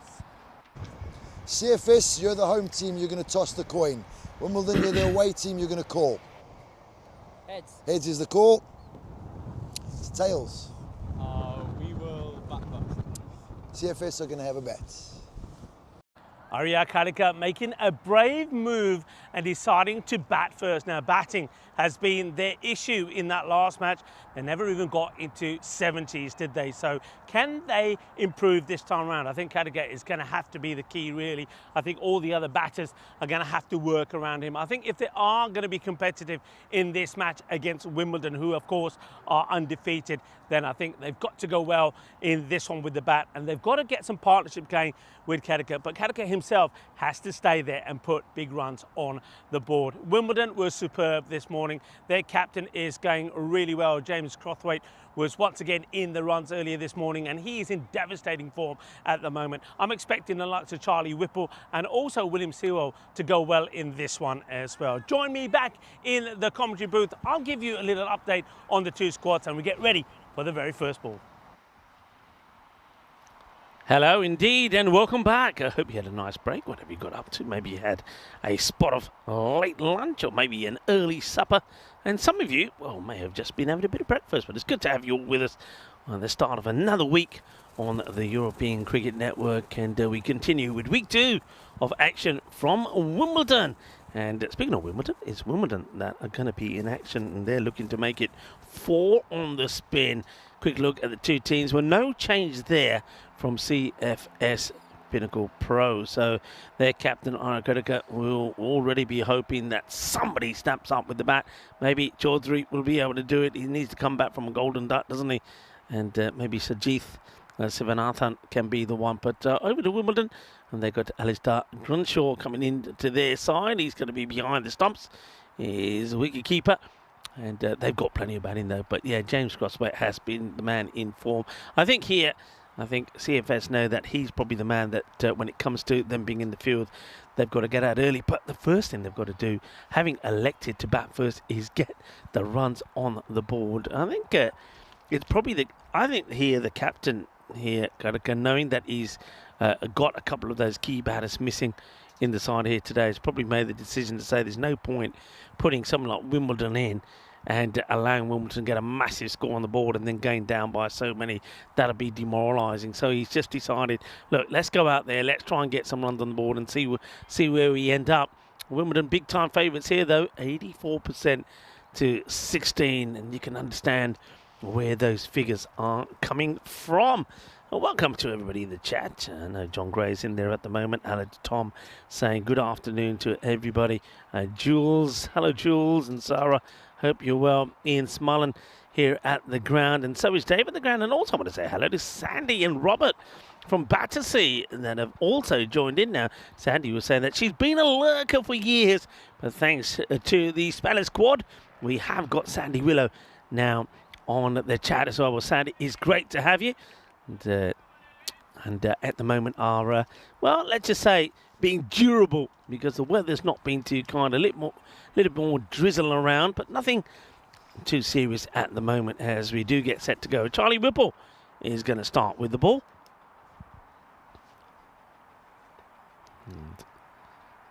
Well, that's the sort of back of the arm ball to start off with. The only thing was back of the hand, just a little bit short, and it's well put away by Arya Karaga, and gets 4 runs at the very first. Just a little bit too short that time round from Charlie Whipple. Let's see it again. See how he bowls that from sort of the back of the hand. And it's been a successful delivery from him when he gets it right. Well, some of the kids celebrating at the far end. You probably heard that. Charlie Whipple has a look before he bowls. Short, and that is not going to trouble anybody apart from the scorers, because that's going to be 6 more. Well, 4 and 6, too short. They have set the trap, if you like. They have got the mid-wicket and the long on back. Those are the two players on the boundary that are allowed in the power play. But that one is struck well enough by Karakat to get it away. Whipple maybe will go a bit outside the off this time. No, he doesn't. Down the leg side, works his away, and he's going to race away for 4 more. And, well, the other problem that the bowler will face here now, well, that ball is skidded all the way to the boundary across this damp outfield. So that the Grizzly ball is going to come back nice and wet. And Charlie Whipple uses the front of his shirt to remove some of that moisture. 3 balls, 3 boundaries. Kedaka did this very much the same in the last match. He got to 14 in exactly the same way, then got out. But this time round, he takes a single and gets Hyder on strike. And he just signals to Hyder, says, watch out for the back of the hand delivery. And here it is, and a little bit fuller. And, well, Ferris Hyder doesn't want to take the single here. He plays it away and totally ignores the approaching captain and says, no, I'm not moving. Stay where you are. So turns down the opportunity to get off the mark. And this one's drifted into the legs and tries to aggressively get after this. Not able to do so. Will be the end of the over. So 15 will come off the first. And, yeah, Jules is saying great to have lurkers that come along to the ground. Well, yeah, I mean, Sandy, I think, has been watching for a long time, and her partner Robert, they said that they're used to our sounds, the sound of ECN, and yeah, it was great to meet them in person as well. And hello to Ray Tipping. Says the Whipples of Wimbledon. Played away in the gap. We'll take just a single. There are 2 men patrolling that area. Gadaka happy to pass on the strike to Hyder. Hyder and Gadaka, these two, they do want a good start here. This is William Sewell. And a very good all-rounder, as well, he proved that on day 1 and today as well in the group with these performances. Short one, tucking up the batter. Hyder will scramble through and take the second one. Good. Back it well in the process of backing up, slips and ends up on all fours. Fortunately, the fielder doesn't throw the ball, so doesn't need to get into action.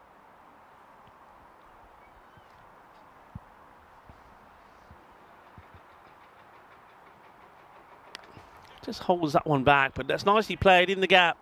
There's going to be 4 runs. It's a neat shot there from Arya. Gadaka gets back, rocks back, and plays that handsomely away. Young man himself, you know, just 22 years of old, and plays that quite beautifully into the deck. Gets himself into a nice position. Well played, well executed. Gets given that little bit of extra width by Sewell. Short and gone. Adios, Balota. It's a lovely pull shot. Gets it right. Gets it out the middle. Boom. Shakalagia Kinasona. And that's gone all the way. Well, I think most of us are more interested in coffees, teas and hot chocolate at the moment. But it is National White Wine Day today. And it's a perfect opportunity to enjoy a glass of this very versatile drink. White wines make great aperitifs before a meal, suitable companion to fish or white meat dishes, and of course is a great accompaniment to desserts. White wine is generally considered to be lighter and more refreshing than red wine, and is the preferred alcoholic beverage for millions of people throughout the world. So enjoy your white wine today.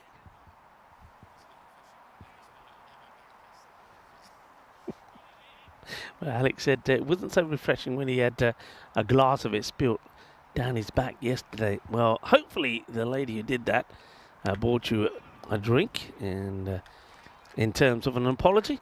And don't forget white wine also. If you ever did have an accident with red wine, maybe you poured it on somebody's shirt, on the carpet, well, just get some white wine and fry it right over it straight away. They say it does the trick. I've never tried it myself. I'm still waiting for that moment where I'm at a dinner party somewhere and somebody has, you know, somebody just tipbles some white wine over them and says, oh no, my dress or my shirt or whatever. And then I just get a glass of white and throw it right over them. But it hasn't happened yet. I'll tell you what has happened. The perfect uppercut this time from Kurika. That's a really nice shot. He rocks back, gets right underneath this and plays it away. It's a delightful shot being played. And, well, he plays a nice shot and then seems to be having, well, that's Hyder actually. Well, he's having a problem with his bat. Nothing wrong with Kudikas as he plays that sensational shot. He's moved quickly onto 32. And it's a pretty decent second over. 15 came off the first. 18 of that. 33 without loss as it's time for Ross Menhenant to come on. He bowled well in the last match. Was probably the pick of the bowlers. He'll start with just a single coming off him. Yeah, bowled well. 1 for 13. It's a good little spell bowling from him. Gets the ball to skid through. So unlike some of the other bowlers, Minhennett doesn't quite get the same amount of bounce, but he's a slippery customer. All right, miscue. Fielder coming in, and it's a spectacular catch. Well held. No issues at all. You just get to a point here in England, and here particularly in Wimbledon, every time the ball's in the air and there's a fielder near it, you feel the catch is going to be taken. And Tom Wilkins makes no mistakes. Well, we normally see him behind the stumps, or we did in the earlier match, but you can see that out there in the field, he's just as good. And how about that for a bit of a break dancing catching? I mean, this is a proper break dance catch to remove Kadaka. Well, disappointment for him. He'll go for 32. But watch this. Let's have a break dance party here in Wimbledon. Watch this. Look at that. That is break dance supreme from the fielder. Nicely taken there by Wilkins. Great catch. And brilliantly well captured by 2 circles as well. So Ross picks up a wicket straight away. Now, Shan Chaudhry, remember last match, it was just the first baller for him. This time he's pretty keen to get bat on ball. And thanks to his partner, Haider, who says, Chalo, chalo, let's go, let's take one. He will get off the mark this time.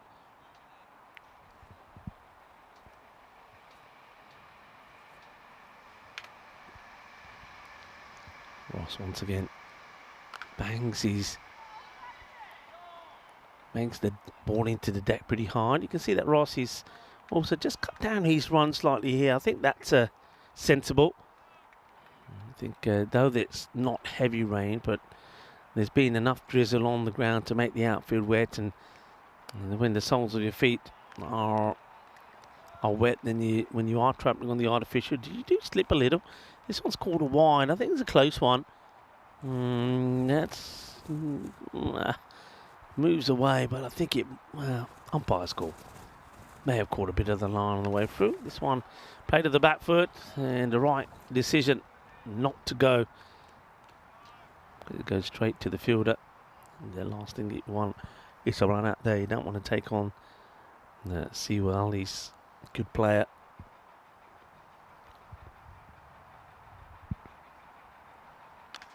One again skids through. That's what was struck. And some good fielding.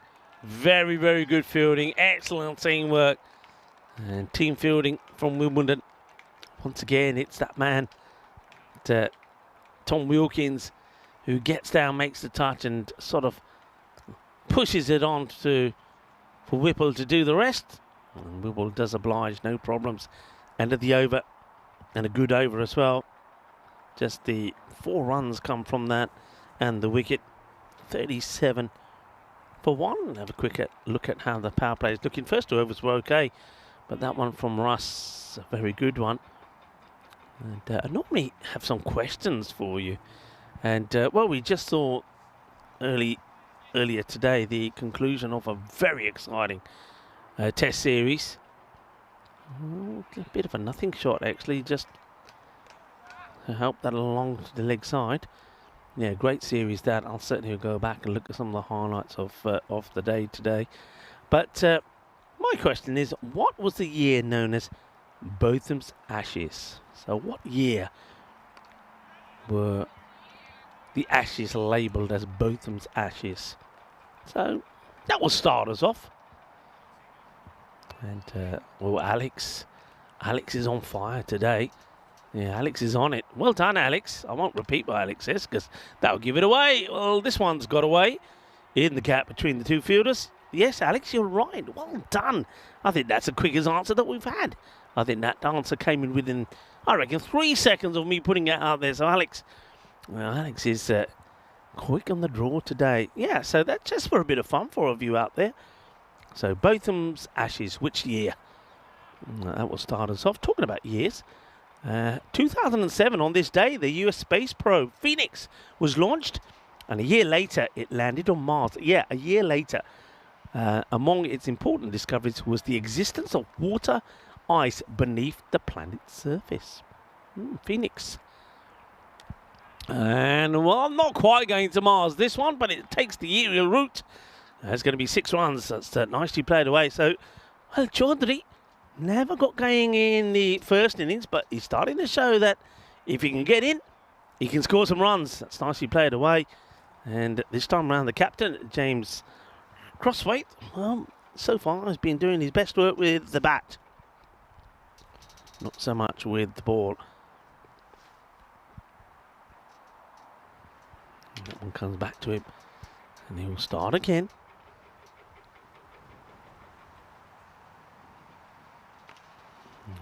Firmly hit, and this one's gonna get through the field. Well, you wouldn't expect that from the man who's out there. He's been pretty solid, hasn't he? Nothing's gone through. It has to be Tom Wilkins out there, unless they've made a change. Let's have a look. I mean, it was bouncing along quite viciously. He wasn't quite able to stop it, so that's another boundary. So after 2 singles, 3 boundaries on the spin, and make that 4. Oh, that's the over that was needed. Not only did they get to the 50 in the over, 50 soon becomes 60. At the end of 4, 60 it is, with a loss of 1 wicket. That over from the captain, pretty expensive one, 22 coming from it. And some good hitting there from Ashan Chaudhary. So, Chaudhary not performing in the first, getting a first baller, but coming back well in this one. Nicely played, some good shots, good aggressive hitting. I'm going to go straight back here to Ross. Over number 5 to be bowled. It's in the air, and that would have been a brilliant save. Charlie Whipple, the ball just tended to stick in his fingers. You can see he's trying to release it. He's saying, get out of here, get out. It's not often that the fielder wants the ball to come out of the hand. It just wouldn't come out. Well, that's when the jalebis make your hands jib, but won't get out of your hand. It would have been a remarkable save. And it was, and did go for 6 in the end. Whipple just couldn't get the ball out of his hand. He couldn't release it. It wouldn't go. That's how well it was struck, though. John Gray saying a good recovery this at the moment from CFS. It is. Haider. Oh, that's crunch. That is absolutely crunch. Nobody's stopping that. What a powerful shot this is. Gets given just a little bit of width outside the off, and this is all about the balance and distribution. The weight distribution into the shot. Watch this again. Everything goes into that. It crunches off the bat. Made a lovely sound that as it went away. It's going to be 4 runs.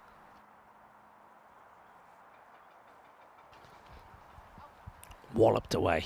Absolutely walloped. What next? That's better. Just holds it back a little. Doesn't try and push it through as much, just slightly shorter. Getting good bounce here. Good bounce, the artificial. Short of a length, the ball has really been popping up a fair bit.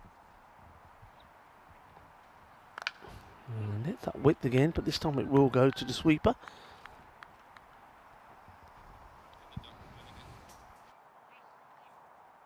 Now, there's been a lot of talk. I know that in Jib, they weren't talking about the monkeys. They were talking about the reveal. What reveal are you talking about? Well, something is hatching. Something new is hatching on European cricket. As this one is, go on. There was a chance where Sahidi wants a catch, and they're all saying you had the chance. Well, he takes it on the bounce, but not the catch. Yeah, he should have. That was the one, I think, Sahid. That was the one.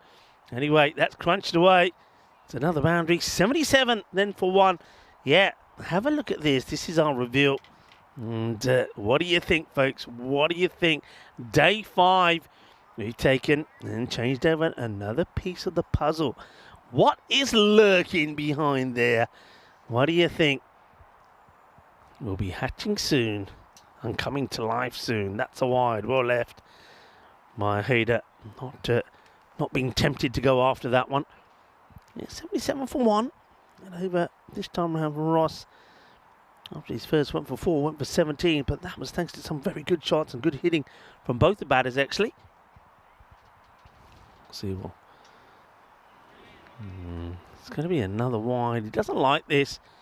Let's have a look. There's been some close ones. Let's see. Yeah, that's not a wide for me. That's right over the line. So it's, I think the umpire on this occasion does get that one wrong. I think the umpire will admit it himself when he has a look at it. That's umpire Andy out there. And that one should be fine. It is. A little bit of extra zip in that one from William.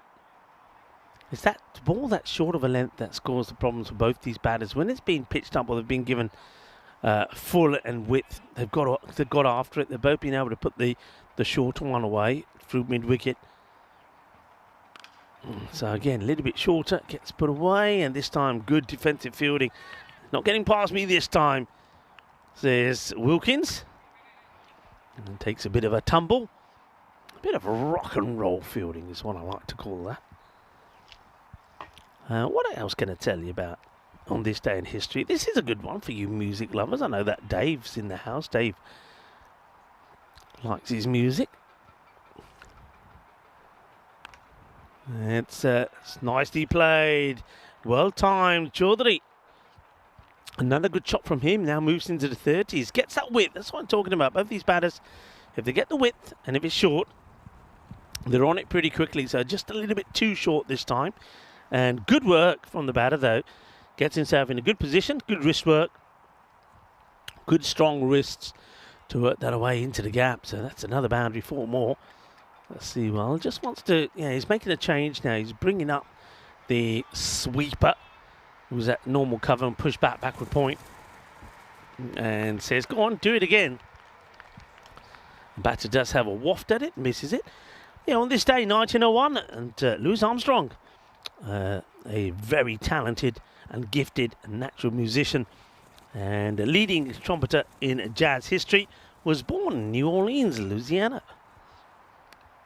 It's well played. That's well played, but also a good bit of cricket, because that was what the field was set for in the first place by the bowler. So though it's played nicely with soft hands, it's also well fielded there on the boundary. So, ball to come in this. The 6th over. And does go a bit straighter this time. Just strays slightly onto the pads. But Hayder misses out on it. That's another ball to his tally. So he's at 14 for 16. Now, I think Chaudhary at the other end might be able to chat with Hayder and say, look, I know you're still here, but I don't know if you're helping us really. I think I'd rather see you starting to crunch a few boundaries if you can't. We've only lost just the 1 wicket. We've got 24 balls to go. Let's have somebody else out here that can maybe deal with it a little bit better, because at the moment most of the key runs are just coming from the one batter. That one was a pretty tidy over once again from William. 8 runs from it. And let's see if anybody else has got the answer. Oh, that's pretty close, you know. That's the umpire thing. Ooh, maybe just drifting down the leg. It's worth a shout. Let's have a look at this again. Angling it across. Yeah, maybe just missing that leg stick. Right, that's down the ground. That's going to be to the left of me, in between the 2 marquees, mine and that one of the scorers. We'll go all the way. Good solid shot once again from Chaudhary. So Chaudhary, he's doing all the hard hitting at the moment. This is young Karan Arya coming on to bowl, and just gives a little bit too much width that time, and it was in the slot to be hit straight down the ground. That's too short. We'll get played away. It probably would have been a wide actually, but Chaudhary says, why take 1? We're not going to have 4. He's played that away quite nicely as well. So that's a nice hit, played away. Yeah, we're just checking to see if anybody else. Some people have been getting an answer into my question. So what year was known as Botham's Ashes? Alex got it within 3 seconds. Well done to Alex. And I was just reading somebody, I think, I'm trying to see who it was when we were talking about the reveal. Hello to Ash, by the way, at Save Derek. Well, Ash, hope you're well. And Derek, that's James Pond, has made an appearance today. And he says hello to you as well. There you go, Ash, just for you. And yeah, somebody was saying the reveal I think it was Kroom, was saying, is that one of Vinny's new suits? It could be, you know. We could work on that as well. Oh, he's going to get a bit lucky here. I think, is there ban on this or is it just bias? It certainly must have caught something. And being called a no ball here, so it was too high. That's what it was. Well, that's why it came back. Look, off the pitch. And it looked like a demon delivery, but it was off the pitch. No ball. Free hit. Gets played away. And will be fielded there on the boundary. Drizzle pretty consistent now. Unfortunately, it has to be said. You can see that the Spanner squad are under the Brawleys. The waterproofs are on. And in fact, Brawley's all round. And what's the umpire think this time? There's a big appeal from Curran. Let's see it again here. So, just going down the leg again, drifting down the leg. It's a good delivery, good arm ball. It's cleverly disguised. Let's pushes that one through a little bit quicker, but not out, says the umpire. 18 balls to go, score on 98 for 1. Young man, we'll be pretty happy with that. It's not the worst of overs, just a 12 from it. Got to go big here, I think. I think you're looking here, 3 overs to go. I think you want to be looking at going at 15s. You're wanting 45 of the last 3, minimum. And that will help. It's a full toss. Got to feel a little bit for the bowlers, because it's going to be difficult to grip that ball. Of course, it will be the same for both sides if it stays like this. And that first one out of the hand there off Charlie Whipple, just a gentle full toss, and it got the treatment that it deserved. Yeah, it just gets difficult now, of course, to handle the ball. That was Saheed, who's back in the action, doing the fielding. Well done, Saheed, getting the ball back pretty promptly. Whipple once again to Hayder. And that's the thing with Hayder. He might play one shot, but then he'll chew up a couple of balls. 16 balls now, was that 17 for 23? It's not a good statistic. I think Wimbledon are pretty happy he's out there. That's well hit. That's better. He's got to make up his mind now and say, you know what?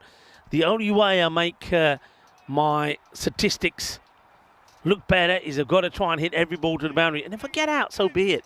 I've only lost the 1 wicket, and somebody else can come out and take over. You know, you've still got Prabh Singh to come out there. So, you know, and we've said this before about Singh, and he's proved it. He can go out there and score big and score quickly.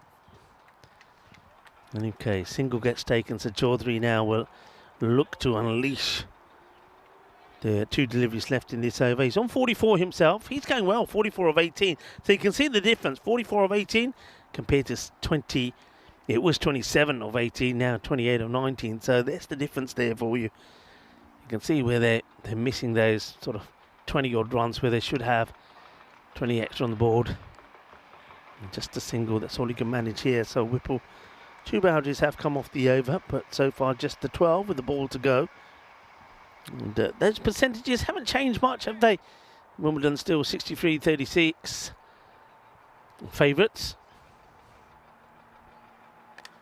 It's clipped away, trying to get it in the gap, and it will just quicken up now on this outfield. When that ball hits the deck, it just skids through because of that the wetness, thanks to the rain. So he's got it in the right area, and just watch this ball hits the deck and just skids past and in between the 2 fielders. A boundary to finish the over means it will be 16 that come from it. Well, that's 16. I said they need to go at 15 per over. The last, they need 45 of the next 3. Well, that's certainly one of those overs. 114. 2 overs to go. So can they get to again that 134? And well, they'll have to make Wimbledon work for them. And Wimbledon, they're a team that like to go for all the points. So let's see how this goes. Scuffs at it, and it'll just be a single. So when it's just a single and it's Chaudhary on strike, you take that because he's the more aggressive. Tom Wilkins, so wicketkeeper becomes bowler. He's already showed his worth in the field. Took a really good catch and made some good saves. Got a kind of slingy action. And, well, Wilkins the slinger. There we go. That's well bowled. Armour stays straight all the way through. Don't see a little niche or a bend in it. As long as he keeps bowling like that, I think Tyron Peters will be relatively happy with what he's bowling. And that is going to be the one that takes him past the 50 mark. So Chaudhary, 50 to him after getting a first baller in the first match. Is a great way to come back. So Ashan Chaudhary, 52 of 21 deliveries. Well batted, good knock there. He was under pressure, wasn't he, Ashan? And he came out when the captain once again got out for 32. And well, when you haven't scored runs in the first match, you're always worried. But he's come back well. But he's got to keep on going here.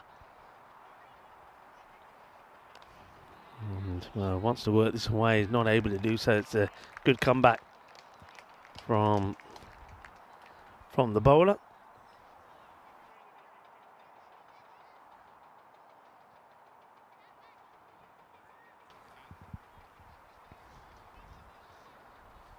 Oh, wide ball this time. Quicker ball goes, whips it across or slings it across the right-hander. We'll have to bowl that one again. Chaudhary smartly leaves that one alone. Have to go for this one. It's well bowled. This time it's a slow one. Trying to get it in the gap. There's the slide. Oh, it's a slide fail, really. Yeah, he's going to be disappointed with that, I think. That's Ross. That's the one that you need to stop.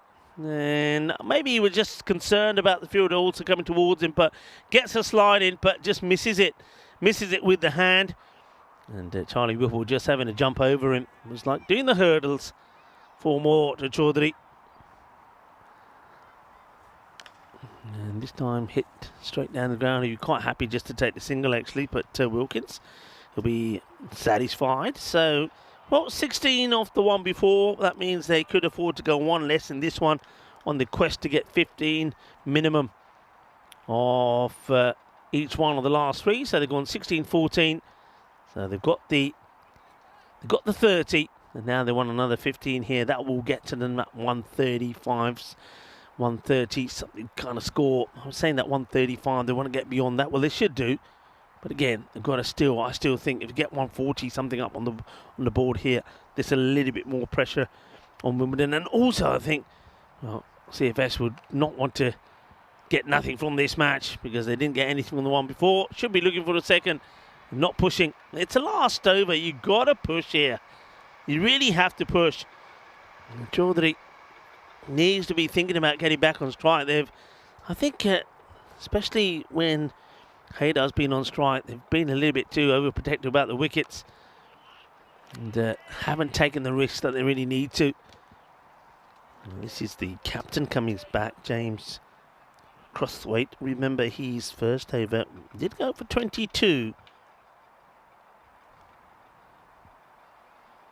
Tossed up there, that's a good hit. That's a really good hit, actually. Waits for this. I mean, it's a slower delivery, and he could have been tempted, because it is the last over, could have been tempted to go at it straight away, but he does wait, and then he executes a really good, you see there, he has to just adjust a little bit. After going forward, he rocks back, and he's played a really good shot. He's timed that magnificently. So 6 runs. Chaudhary has got to really stay in strike here for the next 3, really, you feel. Will go again, and now they've got to really push. They're just going to take the single. It's a kind bounce this time to Charlie Whipple, who fires this in. And there's no chance taking a second to this arm, so Chaudhary gets himself back off strike, 137.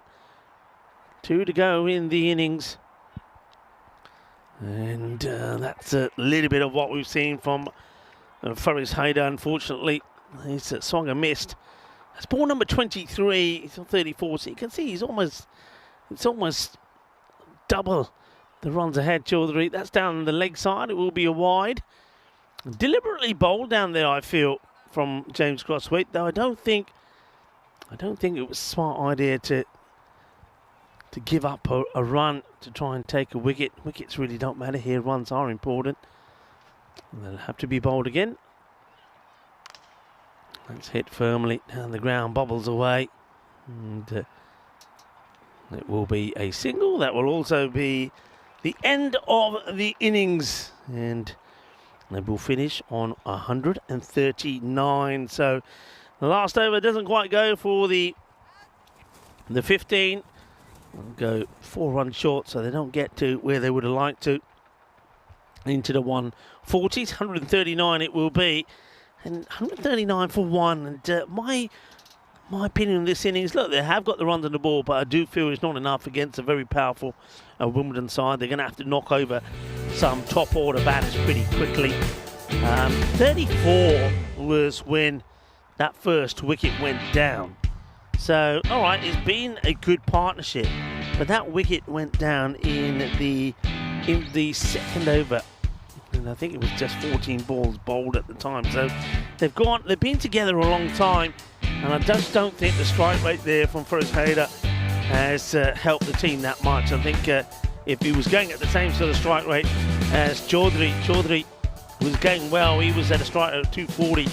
So if you're going at that sort of strike rate, you've got another 25, 31s on the board. That could make a big difference, or would have made a big difference to this score. I think as it stands here, once again, I'm going to say it's a below par score. And someone like Wimbledon, if they can get off to a cracking start, but particularly their captain, James Cothwaite, and once again, they will challenge themselves to try and win this in the 7. Let's say he did take the catch, but took it on the bounce, so he's getting closer to the catch that's eluded him so far. There was some good hitting there, but I like the way that Ashwin Chaudhary came back. Well done to him. Remember, the man who did go very first ball last time, and went for a golden duck when he was bowled straight through the gate by Ibra. That's a good comeback from him. That does score a very fine 65 on 27, but more impressive was his strike rate. Good rate at 240, whereas Feroz Haider, I think he played his role okay at the beginning, but when it was time for him to accelerate and get a move on, he wasn't able to do so. And I think that's probably cost his team some runs. I don't believe, especially with Prabh Singh in the side, you can't turn around and say there was no other batters there that could have just helped them to accelerate. So that's an opportunity there, I feel, that's been missed. I mean, they didn't go about things like a team that had only lost 1 wicket. They went about things like a team that had lost maybe 6 or 7. So that's a little bit disappointing there for CFS against Wimbledon. Maybe the batting was just a little bit too defensive. I think Wimbledon will be happy. There's that scorecard. So all the batters sort of getting in the runs. But look at the strike rate, 32 off 10 there for Kedaka, 35 of 24. So yeah, that doesn't help. 65 of 27. That'll do quite nicely. Good comeback from Chaudhary. On the bowling front, once again, I think somebody like Ross bowled very well. He's 22 off his 2 overs, picks up a wicket, and the only wicket really that would fall. And all the other bowlers look pretty tidy. 33, James Crosswaite would go for in the end, but that's 22 coming off his first. They'd be pretty happy with that. So well done to them, and it was good to see young Karan Arya and also Tom Wilkins getting an opportunity to get a bowl. And I'm liking the slingy action from Wilkins. So we're going to take a short break here now with the score 139 for 1 to 140 will be the chase for Wimbledon, who are looking to make it 4 wins on the spin. I'm Rico Full. You're watching the European Cricket Series here in England, in Wimbledon at the lovely, picturesque Rains Park Cricket Ground. Do join us back as we get set for the second innings. The reply from Wimbledon coming up in 10 minutes' time.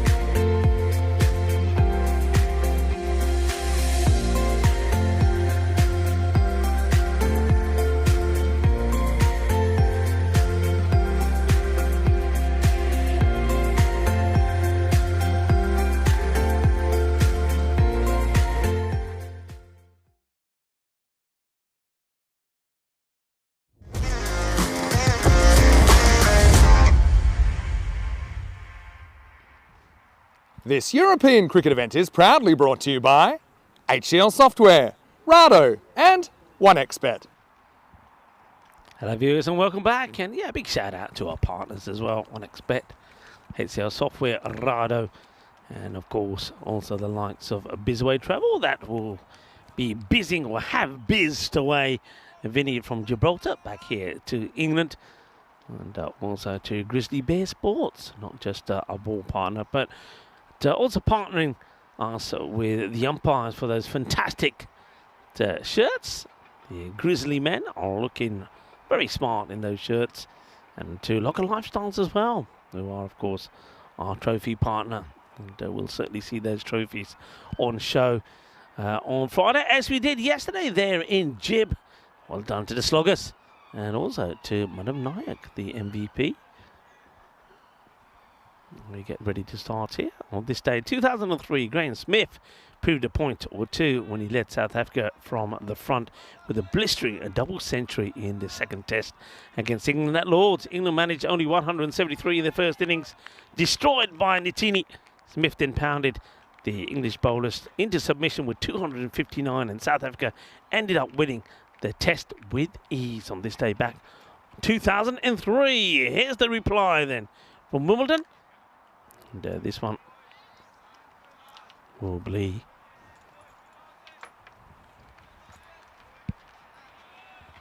just blocked away. James Crossway does to occasionally just block the ball.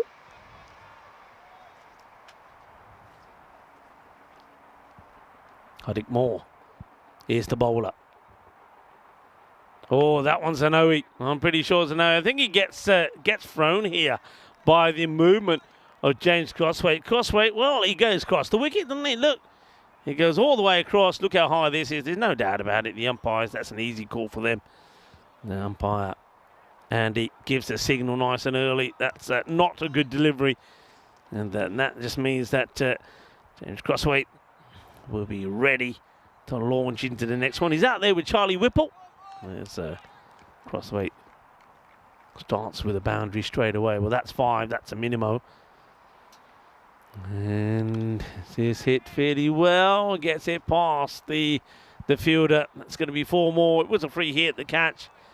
Wouldn't have counted if the fielder could have got a hand to it, but it's all about trying to save the boundary here. It's a slightly slower delivery from Moore, but the only more about that is more runs on the board for the captain.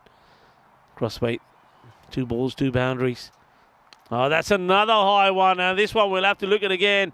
That's just been timed for 6, but let's take a look at the height on this. 6 has been given by the umps, but oh, this looked high as well to me, you know. Let's see where this ball is hit. All right, I suppose it is on the way down, and Crossway's a pretty tall guy, so that's going to end up below his waist, but it's not a good delivery at all, is it? And Hardik Moore, we're getting this completely wrong here. And see there that Prabh Singh is listed as being the keeper this time, so Gaurang Sharma is on the ball. Maybe he's going to do what we saw from Tom Wilkins. Maybe he's going to have a bowl. And well, they're making all kinds of changes in the field here, but to be honest, Hardik Moore, you've got to pitch the ball. You've got to get the ball to bounce. He's bowled 2 full bungers. One's too high. He got lucky with that one. And, well, let's see if he can get this one to hit the deck. Oh, he's scared now, isn't he? He's scared. He's shaking. How's the song go? Oh, well, my hands are shaking and my knees are weak. I can't seem to stand on my own 2 feet. Well, let's see if he can. In he comes again. And it's in the air. Gear. Joka Milakella gear. 4 more. That's a very smart shot, this, from the captain. He's just seen the ball so well, isn't he? Here's Crothwaite. Just have a look at this. It's not the worst of deliveries, actually. But he just waits for it and just look at the last moment. Gets to swivel this, what we call the elevated swivel. Well, I was singing a little bit of Elvis when he's moved his hips. I like the king of rock and roll there. There, James Crossway. Nice hit. Goes all the way. Ooh, oh dear. Oh, I think more. It didn't feel right, did it? I think you got to look. One thing it's got to be said. I mean, I don't know what. It doesn't look like he slips there. It just doesn't feel right. So I was about to say they've got to be careful with the footwear that you're wearing. I know it's artificial. You can't wear spikes, but you've got to have something that gives you a bit of grip, especially when it gets a little bit wet. And once a better delivery and happy to take a single, James Crosswaite, and says to Charlie Whipple, all right, son, I'll give you one. One more to be bowled here. Remember, there was the no ball. But already it's the perfect start for Wimbledon. Needing to go at just under the 13 now. Let's see how Whipple goes here. It's a little bit of pug time. Oh, that's hit well. Well, watch out for this one. Coming inside and on to the protective equipment. Well, the equipment does have to be protected, and the good old box has served its purpose. There you go. Smart stuff there from us. Alex, I told you, the box comes in handy. There you go. Onto the box and forward. Everything okay in here. That's a cracking shot. We were ready, but the box came into action, and even James Pond. I don't know if James Pond had to dive out the action of that one. Hey, James, you okay? He's good. 27 off the first. The cracking start. 27 coming off the first. Well, that one was a spicy one. But the box does the job. Yeah, me and Tina came up with this marvellous plan, and it's working a treat so far. Right, in the air. Man, I don't know if he's going to get away with this. And the catch has been very well taken. That is a really good catch from Nathan Weeks. It's got a long way up in the air. Now, that could be interesting. If you're going to have a chance in this match, CFS, one thing you had to do was remove James Crosswaite pretty quickly. And they have. So, the captain goes for 19 of 7 deliveries. Really good catch there. Have to be said. Excellently well held from Nathan. No, catches held. Catches can win you matches. And who is it? Well, it has to be the captain. A battle of the two captains. And it doesn't last very long, does it? Just a couple of deliveries. And Gadaka does get his man. It's a very good catch. Really good catch under pressure. Could be another. Oh, just over the outstretched hand there, Osaji. Oh, that was so close. William Seawald comes in. Seawald just gets enough. Look at this. Couldn't get high if he tried. So, bit of luck. This one's a pretty wide one. Straight to the fielder. No run this time. And Whipple says nope. Nothing there. Ariakaraka once again in the action. Okay, that's going to go though. That will go all the way. Well, they're getting out of the way from all over the place, and the smart catch there taken. You didn't have to worry. Saw one of the spectators getting off his chair and doing a runner. I like the way he took his valuables with him, by the way. He said, you see him here, he said, no, I'm not taking my bag, I'm out of here. Look at that, valuables, never mind about the beer. But catch gets taken. And taking this on the field a little bit slow to react. I don't think there should be a single there. I think Prab Singh is probably saying the same thing there. Now, end of the over. A run still coming pretty well. Not a bad over there from Kadaka, actually, when you consider the first one went for that magical 27, just 11 from that. But the big wicket, and that's the thing, a big wicket of one of the key batters, and that's the captain. So with James Crosswaite already back, that's the way it's looking. Wimbledon, and 2 points clear of LCC. Both have now played 3. Creative Sports, they're doing well at the moment on 7. Remember, they play Wimbledon last match of the day, but CFS didn't take anything from the last match. That's why it's very important that they bounce back here strongly. I want something out of the day. 6, no doubt about it. Just effortless, beautiful timing. Well, William Sewell is the other batter that has been in good form. And we saw him crunch the ball pretty well, 25 of 9, helping Wimbledon to that victory against Guildford, chasing that 1-3-4. They did that with 12 balls to go. They would have felt that they did have the 4 points close to being in the bag until they lost their captain for 81. But yeah, Sewell would bat and ball, very good all-rounder. Now it's his turn to turn on the power. Hits the ball so well and so powerfully. It's very well hit. Well, Ahmed Afzal, welcome to the party. Looks like another bowler who's the batter is taking a liking to.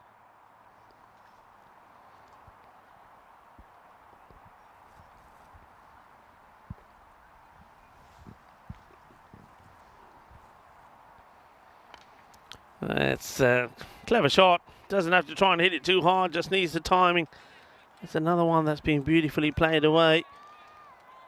And this looks like it's going to be a big over, you know. Just helps that on the way. Beautifully timed. 6 runs. 6-4-6. 16 off this over already from Afzal. CJ Sharji trying to G up the bowler here. And looking to be a big, expensive one. And welcome to everybody that's joining in. Now we have had a few lurkers.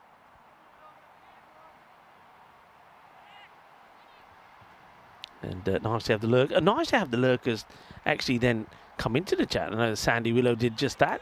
Sandy's here with a partner, Robert. Nice to have you with us. That's going to be 2 wide this time from the bowler. And Sandy is there from Battersea. Has been following European cricket for, I think he was saying, about 3 years now. So it's great to actually meet Sandy in person. And Sandy, of course, is sat there with some of the regulars and enjoying her time and saying, I can't believe it, I'm here. I've met you, Rico, and also I've met some of the Spanish squad in the air, but in the gap between the two fielders should just be a single this time. So Afzal probably happy that he's managed to get William off strike, but how does he deal with Charlie? Charlie's got 7 off 2. But yeah, good to have you all tuning in. And just me going solo today, just me and James Pond here today. And of course, with all of you, never feel alone when you're all there. Tina's playing some cricket there in Derbyshire. I haven't had an update from Tina yet. She's obviously still having tea or lunch.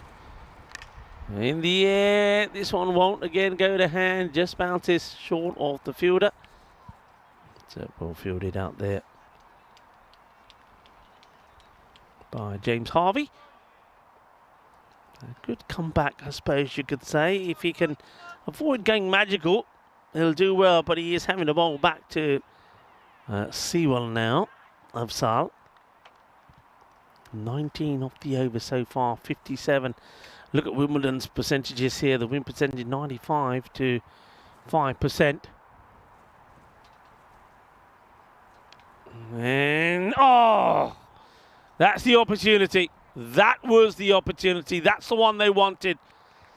I don't think the fielder picked this up early. Wasn't in the right position and then died full, lunged at it. Look, does get fingertips to it, but the catch goes down. Massive moment, really. Sewell being dropped on 27. And they're the chances you've got to take that catch, and it could be a different ball game. 20 ahead at this stage. Remember that third over, a very good over, was from Ross. Only went just for the 4. So 38 for 1 compared to 58 for 1. Yeah, so Tina, I hope things are going well there. Tina will give us an update, I'm pretty sure. Vinny Sandhu will be here tomorrow. Vinny will be with me. And it was not often that we weren't expecting to be together again, by the way, but I think the slight change in the schedule. Vinny will get back a little bit earlier than he thought. So myself and Vinny again. So that's a bit of bonus for you all. With myself and Vinny coming together, it will be for at least the first 3 matches of tomorrow. Then I know Vinny's got some important things to deal with in the afternoon. So I'll be solo to finish off my last day tomorrow, folks. Yeah, it is my last day in England. And then I will go and join Phil G. They're in Croatia. Another chance. This time he grabs it. And I like this. Let's look at the celebration. Shaji. Go for it, Saji. I like it, buddy. Oh, yeah, he's grooving. Jalamundia, nacho, pangraba. Well, he's being guided. Well, Sewell was out to the same man, or dropped by the same man earlier. Let's have a look at the party time from Shaji. I love it when the Shaji party bus is in town, because the boy knows how to celebrate. That's a big wicket, though, first. Let's see what will go for 29-10. There's a catch. That was dropped. That one went down. But this one was a far easier one. He makes amends. And here we go. Go, Shaji. Go, Shaji. Go. Arriva. Ginna Sona. And look at him. You can't stop him. And he's still going. There's more, he says. There's more. Well, second wicket to go. Big one. And remember, we just saw Sewell dropped on 27. Well, he only adds another one. And he will go. That's a big wicket to go down. Well held also this time round. And, well, the villain becomes the hero. Shaji, well, he's in the mood to party. He wants to party some more. It was Ashan who held on to the catch. So now this is interesting. Now some other batters are going to have to turn on the style to get them the victory. And a couple of tardy overs here could make a good impact in this match. Tom Wilkins has come in to join Charlie Whipple. Whipple back on strike now with that single. High, and another chance. Well, I tell you what, I suspect this is going to be close. It's not out because he had to release it, but I think this might be 6. I do. I think we're going to have to watch the foot here. Keep an eye on this foot. It goes backwards. Does he stop himself going on that line? Let's see here. That's 6 runs. There you go. 2 circles. You got your man. 6 runs. And oh dear, that's huge. Huge, that is. Whipple. Now it's his turn to be dropped. Oh, in the same over from Shaji. Good delivery, Yorker length, well bowled. Good comeback from Shaji. Oh, Whipple dropped on 8. Will be credited 6 runs because the fielder steps past the line. And look, they got lucky with the one that was put down by Ashan. He got a second chance, and William only added another 1 run. Well, it was just the run that he got after being dropped, but then guided it back to Ashan, and Ashan didn't make the second mistake. Will Whipple give another chance? Short delivery gets played out. Oh, Harvey. Oh, no. It's just poor old Shaji. Shaji's doing whatever he can. In fact, he's so unlucky here, Shaji. Remember, 6 should have been out. That shouldn't be a 4. So that's that. If you look at his bowling figures here, it's 11, but 10 of those shouldn't be on there. He should have another wicket. And hang on a minute here.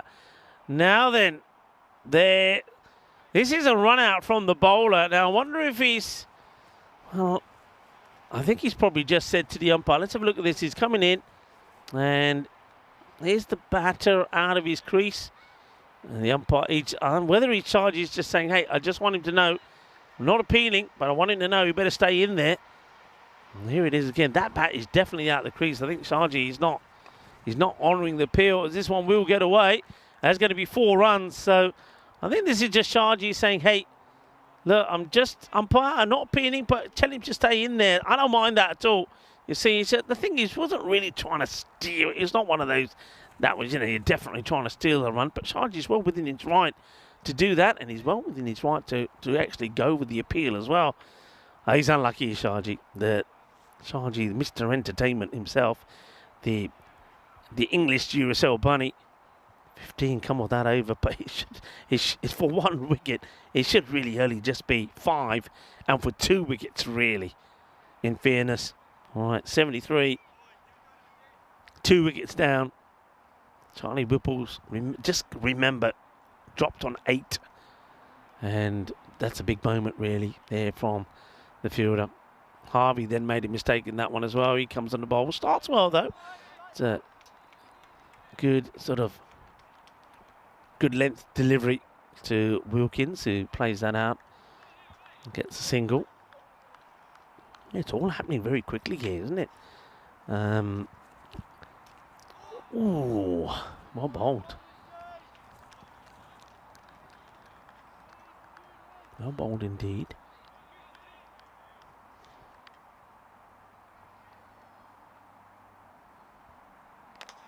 Firmly struck, should be taken on the bounce, will be taken on the bounce. Remember, it was his catch that started everything off there from that man there doing the fielding. Nathan Weeks took a really good catch to remove Crosswaith. Harvey again. That's beautifully played, really nice shot. Reaches for this and guides the blade down to the fine leg. Nobody there, of course, so gets into position very early. It's the right ball, the right length, and tucks it round the corner. A lovely little paddle sweep for 4 runs. And Harvey straight away wants to change the field. I don't know about that. Change the line. Don't let the batter do it again. And it was going down the leg side. You can't set and shouldn't change the field to a bad ball. One that gets a hand onto that, but it will be a single. You've got to try and apply the pressure here now. That rate, they haven't been able to reduce it any further. It's staying just around about, just below that 12 and over. Flighted up. And doesn't really get it out in the middle. There he is again.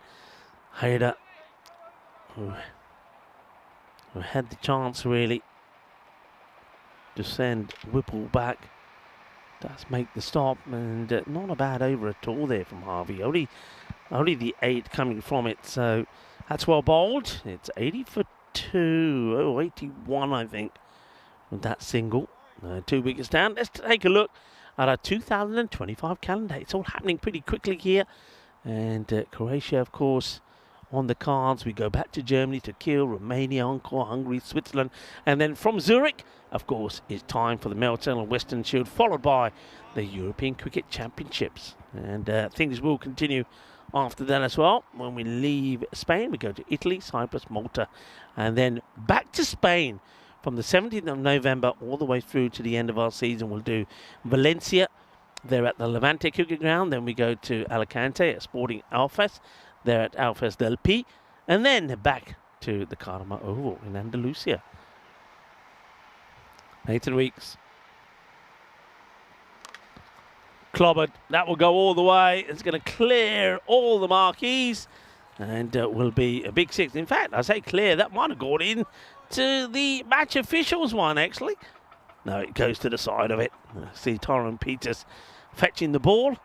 And, yeah, just in between the gap. Between the marquee where the umpires are. Or the scorers are, I should say. And the match officials. Whipple scuffs at it, and Sharji does the fielding. I wonder if it's worthwhile them just having a short mid-wicket in there for that shot. I mean, they got 45 on the boundary, which was, it's only been one shot really played then. That was a bad ball, that was as well. I'd like to see him come in and add a little bit more pressure in the circle, get a genuine mid-wicket in between the 2 boundary riders on the leg side. That's well bowled. Well, Wilkins not quite going well, and I think he's worthwhile putting a bit of pressure on Tom Wilkins. I mean, I wouldn't even mind just pushing pushing your mid-wicket and a cover, short cover right up there to try and to stop him even getting a single. He has a swing and a miss. He knows he doesn't want to dot up too many. And see, that's what I'm talking about. Just, yeah, a fielder that's struggling. Oh, that's fired in as it would be by Sharjah. He doesn't. He's always gonna, isn't he, Sharjah? He's always going to be in the action doing something. Yeah, I wouldn't be giving away those singles easily to let the set batter Whipple get on strike. Ethan. And that's why, because that's the difference depending on who's facing. Whipple, well, that's the Whipple effect. Boom. Shakalagya as he plays that away. But with the likes of Wilkins, who's, you know, he's just got in there, but he's slightly struggling a little bit, so he knows. I mean, the smart move is here. Look, you know, the chances are you're not gonna get the 4 points here, unless something terrible happens on the bowling department. So you just want the win, and both batters playing the way they are can get the win for the side. So they don't have to make a change here, but you can put pressure on Wilkins. Okay, this one is just going to get over the fielder once again. It does. So 6 more back-to-back sixes to finish the over. And Nathan Weeks, it was looking pretty good for him, wasn't it? He did start with a 6, but he came back with 2 singles and a dot, but it finishes badly. And 2 sixes from Whipple. But remember, they allowed him to get back on strike pretty easily. And that's why I think sometimes you've got to just be thinking ahead, perhaps a little bit. There are nice shots there from Nathan. And Alex, why don't we go to the answer to a question that you got right straight away. What was the year known as Botham's Ashes? We'll have that up for you at some point. In 1981, Australia needed 151 to win Edgbaston, but Ian Botham was lying in wait. After his heroics with the bat at Headingley, he engineered another astonishing finish by taking 5 wickets for 1 run. England's narrow win put them 2-1 up in Botham's Ashes. Yes, 1981. All together now. And remember, well, that reminds us of another day that's being celebrated today. Of course, we've said already, it is a day of Assistance Dog Day, it's called. And dogs are man's best friend because of their loyalty and dedication. But assistant dogs take this to a whole new level. And thumped hard. And that's going to go all the way to the boundary. Whipple getting close to that half century now. Yeah, assistant dogs. These are dogs that help people with disabilities or illness to navigate them through life. Assistance Dog Day aims to raise funds and increase awareness of the work they do. And it makes this day makes up part of the International Assistance Dog Week. And those dogs, they are quite amazing. They're absolutely fantastic. Okay, Kurika does bring himself back on here. Dead ball. Doesn't quite bowl this one.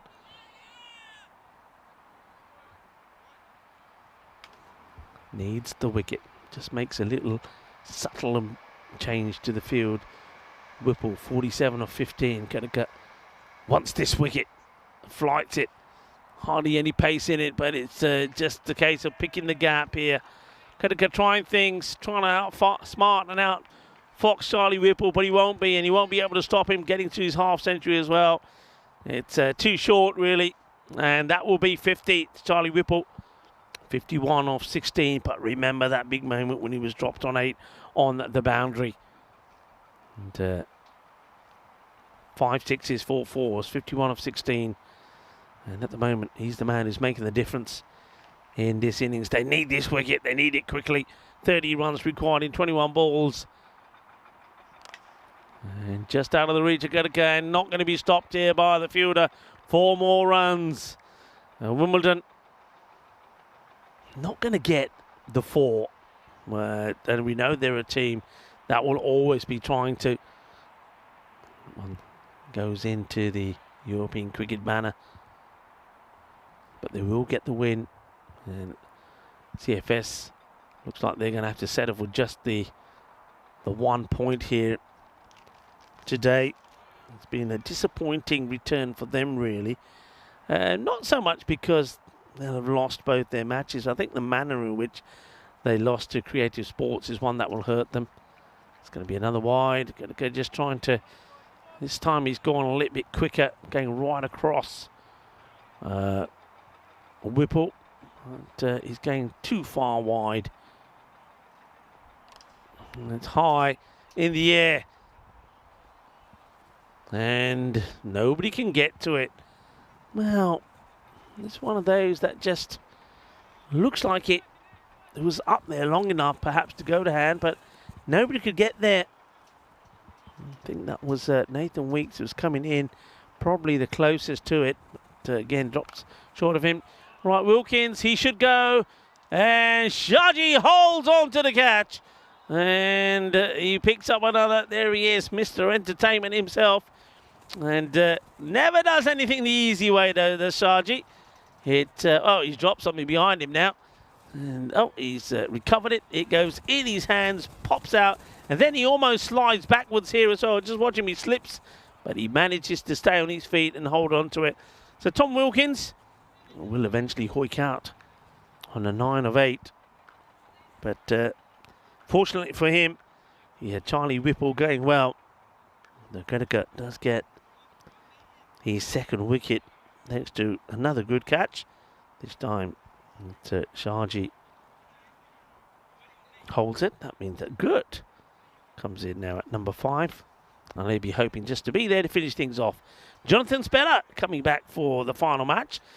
And Tim McKernan also in the side, whereas Gaurav Kumar comes into the side for Creative Sports. That should be a good match, shouldn't it?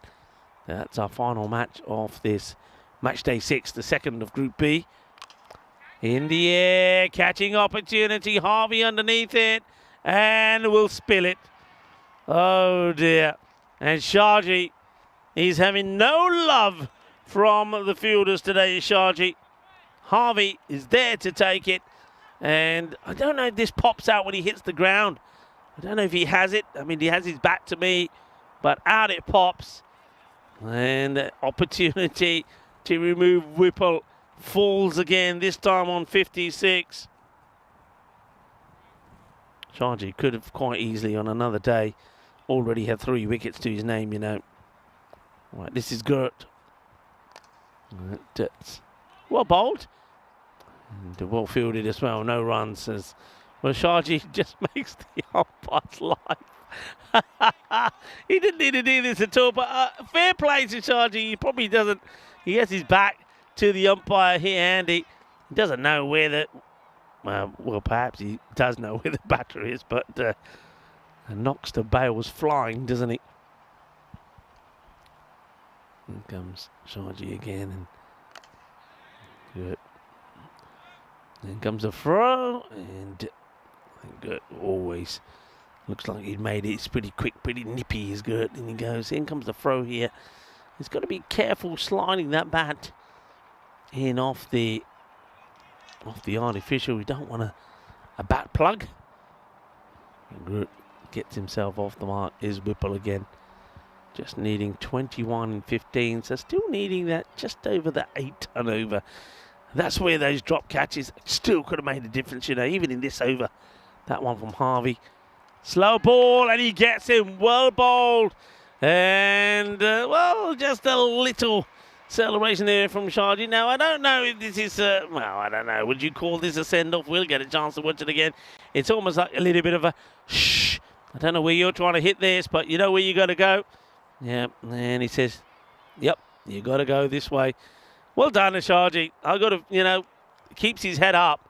And even though there was so many drops from him, he gets the wicket. Now, has it come too late, though? That's the question.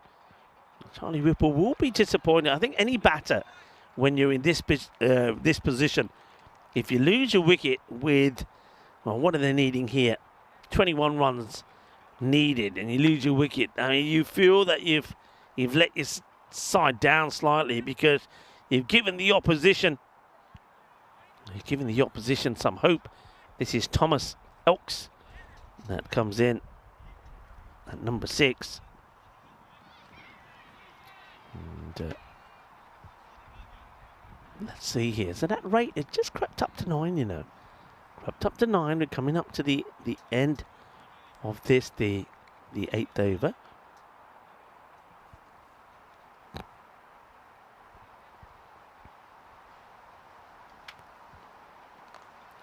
It gets played away, and what's Shaji done here? He's hopping. Oh, could be a run out. Oh, I think he's going to recover. He's going to recover. It's because Gert ends up on his backside. सारे जाने डिग पे पहला शाजी पता नहीं टप गया हाँ देखिए टप लप गया ओ थल्ले गया गिर गया कहते मैं गया थल्ले जा वापस. And they do get back. But what happened to Shaji here? He just lands badly, doesn't he? He starts, you can see he's hopping around. And Gert, well, he goes flying just off the camera. And that's why he had to send Thomas back. Shaji coming in again.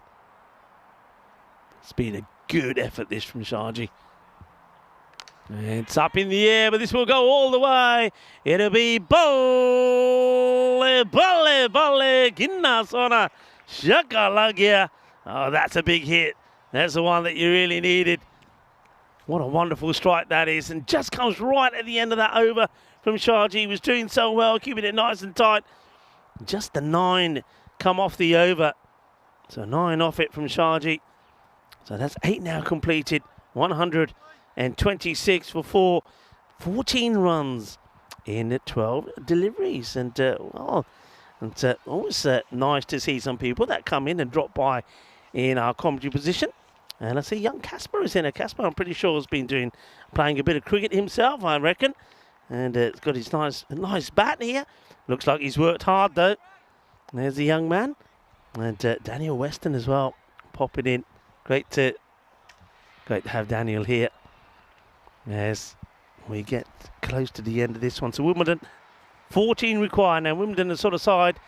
They're going to win this match. They like to do it with time to go. New batter, though, on strike, Thomas. And it's going to be Nathan Weeks who's going to be doing the bowling. Nathan's been pretty good. Just nicely, cleverly played. Wants to try and take a single here. Now, this is where I think if I am CFS, I am putting my mid-wicket much closer. I'm not wanting to give away a single here. I wanted to put the squeeze on. I'm basically saying, right, you're the newer batter. I want you to try and play a shot. I want you to go over the top of the close fielders. Well, he says, I won't go over the top. I'll just get funky, but it's not going to get the boundary here. Just going to be a single. So that's okay. That still keeps it interesting. Just going to be a single. But they do get Gert on strike, who probably is more aggressive. He's on 7 or 3. Whereas Thomas only got the 1 to his name. Well done, by the way, to everybody who got that one right about Botham's Ashes. Was, of course, 1981. And, of course, on this day, he did bowl that magnificent spell. 5 wickets for just 1 run, giving him that narrow win against Australia.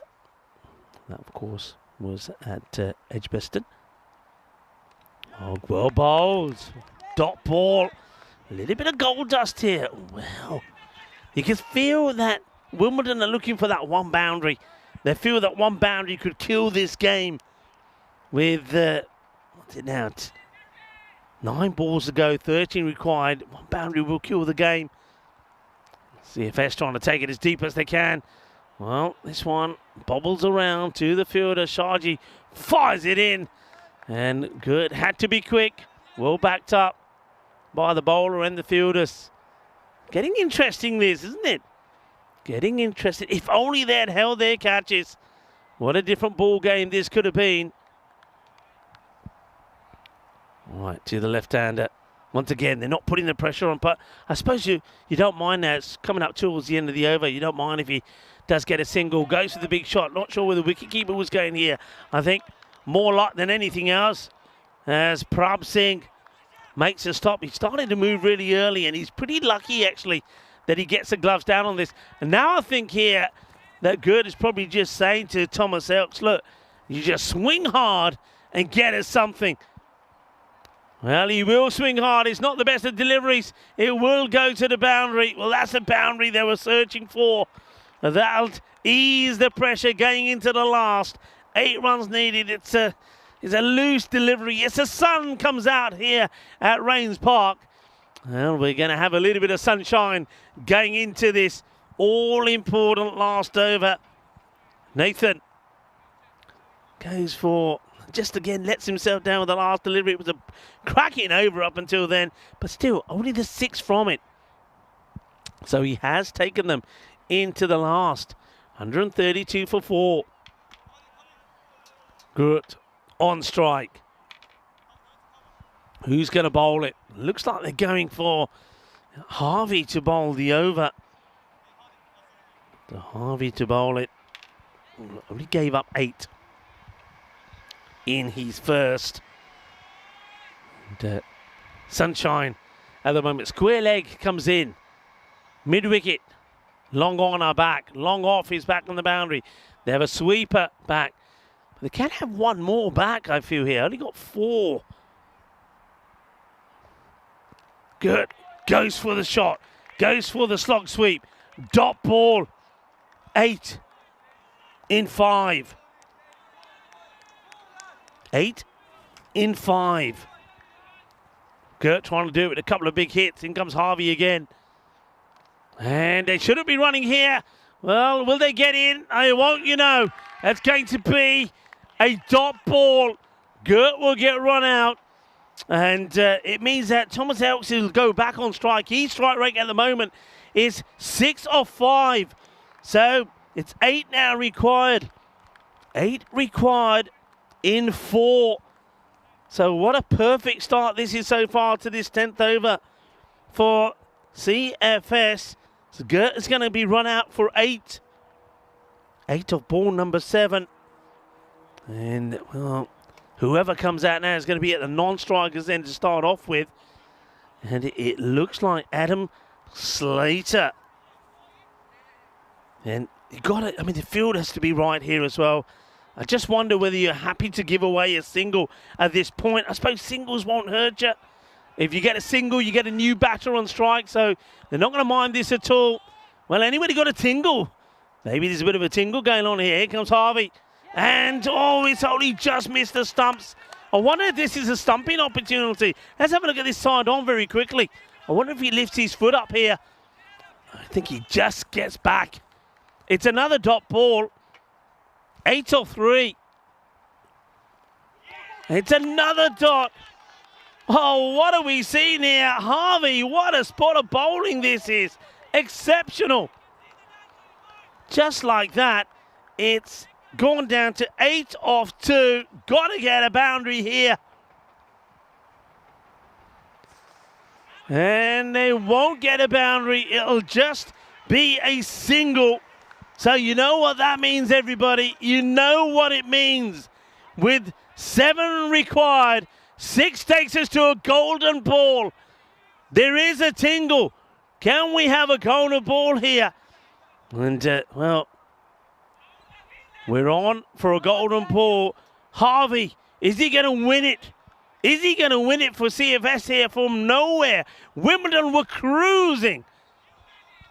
And they're going to fall here at the last hurdle, perhaps. 1 ball to go. Pressure on young Harvey. Slater facing his first. And he goes for it, but he's not going to get the boundary. He's not going to get the 6. It is going to be a victory here. Can you believe the turnaround in this match?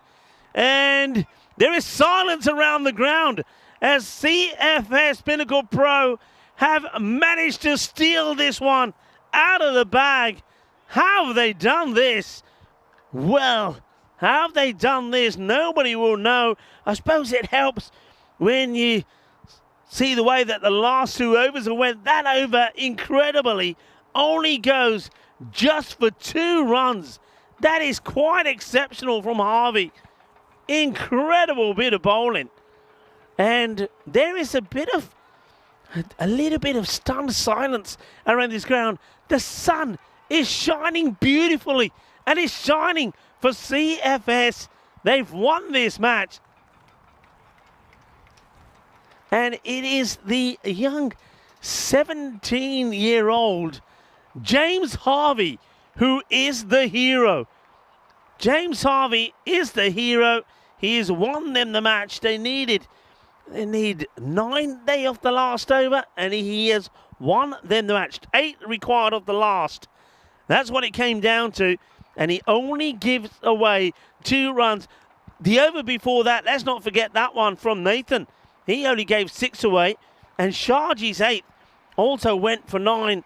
Sharji actually bowled brilliantly well. You could say that he may be changing things around, and for a moment, when they were dropping the catches off him, you thought that that was going to be the difference. But in the end, they get lucky, CFS. Though they drop those catches, they hold their nerve at the end, and it is a victory. Well, take a look at this. Of course, it started with the no ball, and runs were flowing at the beginning. Of course, they were. Charlie Whipple and James, the crossweight, were going well. We know that they're dangerous, especially the captain of James crossweight. But look, he took a really good catch. Well, I was ducking and diving out of the way, but this is a catch, and it was Nathan who held on to an absolute humdinger. That went a mile up in the sky. What a good catch that was for Nathan Weeks, so that made a difference. But that just started Whipple going. Then we knew that him and Sewell out there were going to be pretty key. They were doing it with ease. They brought the rate down. It was coming down all the time. Now, that was a big moment. Sewell gets dropped, and then literally after being dropped, he gives the same opportunity to the fielder. Sharji then starts to give it the jive. Oh yeah, he's a happy bunny. Indeed he was. And wickets would start to fall. Then there was that moment there. Actually did put the heel on the ground, on the rope, so that was given a 6. And that was what we were saying at the time, the big moment, because not only would Whipple get dropped, but then there was that big misfield from Harvey. And Harvey, doesn't he goes from the villain to the hero at that last over. Incredible victory this from CFS. Well, we were thinking they were going to go home with just a point from the 2 matches that they played, but instead they are the first team to beat Wimbledon here. Wimbledon have lost, and they've lost a match which they had in the bag. There was the stop talking for a moment, Rico, as Sharji got through and took a wicket. And then of course there was, even though there was that boundary there, Gert getting run out here, just going into maybe a bit of panic mode. And then of course, they just couldn't get anything. They just couldn't get Harvey away. And that was the one that had to go for 6. It didn't. 6 would have taken it to the golden ball. And it's quite a win. It's quite a defence from CFS Pinnacle Pro. You never thought it was on the cards. When you look at the scores all the way through this match, I mean, still, it's one of those which it was theirs to lose. It's the only way to describe it. And they end up losing it. I mean, at the end of the 8th over, 126 for 4. And then, of course, that's where it went, is those last 3 overs only going for, I think, 17 runs by my calculations. And that's where they lose the match. And that was thanks to Sharji, Nathan, and Harvey. Superb work. Well, there's those bowlers again. 2 wickets there. Don't forget from the captain as well, Kodaker. Well, I tell you what, who'd you give the player of the match to there? For me, look, Harvey's got to be one. You've got to go for Harvey there. There's no way that you don't. And it is confirmed. James Harvey, player of the match, thanks to holding his nerve and the last over just going for 2 runs. Incredible bowling, that is, from Harvey. And his 2 overs only going for 10. And I'll tell you what, that is the right call. Wimbledon will be wondering how they lost that match. Well, we will see Wimbledon in action one more time. They will be playing Creative Sports in the last match of the day. That match coming up in just under half an hour's time. And Wimbledon, well, they're licking their wounds at the moment, but they've got to get over it and come back fighting. And fighting they will have to do, because they're up against Creative Sports, who themselves are undefeated. They've played 2 today and won both. Remember, they crushed CFS in the match earlier, match number 28. So what a match we got coming up, folks. Well, that was a huge surprise to everybody, but well done to CFS Pinnacle Pro after getting nothing nada against Creative Sports when they were just blown away. They've come back and they've surprised everyone with snatching a win when it never looked on the card. So well done to them, and it just goes to show that in this game, it is never over. You always got to keep fighting. You always got to keep believing. And Wimbledon, well, they can't believe that they've let this one get away. So we've got a break coming up now of about 28 minutes. And then we come back for the final match of the day, match number 30, where Wimbledon, they're looking to go back to winning ways. But if they're to go back to winning ways, then it's Creative Sports that will have to go down. The first time today, they've won 2 out of 2. Join me, Ulrika Full, and everybody here at the ground when we return, ready for match number 30, the final of this match day 6. Hasta pronto, mi familia.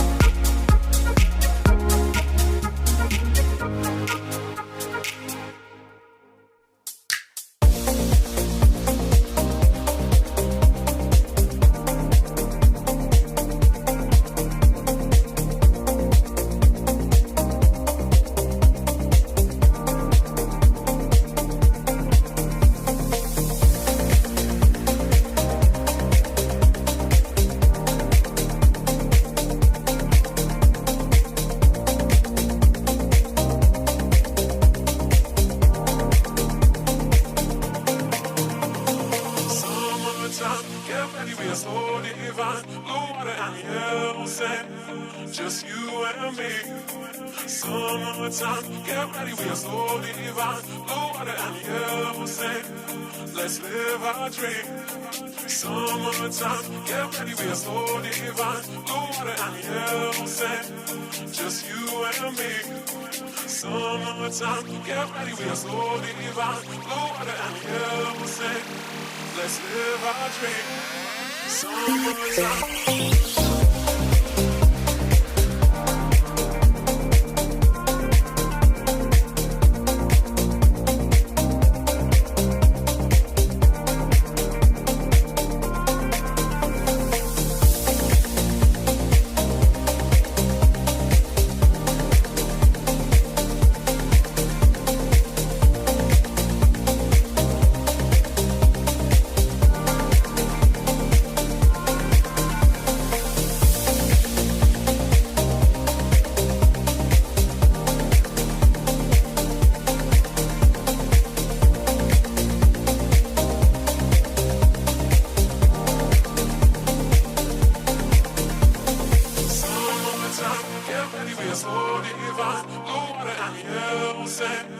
Just you and me.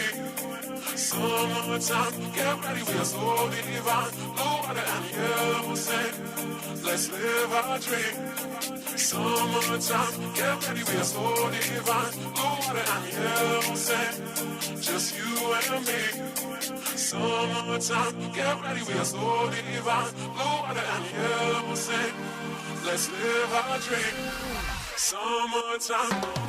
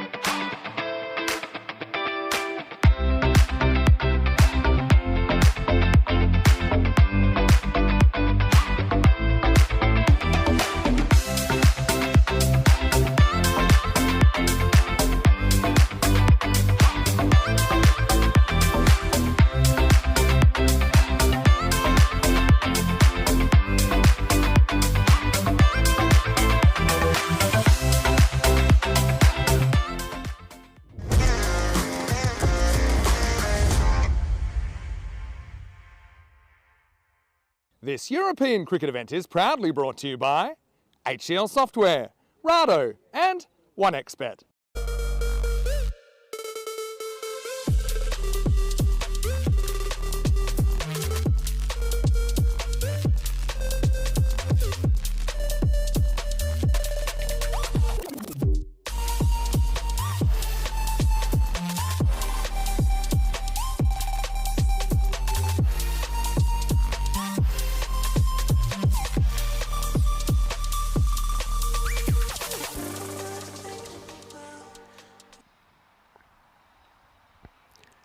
Hello viewers and welcome back, and you can see the aerial view of this beautiful ground at Rains Park. We are of course in Wimbledon, and we did have a bit of rain, that's why we've got a slightly delayed start on this one, and we'll give you more details on what's happening with this match. Of course, it's Wimbledon taking on Creative Sports in a moment, but first, without further ado, why don't we go and see what happened at the coin toss a little bit earlier. Wimbledon, you're the home team, you're going to toss the coin. Creative Sports, you're the away team, you will call. Heads. Heads is the call. Good job. And it's a head. We'll have a bat first. They're going to have a bet. Thank you very much to Tyrone Peters, doing a wonderful job on his first day here at the Rains Park ground here in England. So Creative Sports are winning the toss, and they will have a bat first. Now, since that toss was done, there's been a slight change because of the rain that just came by, which has now stopped, and it does look like some clearer cloud coming. This will be a 9-over-a-side match. So we've got a graphic that explains just how that works out. We'll have that on the screen for you a little bit later, but let's have a look at what's happening with the teams so far. Now, we see that there was, earlier I did say that Jonathan Speller would be playing, but Jonathan, unfortunately, in the match that I saw them playing on Saturday, did do his hamstring. So he's not playing today. So Karan Iyer is back in the side, and see that Tim is in there as well. And for Creative Sports, Gaurav Kumar comes into the side for them. I'm expecting this to be a good match. Hopefully the weather won't play further part in it. So one thing it will do, I think, because we did have that bit of rain, is it makes it slightly harder for Wimbledon when they're going to be out there in the field. 61% to 39% in favour of Wimbledon.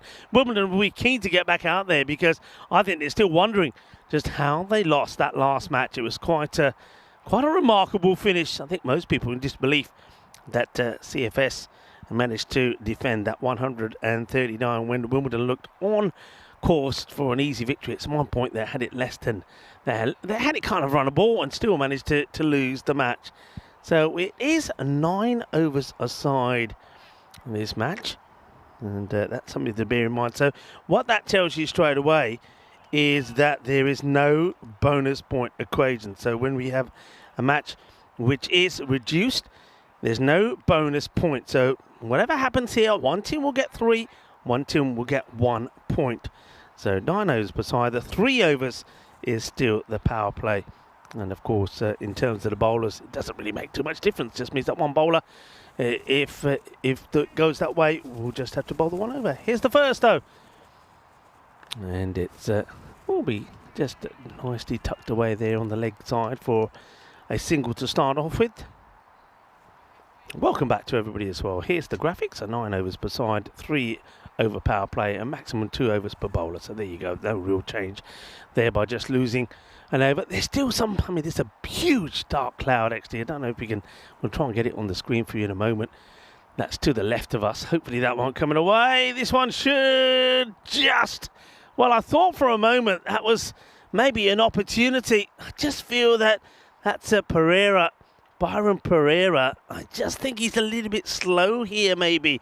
Or am I being a little bit too harsh? I thought he was in with a chance, but he gets lobbed and the ball will go to the boundary. So Islam gets that one away. Yeah, I'm watching the clouds at the moment. Really? All right, well, that's another one that's not quite out of the middle. This one could be a genuine Maximo. It is. Maximo all the way to the boundary. As Islam gets another one away. He's out there with Roger Sharma. And 2 men who have performed well on the network. Yeah, there's those dark clouds I'm talking about. So have a look at that. I mean, just we're keeping our fingers crossed that just, there's quite... Oh, Quite unique that. You got the brighter clouds below and the bit of blue sky in there as well.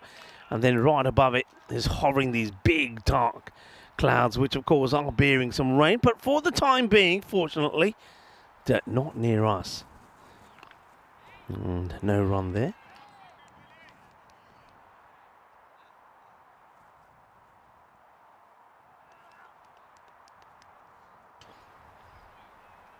Sewell, the bowler, 11 has come off it so far. And that one is a hit-me delivery. And that one will also, I think, be put away to the boundary. The men in black this time wearing their jackets. Gets a swivel on this. A little bit of the, oh, as that will go all the way. So that's 17 off the first. Let's watch this. One bounce all the way to the boundary. Thank you very much. So 17 of it. And there's those clouds we're talking about. So bright and some blue sky, but just below or just above those is the darkness of those dark clouds, and hopefully they're not going to bring any rain our way. And here we go. There we go. Casper Weston with his father, Daniel Weston, the founder of the European Cricket Network. And, well, of course, can't get enough cricket, the young man, Casper. He is part of the academy. Also here, gets involved today. Had a good day. Was telling me all about it. Enjoyed the batting and the bowling. Preferred the batting today. And he's saying, Dad, I want to hit a few more balls. And getting some coaching from his father. What a lovely shot that is. Nice to see father and son out there hitting a few balls. Yeah, that one is one that just tucks up the batter slightly, Sharma. Yes, it's James Crosswaith. Comes on to bowl over number 2.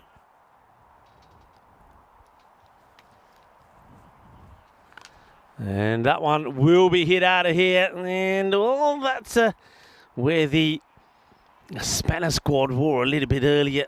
And of course they thought, well, maybe they're going to come back again. They probably all banished themselves to the dry clubhouse there on the far right of where this ground is. But they might come back out again as it does. I mean, the sun is actually trying to break through here now, which is a good sign. That's a good sign also for creative as Sharma gets that away. And this one will go the same way as well. Bolle, Ginnas on a Shakalagias. Ace mass. As James Crosswaith, well, he has been a little bit expensive today with the ball. And that's another one that gets walloped away. And he plays that shot really well. He gets into position quickly and whips it away.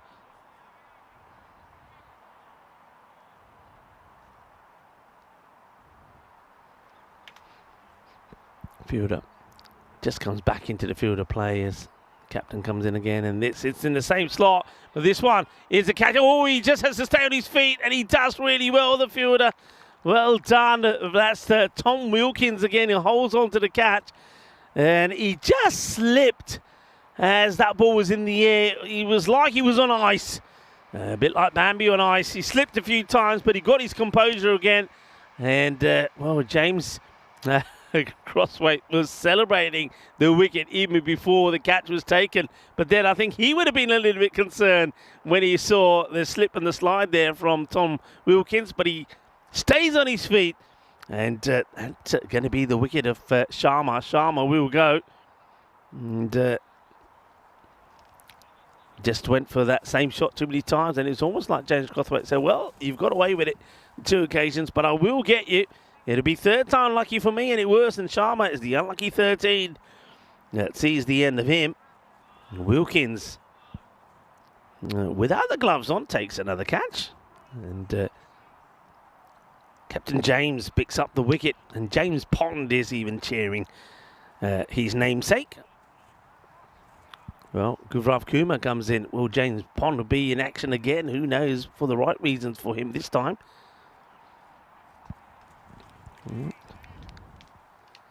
So Kumar plays and misses at that one.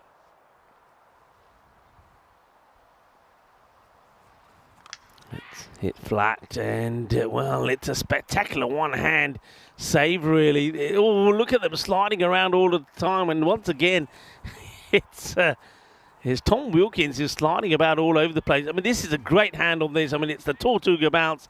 It's a fantastic boundary save, but Wilkins was sliding around all over the place again that time. So Crossway picks up a wicket, and only the 14 coming off that over as the clouds are dispersing quite well here as the brightness starts to come back. 29 for 1. And, just a reminder, it is a 9 over per side match the way it stands at the moment. So no bonus points will be up for grabs. It's probably going to be a wide, it is. The first one there from Tim McKernan.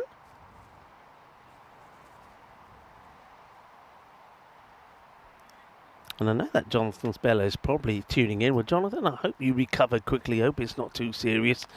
It's going to skid away past the fielder. It was in the air, but it was always going to get in that gap. And it's going to be 4 more runs. Ashraful Islam gets that one away. And, I think they will feel that they know that Wimbledon are going to be very key to bounce back here. That's played through the gap. It's going to be 4 more as it beats the fielder. Andre Iba is the chase there from Karan. He couldn't get there. It was upish and probably in the catchable height, but it's in the gap, and desperate lunge from the fielder to try and get something on it. Not going to do so. It's going to be another boundary.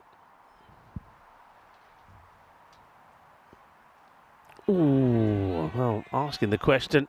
I don't think there's any bat on that. I think it's kind of a, ooh, that's close. And then, well, I'll ask the question anyway. It goes in between bat and pad, missing the bat by a long way. If anything, it might have caught a little bit off the upper leg of the batter on the way through. Slightly shorter. And no run. There still is a little bit of drizzle around. I think some of those clouds are, though they're far away from us, there's still a bit of rain that is falling. But the good news is that there is a lot clearer, brighter weather that is coming this way as well as those dark clouds get away from us. This one is going to be a great catch. And there it is.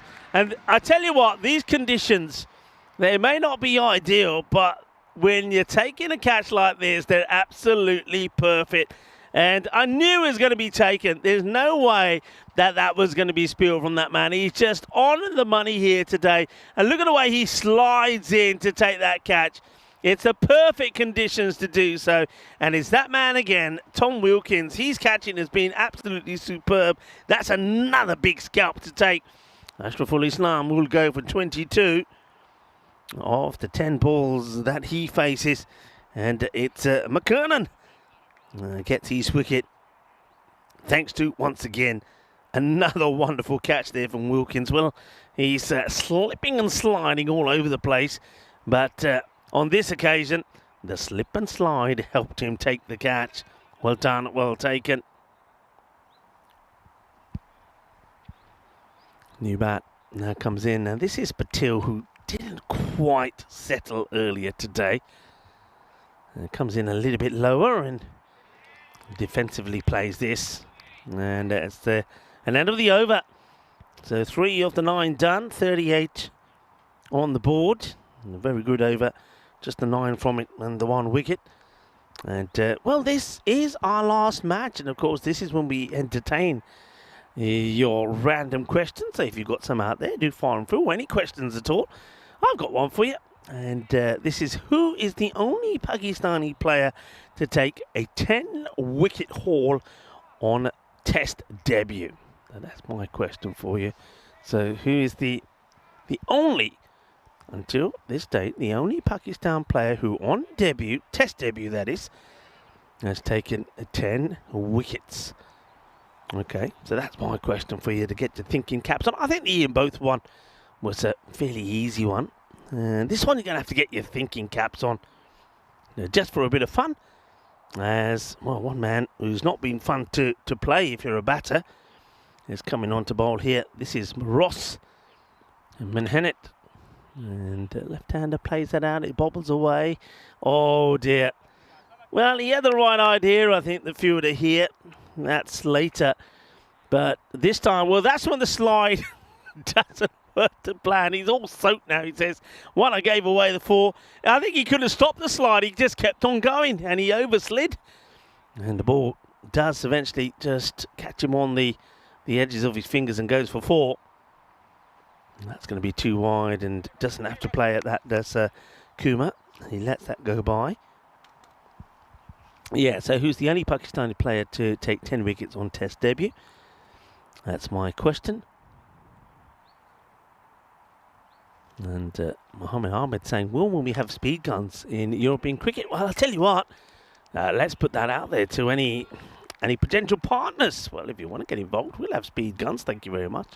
Or a system that can work. And yeah, Alex is saying that'd be cool. Yeah, it would be. But of course, look, you know, it's all about the dosh.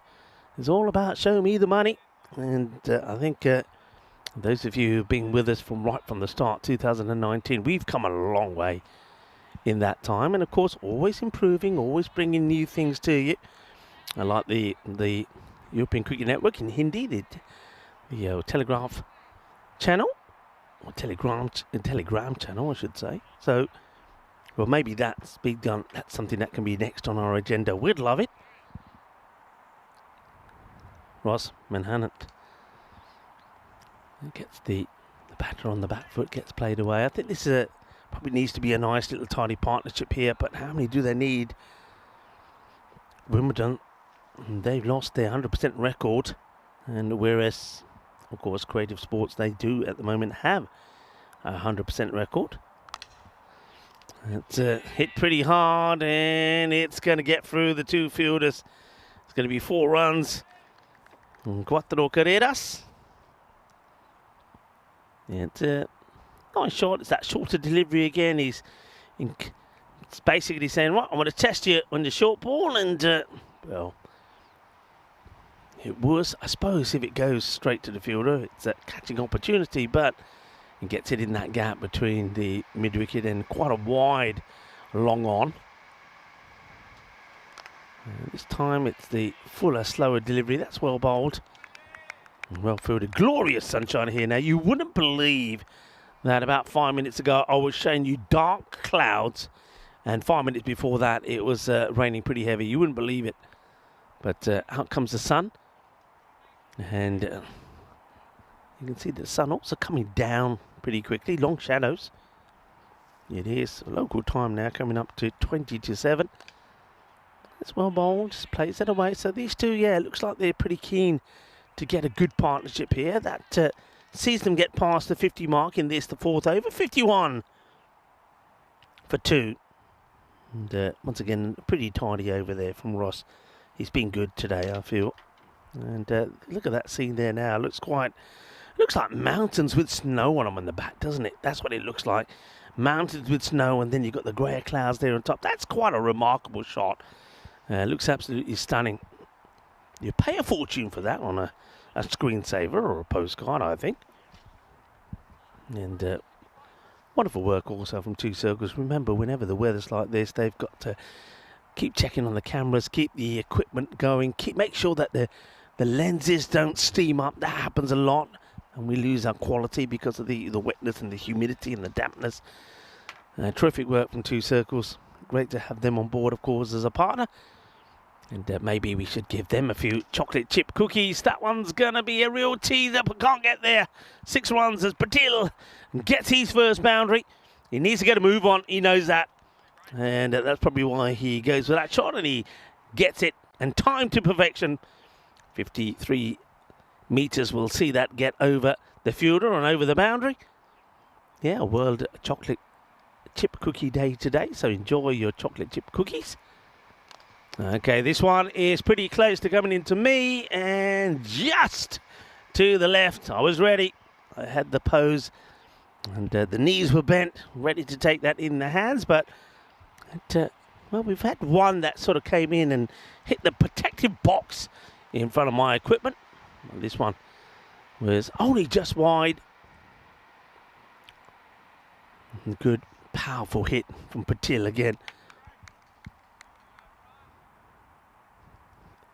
And for those of you who are on after this match will be relaxing like we were, don't forget it is National White Wine Day today. So do enjoy a glass of white wine. It's going to get past the close fielder, and it's going to be kind of acrobatically stopped out there in the sunshine. And the batter's probably thought about the third, but probably wasn't worth taking on the arm of Sewell. But there's the stop there from Wilkins again. Makes the stop.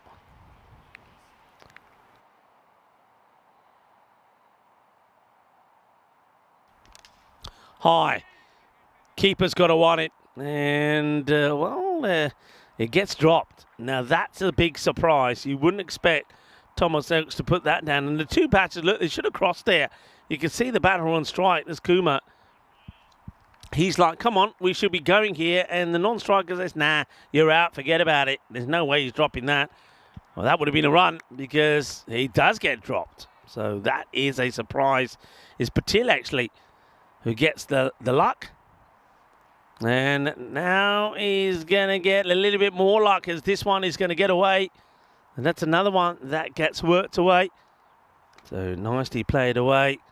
It's going to be 4 more runs. Nicely played there by Patil. So after getting lucky, he gets another boundary. The cuatro más.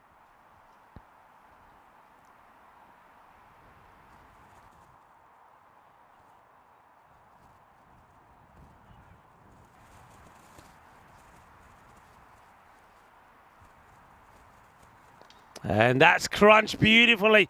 That's a lovely shot as well. And Patil going well. That's another one that's played away quite beautifully. Lovely shot this from Patil. And whips it beautifully. Glorious pickup. Absolutely fantastic shot. And have a look at that. The scenery around here at the moment. Well, I always do say I love it. I put a challenge, actually. I mean, Alex will know. I've been with Alex at several places now. I put a challenge through to 2 circles to say, you know what? In the last match, I want to see as much scenery and different shots as you can. That's a beaut, by the way. Well done. And at the bottom there is a number of ways that you can stay in touch with us at European Cricket. Don't forget our website as well, europeancricket.com. And that tells you all the information about the events that's happening and the up-and-coming events. Check out what's happening there in Croatia, starting, of course, on the Thursday. We'll start with some T20 international action with Croatia, the home side, taking on Cyprus. That'll be a good contest. Well, a wide ball here. The wicketkeeper does knock the stumps over. And of course, I think it's going to be a little bit disappointed, Thomas Elks, after putting that rather straightforward catch down. And they had the chance, of course, to remove Patil. And Patil then after that did go on and bang a few boundaries. That's the way that it goes, doesn't it? It's the way it goes. And I suppose that's why Kumar saying, that's why I didn't want to run. I knew you were going to get some boundaries. Asking the question. I think we'll have a look at this on the side. Let's see, he goes for the big shot. Let's see when these bells come off. He does slide the foot back. So he is in. I think this is basically the keeper. Thomas Oakes trying to get something going for him.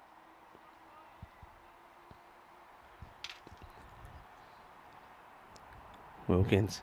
And he will get the wicket. It's a horrible slog across the line from Kumar. And the slingy action from Tom Wilkins. Well, that's why he's not behind the stumps anymore himself. They need him, A, in the field because he is supersonic. And his little slingy action, we like it. He does pick up wickets. So well done to Tom Wilkins. And bowling, it's a good angle really to the left-hander. And just doesn't come up really as much as what the batter, the left-hander there, Gaurav Kumar, was hoping it would. He swings, he misses. The stumps get knocked over. He'll go for 12. And, well, bowled by Wilkins, who has played a part in every dismissal so far. 2 catches, and now clean bowls Gaurav Kumar. And it's Ibrar Shahid that now comes in at number 5. And, 76 for 3. Good start this from Tom Wilkins. And Just can't believe the weather here. Just cannot believe the beautiful sunshine that we're having at the moment.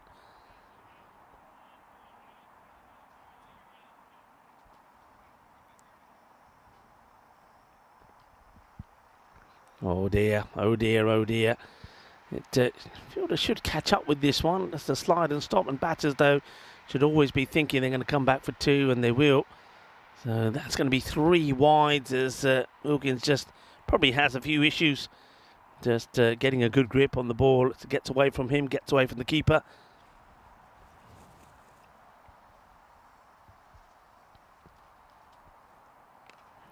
This one is rather sort of snatched at, really. I think that's the way to describe it, or scuffed at by the batter. They're looking to go in down that the leg side, hit over the leg side boundary. Right, Patil now, remember, he gave a chance, he got dropped from 16, should have been a routine catch. After that, he hit the next 2 balls to the boundary. He needs to keep going. And that's a good leave. It's a good take, actually, from Elks. Never easy when they're down the leg side.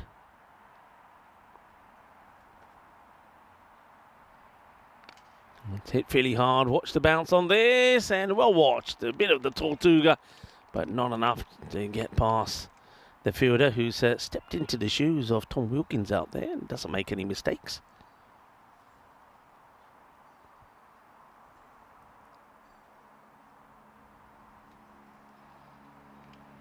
Oh, that's well bowled. Oh, it's going to be a wide. Quick hands from Elks again.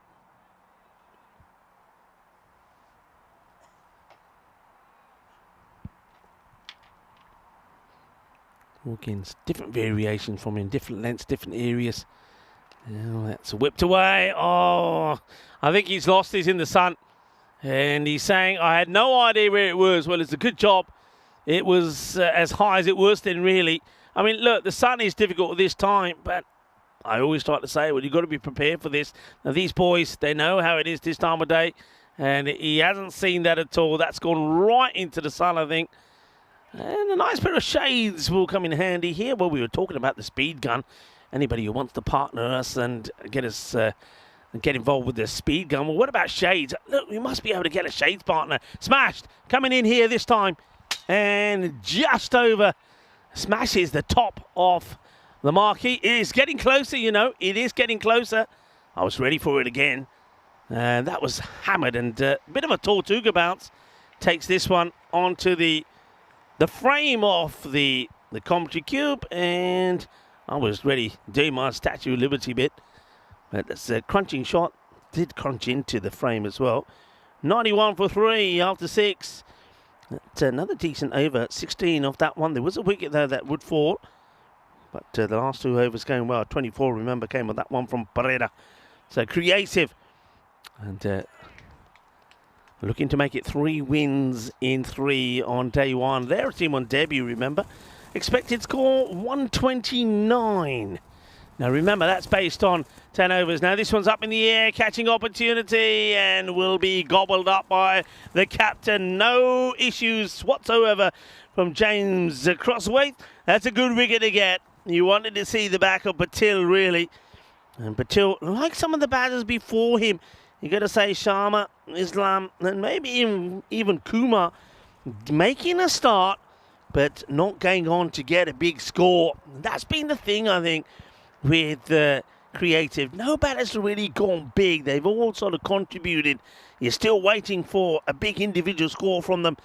And James comes across, takes the catch, and that will be the end of Patil. And it's Ross, who else, who's been pretty good today, who gets the wicket. Hasn't he had a good day? As Ross Manhunt has just got the ball doing things. He skidded it through. He's hit the timber. Good catch on this occasion from his captain. So 91 for 4 as Arman Randhawa, here's the next batter in, places out on the offside. It will just be just a single, and you can see that all the fielders now, the keeper and the bowler, requesting that the fielders on the boundary on that offside to the right-handers throws the ball in flat and on the bounce. And because the way that the sun is.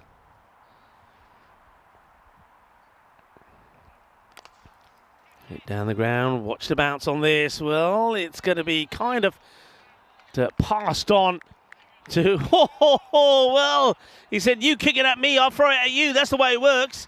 Well, it was Sewell who sort of got the legs and passed it on to the fielder. And then Adam Slater says, well, I'm going to have a shy at you. Well, they're on the same side, would you believe?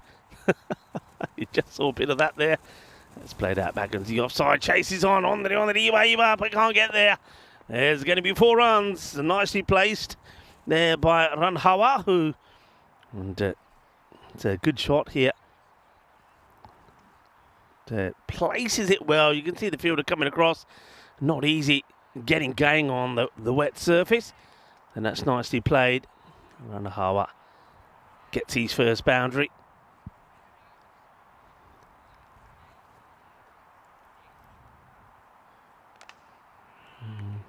Bit of a grunt from the batters, not happy with the strike there. Bit of would have wanted to. You can see he's disappointed.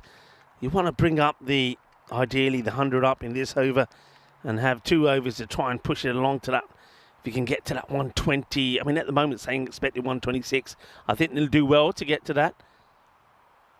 And asking the question, it won't be a wicket, but it will be the next best thing, a dot ball to finish the over. Good spell from Ross.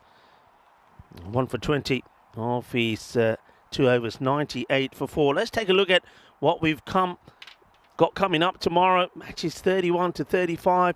And Guildford will be in action. Now they're a team, as we know, are got some work to do. We'll also see LCC coming back. And Creative, they'll be in action again, so we're seeing plenty of action happening there. But Wimbledon will have a day off tomorrow, so it's their turn to have a rest day after playing the 3 matches here today, and they'd love to get a win here and be comfortable at the top of the standings. And looking on at how things go here tomorrow, of course, Guildford, and you just feel, and you're seeing how the way the results are going here, we'll have a chance to look at the tables a little bit later on, but they really are up against it. Well, the man who's running in the background is camouflaged, absolutely camouflaged. Can we see him running in the background? There's a guy running in the background, and all I saw was the face. He is well and proper camouflage back there. How about that for an outfit? He's like the frog man. There he is. When he was running in front of the trees, you couldn't see him. He was like that. What was it? The old Pink Panther. Remember the Pink Panther movie when they were camouflaged in the curtains? Well, that's one way to do it. He was camouflaged. You couldn't see him with the trees in the background, especially the way the sun is at the moment. Okay, back to the action. That's a good hit. And James Crosswaith does come back, and he gets the big treatment. Bang, boom, 6. Well hit. Arman Randhawa. Now, Randhawa was 16 not out of 6 deliveries to get the run chase completed against CFS earlier. And that is big. Oh, that is mullered. That is an exceptional hit. Not that far away from the production container. Well, there's the production container. They've put the sight screen kind of in front of it to protect it. That's a good move there from you, Alex. I don't think I didn't notice the vacant sight screen in front of you to protect the knock-knocks. But that's a big hit. Lovely footwork. Absolutely crunch. Shaka. Nicely played. And we're getting closer to that 120 plus score here. Creative. Crosswaith has been expensive. Changes the angle. Full toss. 6 runs. Thank you very much. Well, it's just feeding the batter at the moment. And Randhawa is probably making a good claim to be higher up the order. You know, this guy is not worth leaving him too far behind, because other batters look before him. Like I said before, there's been contributions, but nobody's gone big. But this guy can hit a ball, and he knows how to stay and stick around as well. That's well crunched. So 25 of just 7 deliveries. That's the 118 now on the ball with the ball to go here. So this is the perfect over so far. 20 have come from it. Crossway's gone for 34. And this one is hit nice and straight. Fielders coming across. There should be... Oh, it's not good running. They run the first one too slow. You've got to be running really hard there. But maybe this is all about Randhawa saying, you know what, it's okay, let's take the single. I will get back on strike. And that's where I want to be. 119 for 4. And, well, that was the 8th over. 21 do come from it from the captain. Well, last over then of this match. Remember, do stay involved.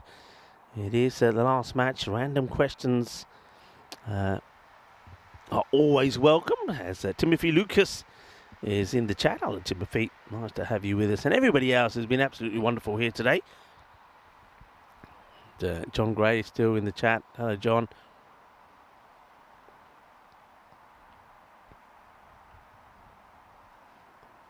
Oh, misses out on this. That's and then I don't know about this. Well, I suppose Ibrahim Shahid also fancies himself to hit a ball. It misses out on a full toss. That's on the pads. It's going down the leg side. That's why it's not LBW. But you don't get too many bad balls from a bowler like Sewell. And when you do, you've got to muscle them away. That's, again, good defensive fielding on the boundary. So 2 balls, just 2 singles, a leg by and a single.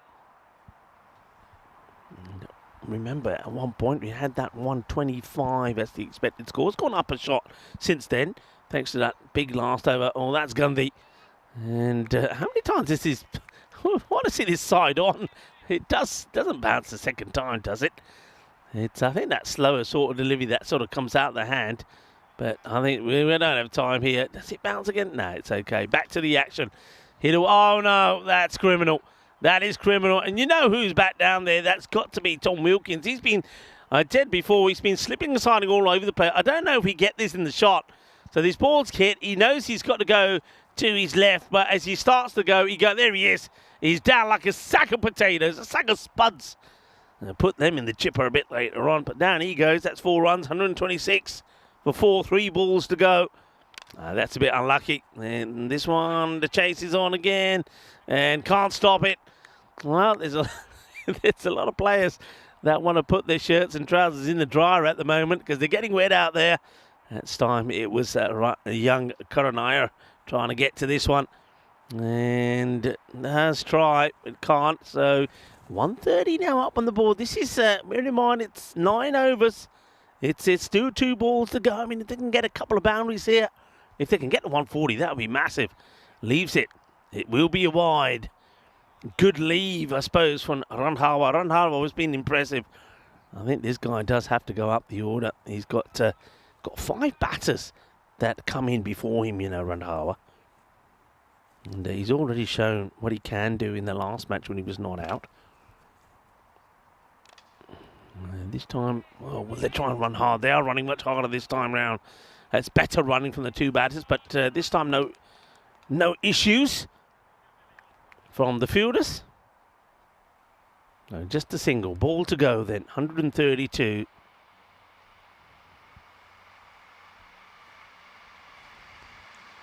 And that's the way to finish it off. It's a biggie. Ginna sona, eso es muy guay, muy genial, muy grande. Ese golpe es más dulce de tarta de chocolate. 6 carreras. And they will finish, well, not quite the 140, which I thought would be pretty impressive, but not that far away. 138 will be the final score. And that over from William Sewell goes for 19. So that's a good score. That's a good score. I mean, in there, if it was the full quote of 10 overs, you think that they would have been around about that 155, 160. So they'll be happy with that. Well creative. Remember, looking to make it 3 wins on the spot and try to put some more misery to Wimbledon's way. Remember, Wimbledon, they lost their 100% record to CFS in a surprise loss. Now, this one will go all the way back. Some then we saw young Casper doing his hitting as well, as he was getting some throwdowns from Papa Daniel Weston. And yeah, some good hitting. but also some good catching. That was nicely taken. Here's that man, Tom Wilkins, again. He can't, well, you thought he can't do anything wrong. And that was just sensational. I just knew he had it from the moment I knew it was him coming in. And then even with the ball, he was just involved in the very first 3 wickets, wasn't he? And that was a swivel. Got it away. And here's another one going in that area, but this time that was in the gap. Nice response, though, from, I mean, one thing it's fair to say, though we say that we're creative, no batter's got, this is the one that got dropped. I mean, that was a big moment because they didn't run there, but then the next 2 balls were smashed away to the boundary. It was I believe it was a 6 and a 4, so that was just robbing it in to Thomas, and Thomas Elks was trying to come back. Have a look at some of the views of the clouds and the skies during this match. It was quite exceptional. Dark clouds and blue skies, and then at one point it looked like we had some mountains with snow on them in the background. Well, a little bit of a celebration there from the bowler. Of course, there was from Wilkins. Yeah, he was on fire. Well, that one, my eyes were on fire. He said, I couldn't see a thing. And that was a nice catch taken by the captain. But the captain, he would come back onto bowl, and that didn't go too well, did it? He would go for 21 as the batters took a liking to him. That was nicely played. And again, I do like the innings there, Randhawa. I think he's a good batter. Patil made a fine 27 as well, but when he went, Randhawa took over, and Ibrahim Saheed, who came in before him, just basically had to concede and say, hey, you're hitting the ball better than me, you stay on strike. He didn't do badly himself, 18 of 8. But Randhawa, good finish from him again. Another not out from him. I mentioned earlier he was not out, 16 in the last. This time around, it's a very fine 35 of 12 not out for him. And 18 of 8 there from Shahid helped the team to get to a pretty decent score. That's that score. Like I say, everybody really makes a contribution. And, well, I suppose if that's the case, as a captain, you're not too disappointed because at least you're saying to yourself, well, okay, I'm not relying just on one batter. So that's not a bad sign. On the bowling front here, there was wickets for Crosthwaite, but he was expensive. 35 he went for. I think Ross was absolutely fantastic again. 1 for 20. And that one over from Brian Pereira was an expensive one, goes for 24.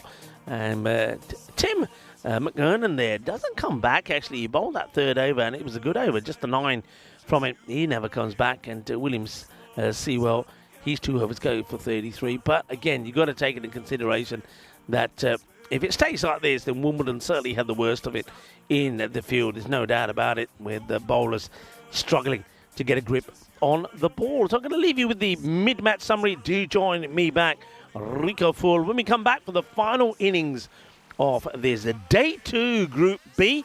And of course, we are in total on this tournament on Day 6. So we have got, of course, cricket tomorrow, Tuesday and Wednesday. Thursday is the quarterfinals day. And then we have the finals day on Friday. So plenty of cricket coming up for you. And don't forget, at one point, you'll also have the T20 internationals coming from Croatia as well. So we're going to take a short break. It will be a short one, under 10 minutes. And we'll be right back.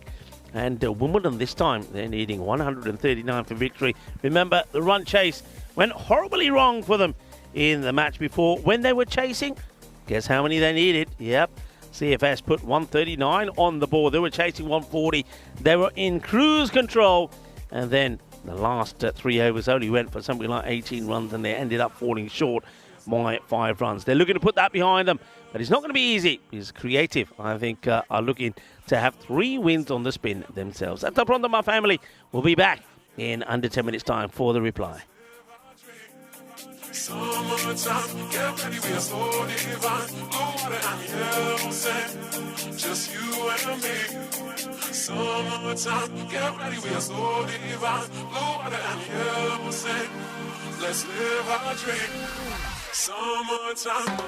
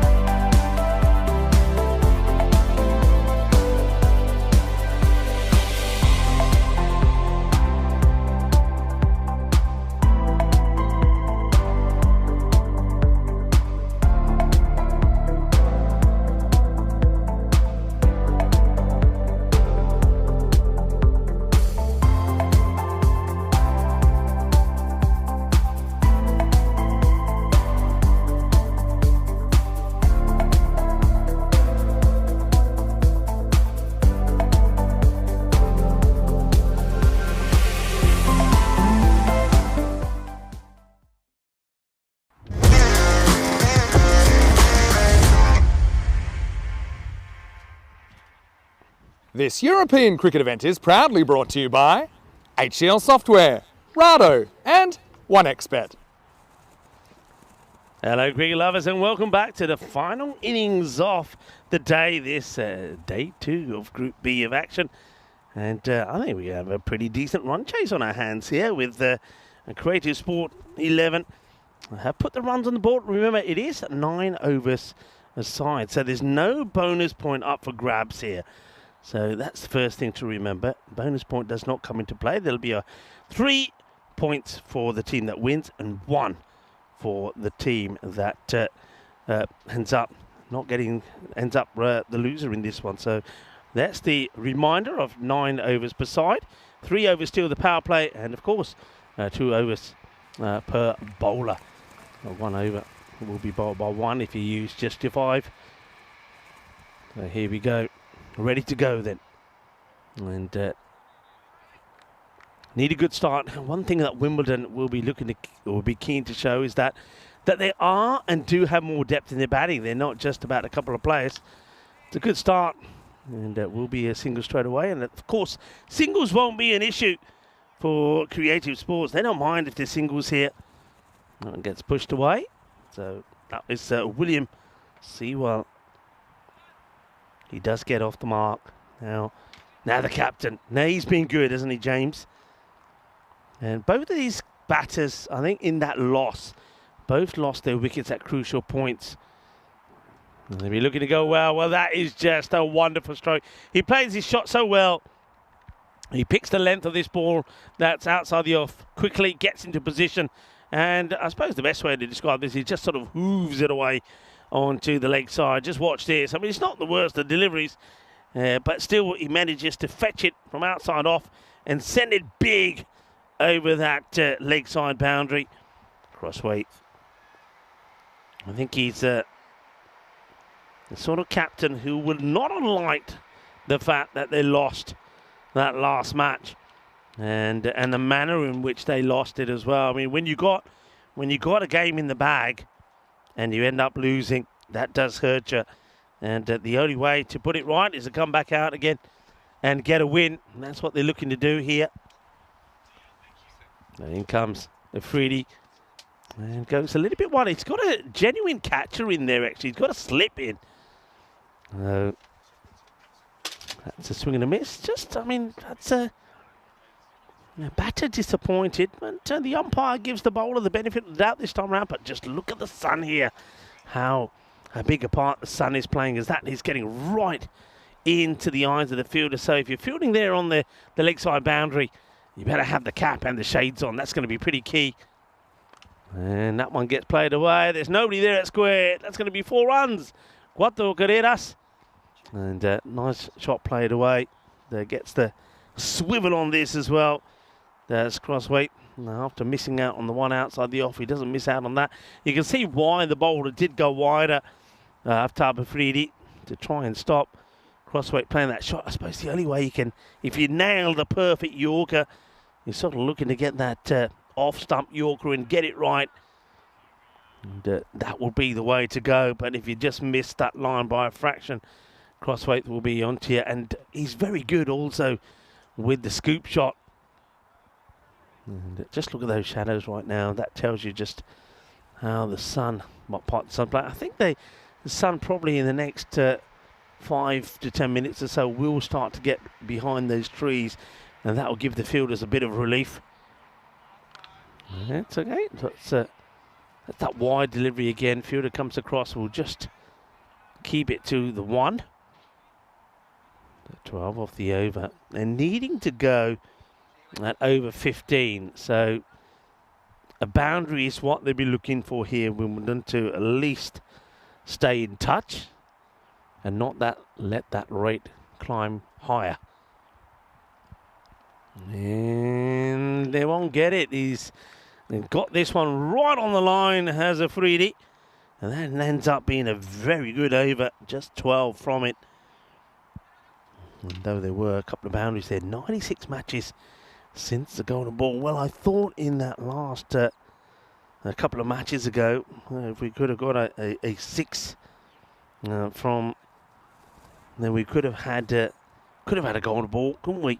It was close, but it wasn't to be. 6 would have taken us to a golden ball, would have tied the scores.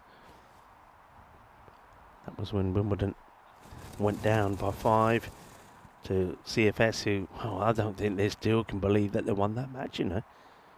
It's one of those that it doesn't happen that often. That's a good delivery. That's gone. That's a great ball, actually.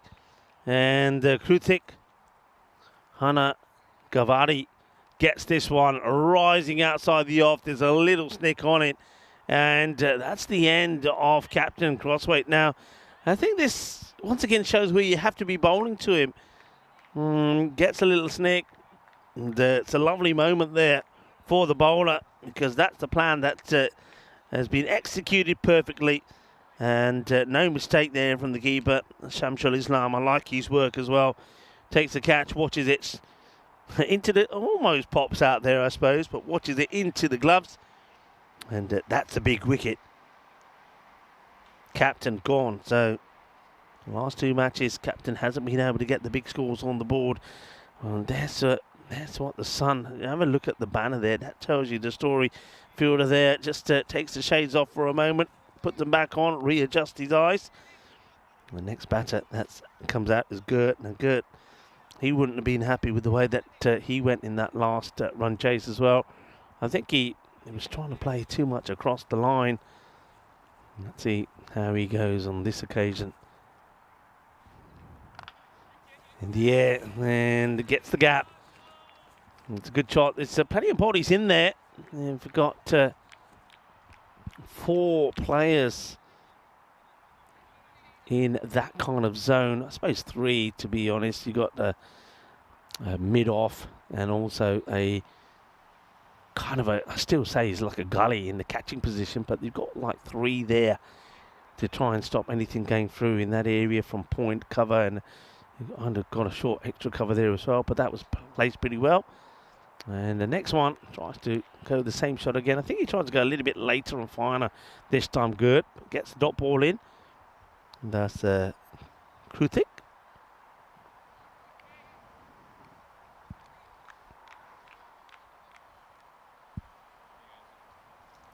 Well, that's that field we're talking about there. So just look at that. And, well, one way you can go is over them. And, well, maybe. And the batter here, Good, has taken some advice from 1 or 2. They were saying you can't play on the offside, you know, which is something which he was a little bit reluctant to do in that last match. But that's a good shot, and just look at the eyes there when he plays that away. Perfectly focused.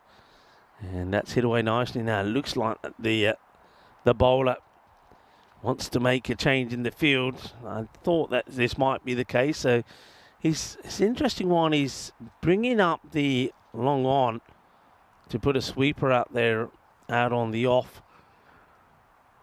Just also checks his run. He's changing his run up here slightly as well. I think he's shortened the run up. Probably doesn't feel comfortable, Krutik.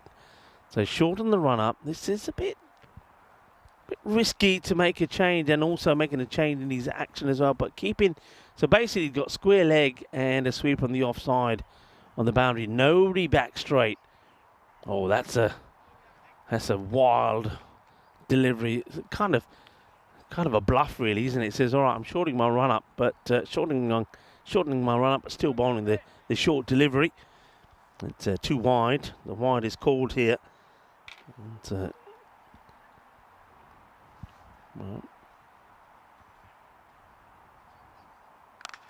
shot. Wonderful shot. It's too short, and Good gets right under it again. He clobbers that for another big 6 out over the offside. So there was a wicket right at the beginning of this over from Krutik, and it was a big wicket, that of the captain. But Good has come out here now, and he's played a fantastic counter-attack innings, isn't he? That he's muscled 3 boundaries away. Still a ball to go, 29 for 1. That's exactly what the score was at the end of the second over from Creative.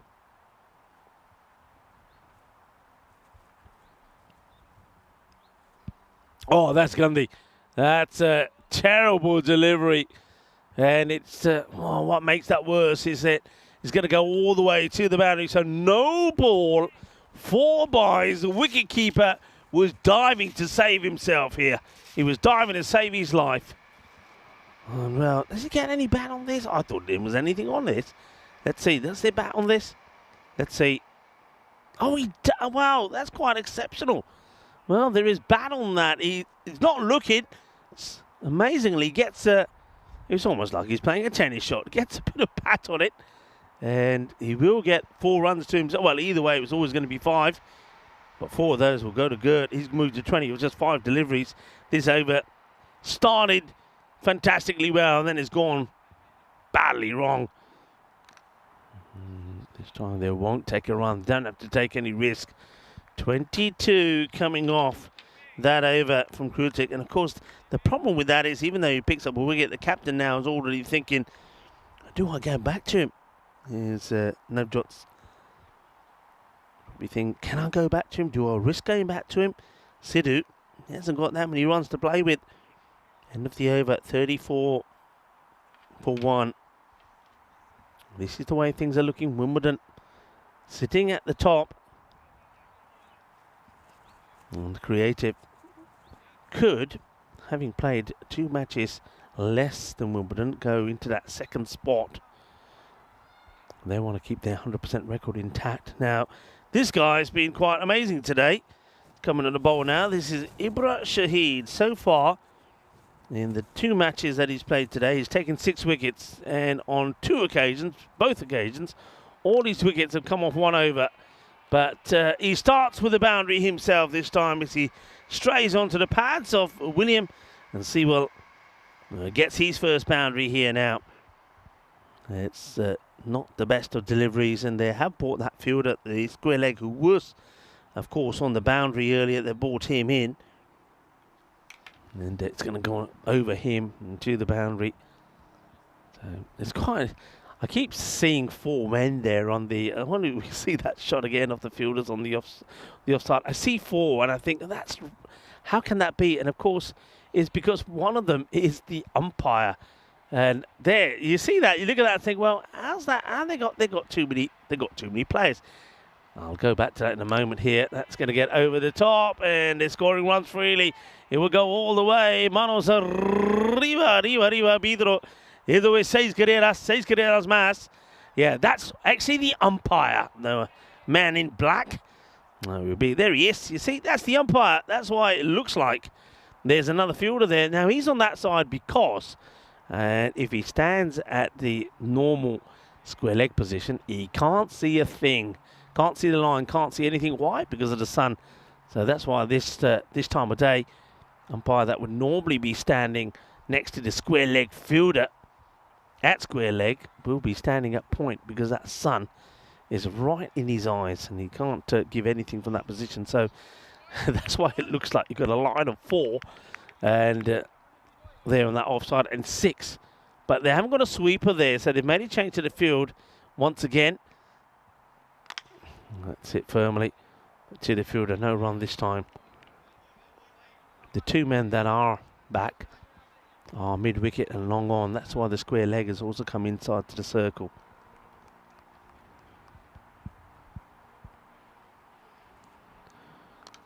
It's lofted again. Nice shot. It also will go all the way to the boundary. So this time round, but Shahid just hasn't been able to find the same sort of accuracy that he had in his earlier 2 matches when he did pick up those 6 wickets, 3 in 1 over and 3 in another. Now maybe the 3 will come in his second over this time round. Who knows? But that's 16 off 4 deliveries. He's just bowling a little bit too short, and you can see that William Sewell is just stepping inside the line and whipping the ball over square leg. I wonder if they're forced to make a change here, maybe get mid-wicket in and push square back. And it doesn't look like they're making that change here at the moment. Just haven't been able to get that leg side field right, have they? And now that's crunch big down the ground. It's a biggie. Que guay. Que genial. Que grande. Eso es 6 carreras. Ginna zona. Shaka lagya. And well, Gert like that, he comes halfway down the pitch and says, that's my boy. That's a shot and a half, that, William. It was a great shot. 50 has been passed inside the power play. And racing ahead big time here now. Remember, bonus point does not matter. No bonus points. It's a win and loss situation. It's in the air and gets over the infield.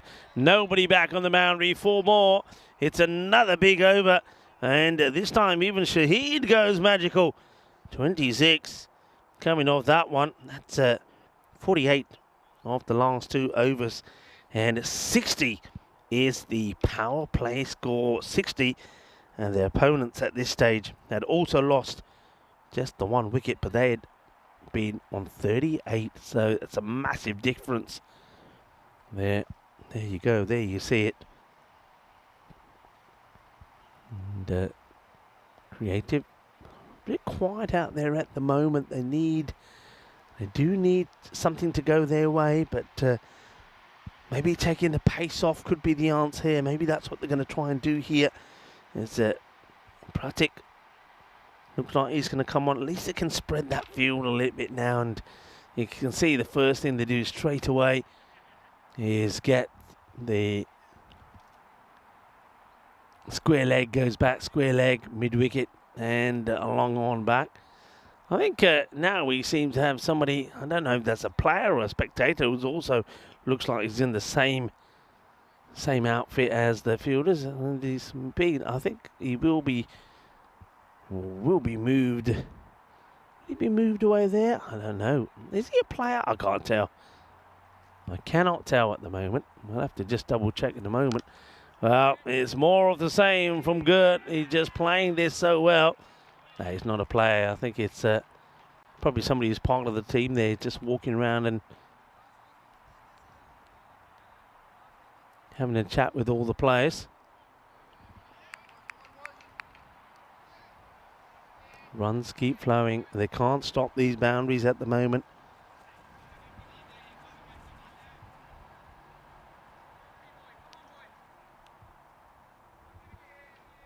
It's a long way to get the ball right. Pratik, not the best of starts. And just holds the pose a little bit. That's going to be in the gap, and that's going to be, well, 4, 6 and 4 all together now. Hungry for more is good. I did put a question your way a little bit earlier. I'm not going to forget today. And that was, who is the only Pakistani player to take 10 wickets on Test debut? I'll give you the answer to that at the end of this over. He was born on this day, the man in question. That's nicely played and timed to perfection. Well, I can't just go over you, says Gert. I can go through you as well. Well, this is beautiful striking from Gert. It really is. I mean, just look at that. Loving that shot. Just look at the hair of Gert here as well. Can we see that shot again? I mean, just look at this. It's poetry in motion. I know even the hair. Look at the hair here. Oh, look at that. Well, probably it looks a lot better from the other angle. He goes back and rocks back, and the hair goes up, which is coming out. Here we go. Look at the hair here. Look at this. Yeah, nice. Good. Making amends for not performing in the last. And, well, just, I suppose a little gentle reminder there from Pratik to the non-strikers. See, well, don't go wandering out of your crease. And this is the area where I think Gert struggled in the last one. He played that a lot, didn't he? Especially to the slower bowlers, to the likes of Harvey. Just trying to play, instead of trying to play straight down the leg side, and he's not happy with himself there. He doesn't want to go back to that. Oh, this could be, oh, he's got lucky. It's the perfect lob. It's the perfect lob. Well, not that far away from here. 45-minute walk, actually. Here's the All Wimbledon Championships, where they're played. The All Wimbledon Tennis Club. Well, that would have been perfect there. But this one belongs to the cricket field, as that will go all the way. Balle, balle, balle, kidna sona. Shaka lagya. 6 more. And the runs just keep on coming, and it's magical after magical. 4 boundaries also in that one. That's over 4 completed. That one also goes for 21 on this occasion. And the score, Wimbledon are on 81 for 1. And look, I'm just going to leave this out there. They're needing 58 to win. If they could do it in 18 balls or less, they'll get all 4 points here. So they're in danger here, Creative, not just of getting the, actually, not just getting getting a big win, but one thing is, remember, they're not, just remind you, they can't get a bonus point, no bonus point on play. But when I was talking to James Crothwaite, one thing he said to me, he said, look, whenever we play, we always aim to finish the match in 7 overs. Now, in this occasion, they won't get, because it's a 9-over match, they won't get the bonus point. But you can see the mentality. They can see the mentality. They always sort of push themselves to do it. All right, let's have the answer to the question. And it was born today, Mohammad Zahidi, who became the first and the only Pakistani to take 10 wickets on a test debut when he took 11 against New Zealand in Rawalpindi in 1996. This one should be stopped. It will. 4 tests later, he was out with back injury. He picked up in his second series in Sri Lanka and never played at the highest level again. But still to this day, he is the only Pakistani, Mohammad Zahidi, to pick up a 10-for on a debut in Test. It's going to be 4 runs. And nicely played away. Well done if you got it right. And if you didn't, well, good. And thank you for trying. And, of course, more of those tomorrow. And they're already on World Chocolate Chip Cookie Day. Enjoy your chocolate chip cookies later. Thank you to Ian Mullen. He didn't bring us cookies, but the next best thing. And thank you for the muffins that he brought along.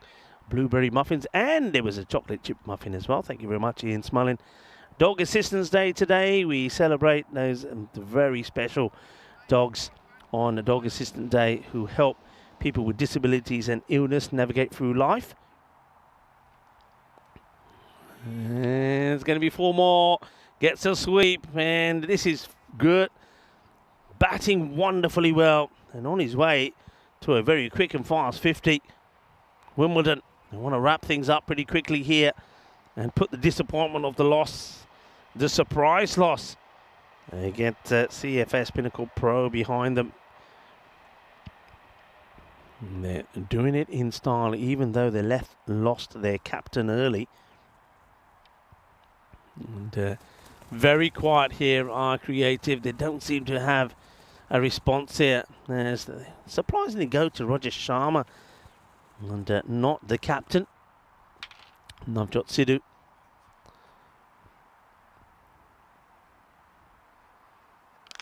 It's hit fairly well, bobbles away in the fielder. That's very good fielding. Not the easiest one to field. End of the over. So I suppose the magical overs, the run of magical overs comes to an end. Just 11 of that one. 92 for 1 after 5. Let's have a look at some of our upcoming events. And of course, England will come to an end here on Friday. But don't forget, on Thursday in Croatia, myself and Phil G will be talking you through some T20 international action when the home side Croatia will be taking on Cyprus. We'll also have some ECS and T20 action there from Norway starting on Friday the 15th. So a lot of things happening on our schedule. We go back to Germany, and having been to Krefeld, we go to Kiel. Now, Kiel's a beautiful part of Germany. Looking forward to going back there for a few days. Then I'll go to Romania, the Encore, and we also have Austria happening on Friday, the 22nd of August. Not Australia, Austria. It's something that a common mistake that gets made between Austria and Australia. And you just have to ask the mail services about that, how many items end up going to one place, not the other. But yeah, looking forward to some of the cricket there in Austria as well. 92 for 1 then, 5 overs complete. 47 in 24 required. Need a good over from somewhere. And going to go to Grof Kumar. So still no Navjot Sidhu. High in the air. Going, and over the fielder. 6 runs. Now that goes a long way, and it's a great knock, isn't it, from Gert? That's a special moment for him. He's a very, very liked and very well-loved guy here at Wimbledon. And he's a lovely character and a lovely bloke. He really is. And gets a half century, 51 in 16. Well batted indeed. 4 sixes and 6 fours on his way to that. And he's got his team in a very good, favourable position. Kumar. That's a good delivery from Kumar. Good Yorker. Well bowled. Right in the block. Once again, it doesn't matter who's batting and how many they got. You get the perfect Yorker in, and it's difficult to get away. What a day of cricket it's been today, by the way. Once again, well done to the ground staff, to Mark and Anthony, for all the great work they've done in between the showers. That's played nicely, and I might get a chance, and a bit of foot fielding there. The old foot. Ulrika full stops that one going into the bushes, and I didn't pull the wires out there, Alex. You'll be pleased. I was tempted to get down and get a hand onto this, but foot fielding instead. Corey won't be happy, but you can't see me there, but I did just stick out the foot and make the stop the going into the bushes. There you go.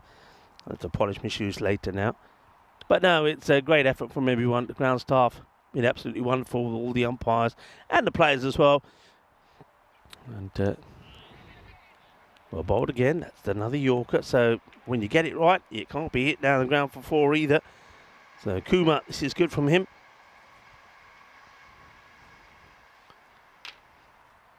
And we've seen some good cricket. Of course, don't forget the way there was one point where it looks like we were going to get a delay in a match. That's up in the air. Fielder is there and has taken the catch.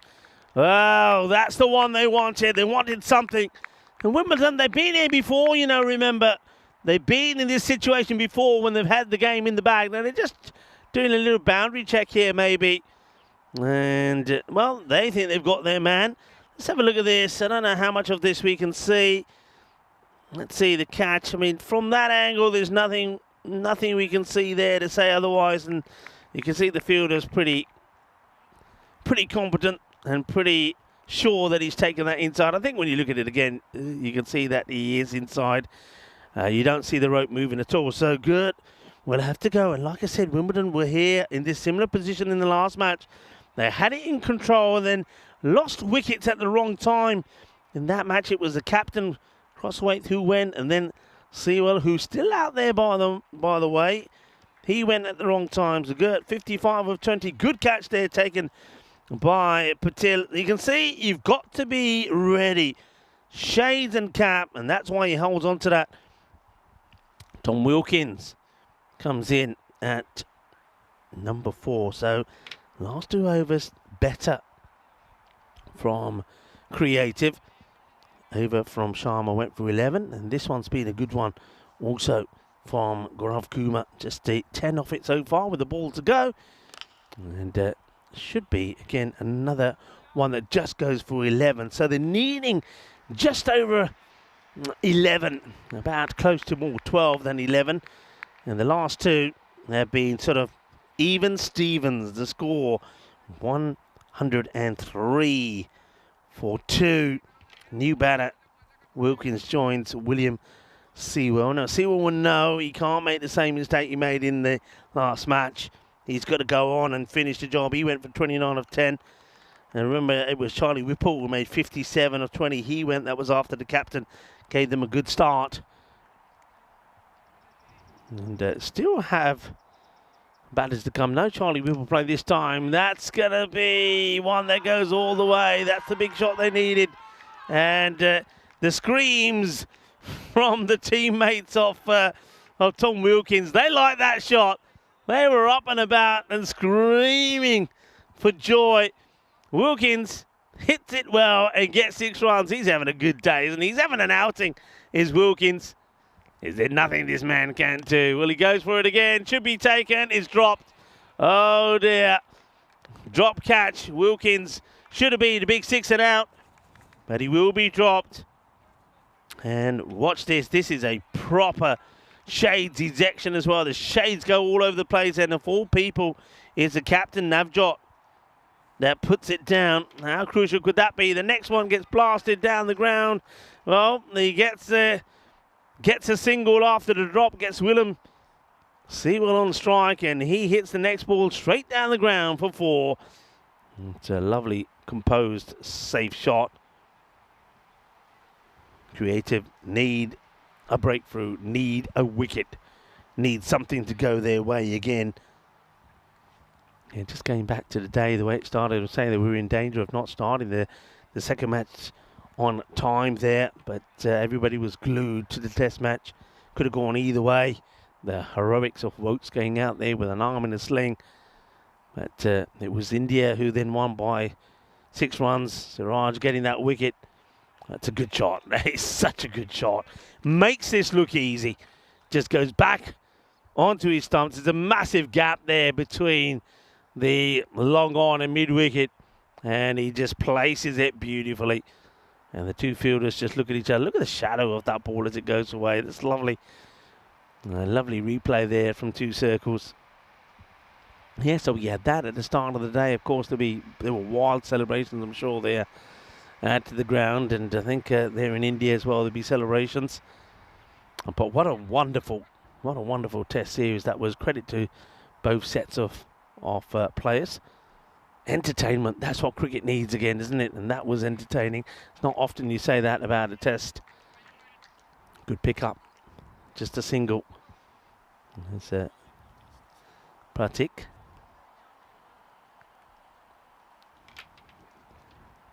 Knows he probably should have had a wicket. Navjot puts it down. This one is again just beautifully timed. And Wilkins is getting all the cheers with him at the moment as he sends another one down the ground. It's a big over. That one will go for 22, and now they're, well, on the verge once again of a victory. 125. So this is what's coming up tomorrow. CFS Medical Pro will be in action against Guildford. First up, Guildford. I mean, they got, again, 2 matches there tomorrow. No, 3 actually tomorrow for them. They really got to win all of those matches tomorrow. You feel they've got to win every single one of those matches. CFS Pro, after their surprise victory over Wimbledon, they're in a good place at the moment. But we see LCC back in action now. Remember, that means that Usman Ghani comes back. The man who scored that incredible 153. The last match we saw on Friday, 153 not out of 43, quite amazing. 226 partnership with Ismail Bahrami. So they are back in action tomorrow. And, well, they're not just all about the batting of Usman. I mean, the bowler, Aqib Mahmood, who played that last match, he was on fire. So watch out for him. And they have got some good bowlers in general. So looking forward to seeing them again in action tomorrow. Wimbledon, well, if they will be enjoying, well, certainly will be enjoying a good rest day if they can get a win here. And a little bit late to go is the striker, but fielder's got too much to do and certainly not going to be firing that in for no reason. So they get a leg by here, so 13 off 11 balls for victory. Kuma. Now, in the last match from Wimbledon, when it was the end of the 8th over, I said, well, Wimbledon, they're a sort of team that would like to win it with an over to go. And, well, there's the wicket, and that's going to be the end of Wilkins. It's the perfect Yorker. Now, Kuma's bowled this Yorker very well. He had Gert in trouble with it a few times. Remember, Gert had to dig out a few, and he did get a few away as well, but Kuma, not only did he get Gert, he does now follow that up by getting the wicket of Wilkins. So a new batter will go out here.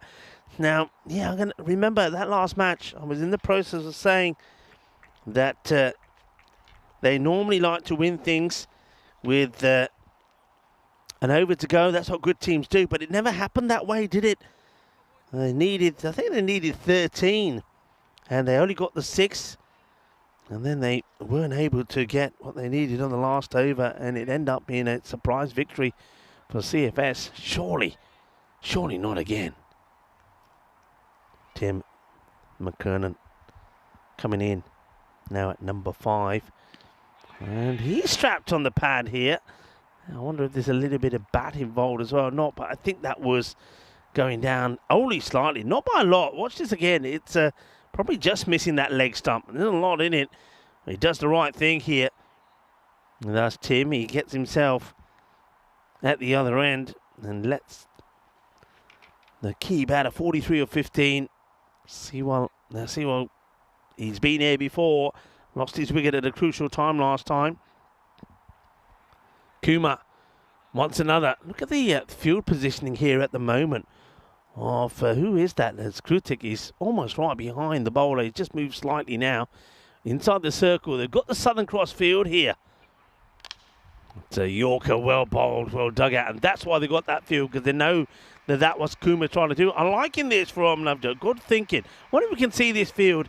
See if it's the same field here again. So what you basically got, Southern Cross, you got a wide, long off and long on.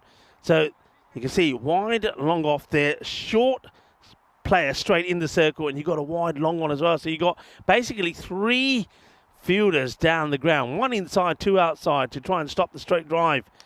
And the reason, because of the Yorker, but this time it's ends up being a little bit too high again. It was very similar to the ball that Tim McKernan got in the first ball he got, which one he strapped him on the pads.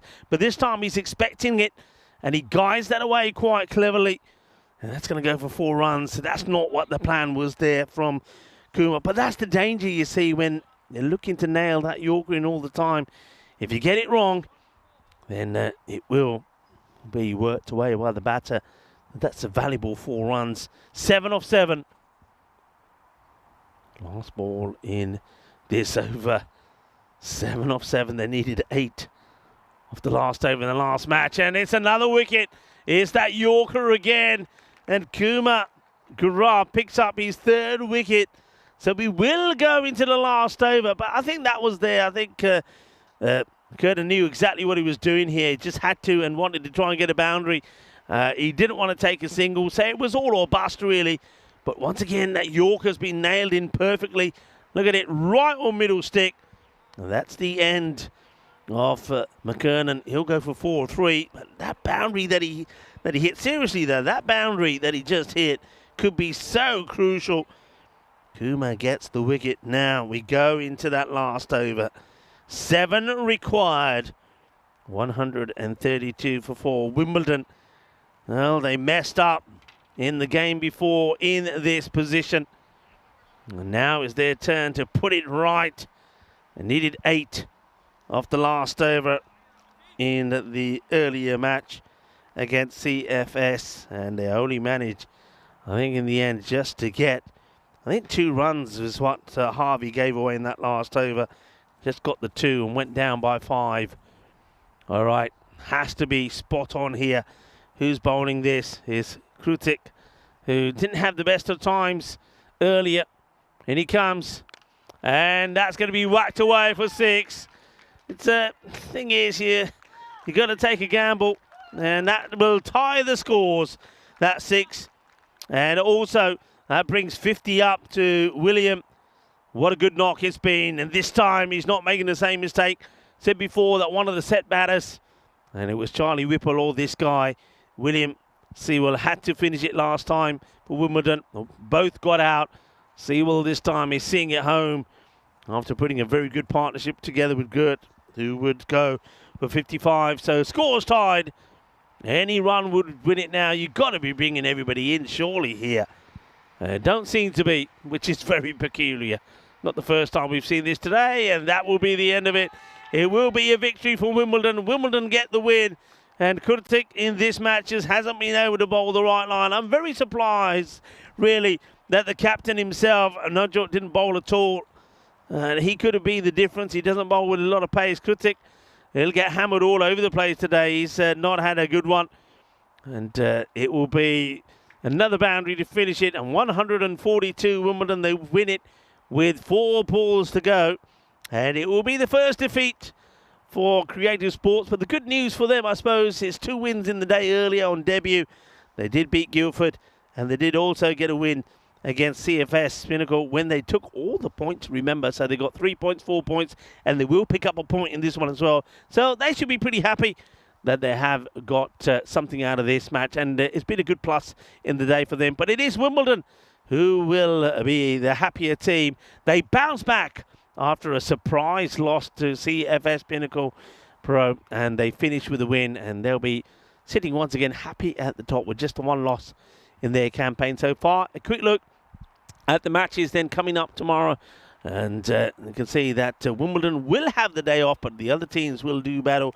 Guildford, they have got 3 matches in the day, and so have LCC, and looking to see how they go.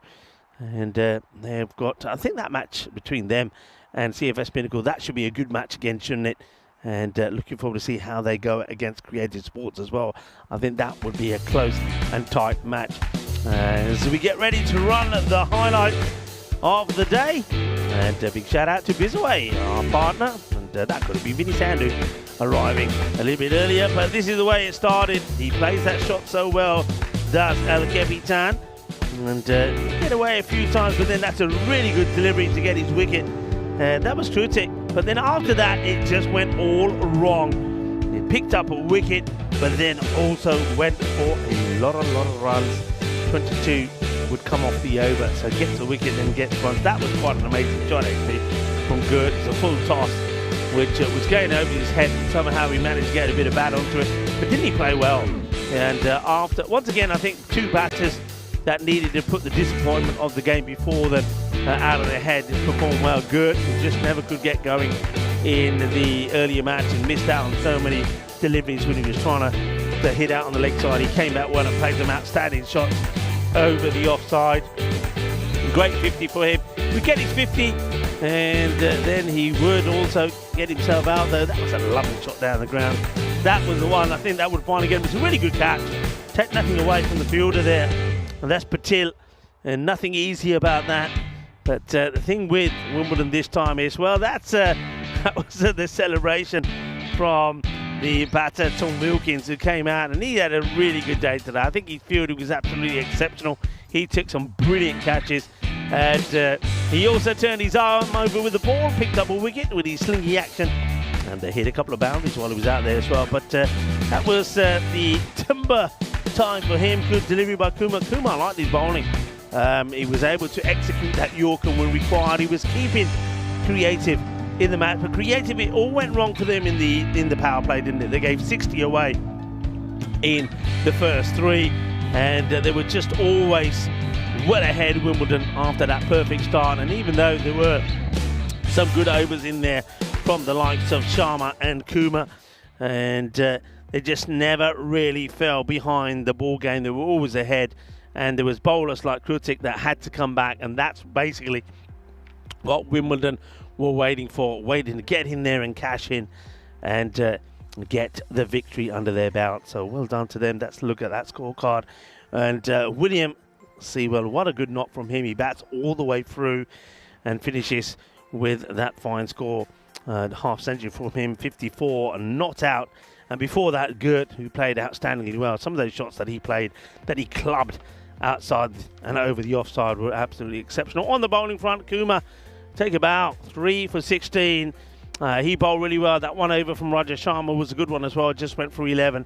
But of course, there was some pain in there as well. Patik never really got his line right. And then also, you've got to say that Krutik there just wasn't able to be at his best when he needed to be. So Wimbledon, they will finish with a crunching victory, and it's a 9 over a side match. It's a win for Wimbledon.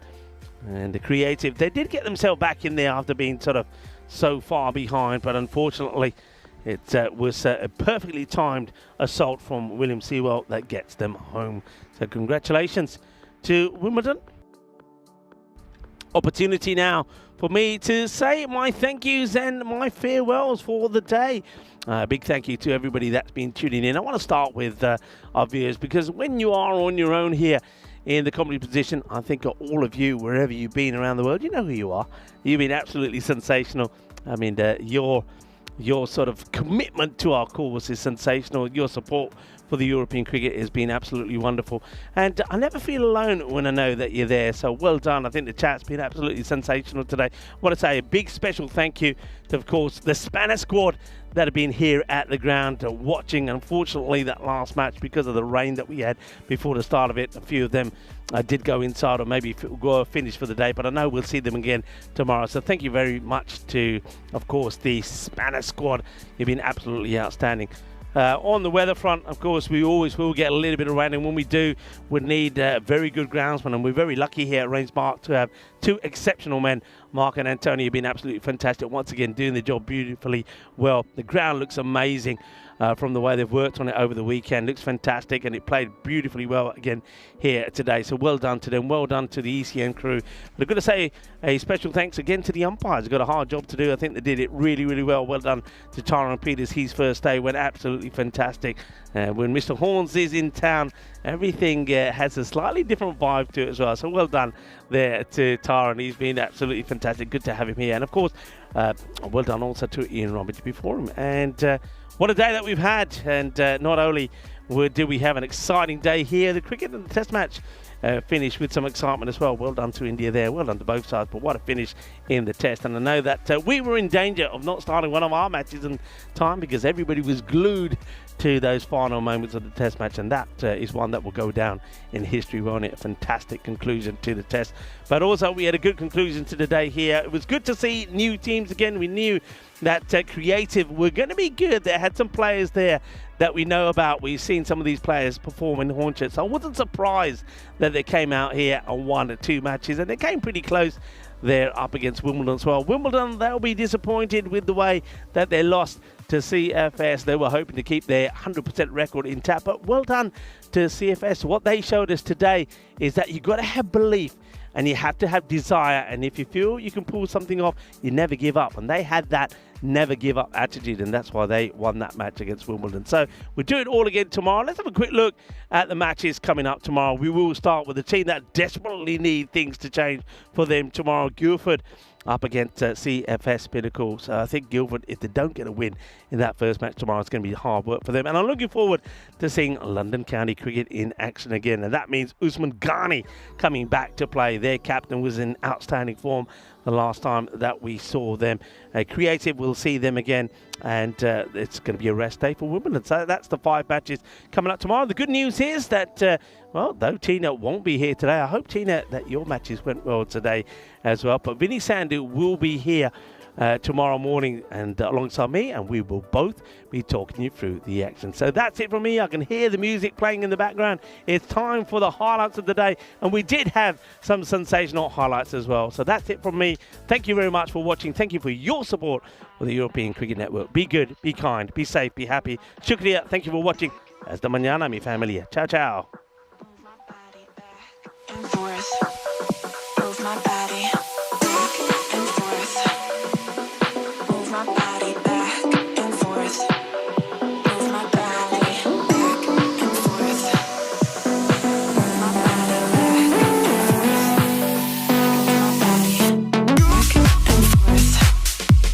forth. Move my body back and forth. Move my body back and forth. Move my body back.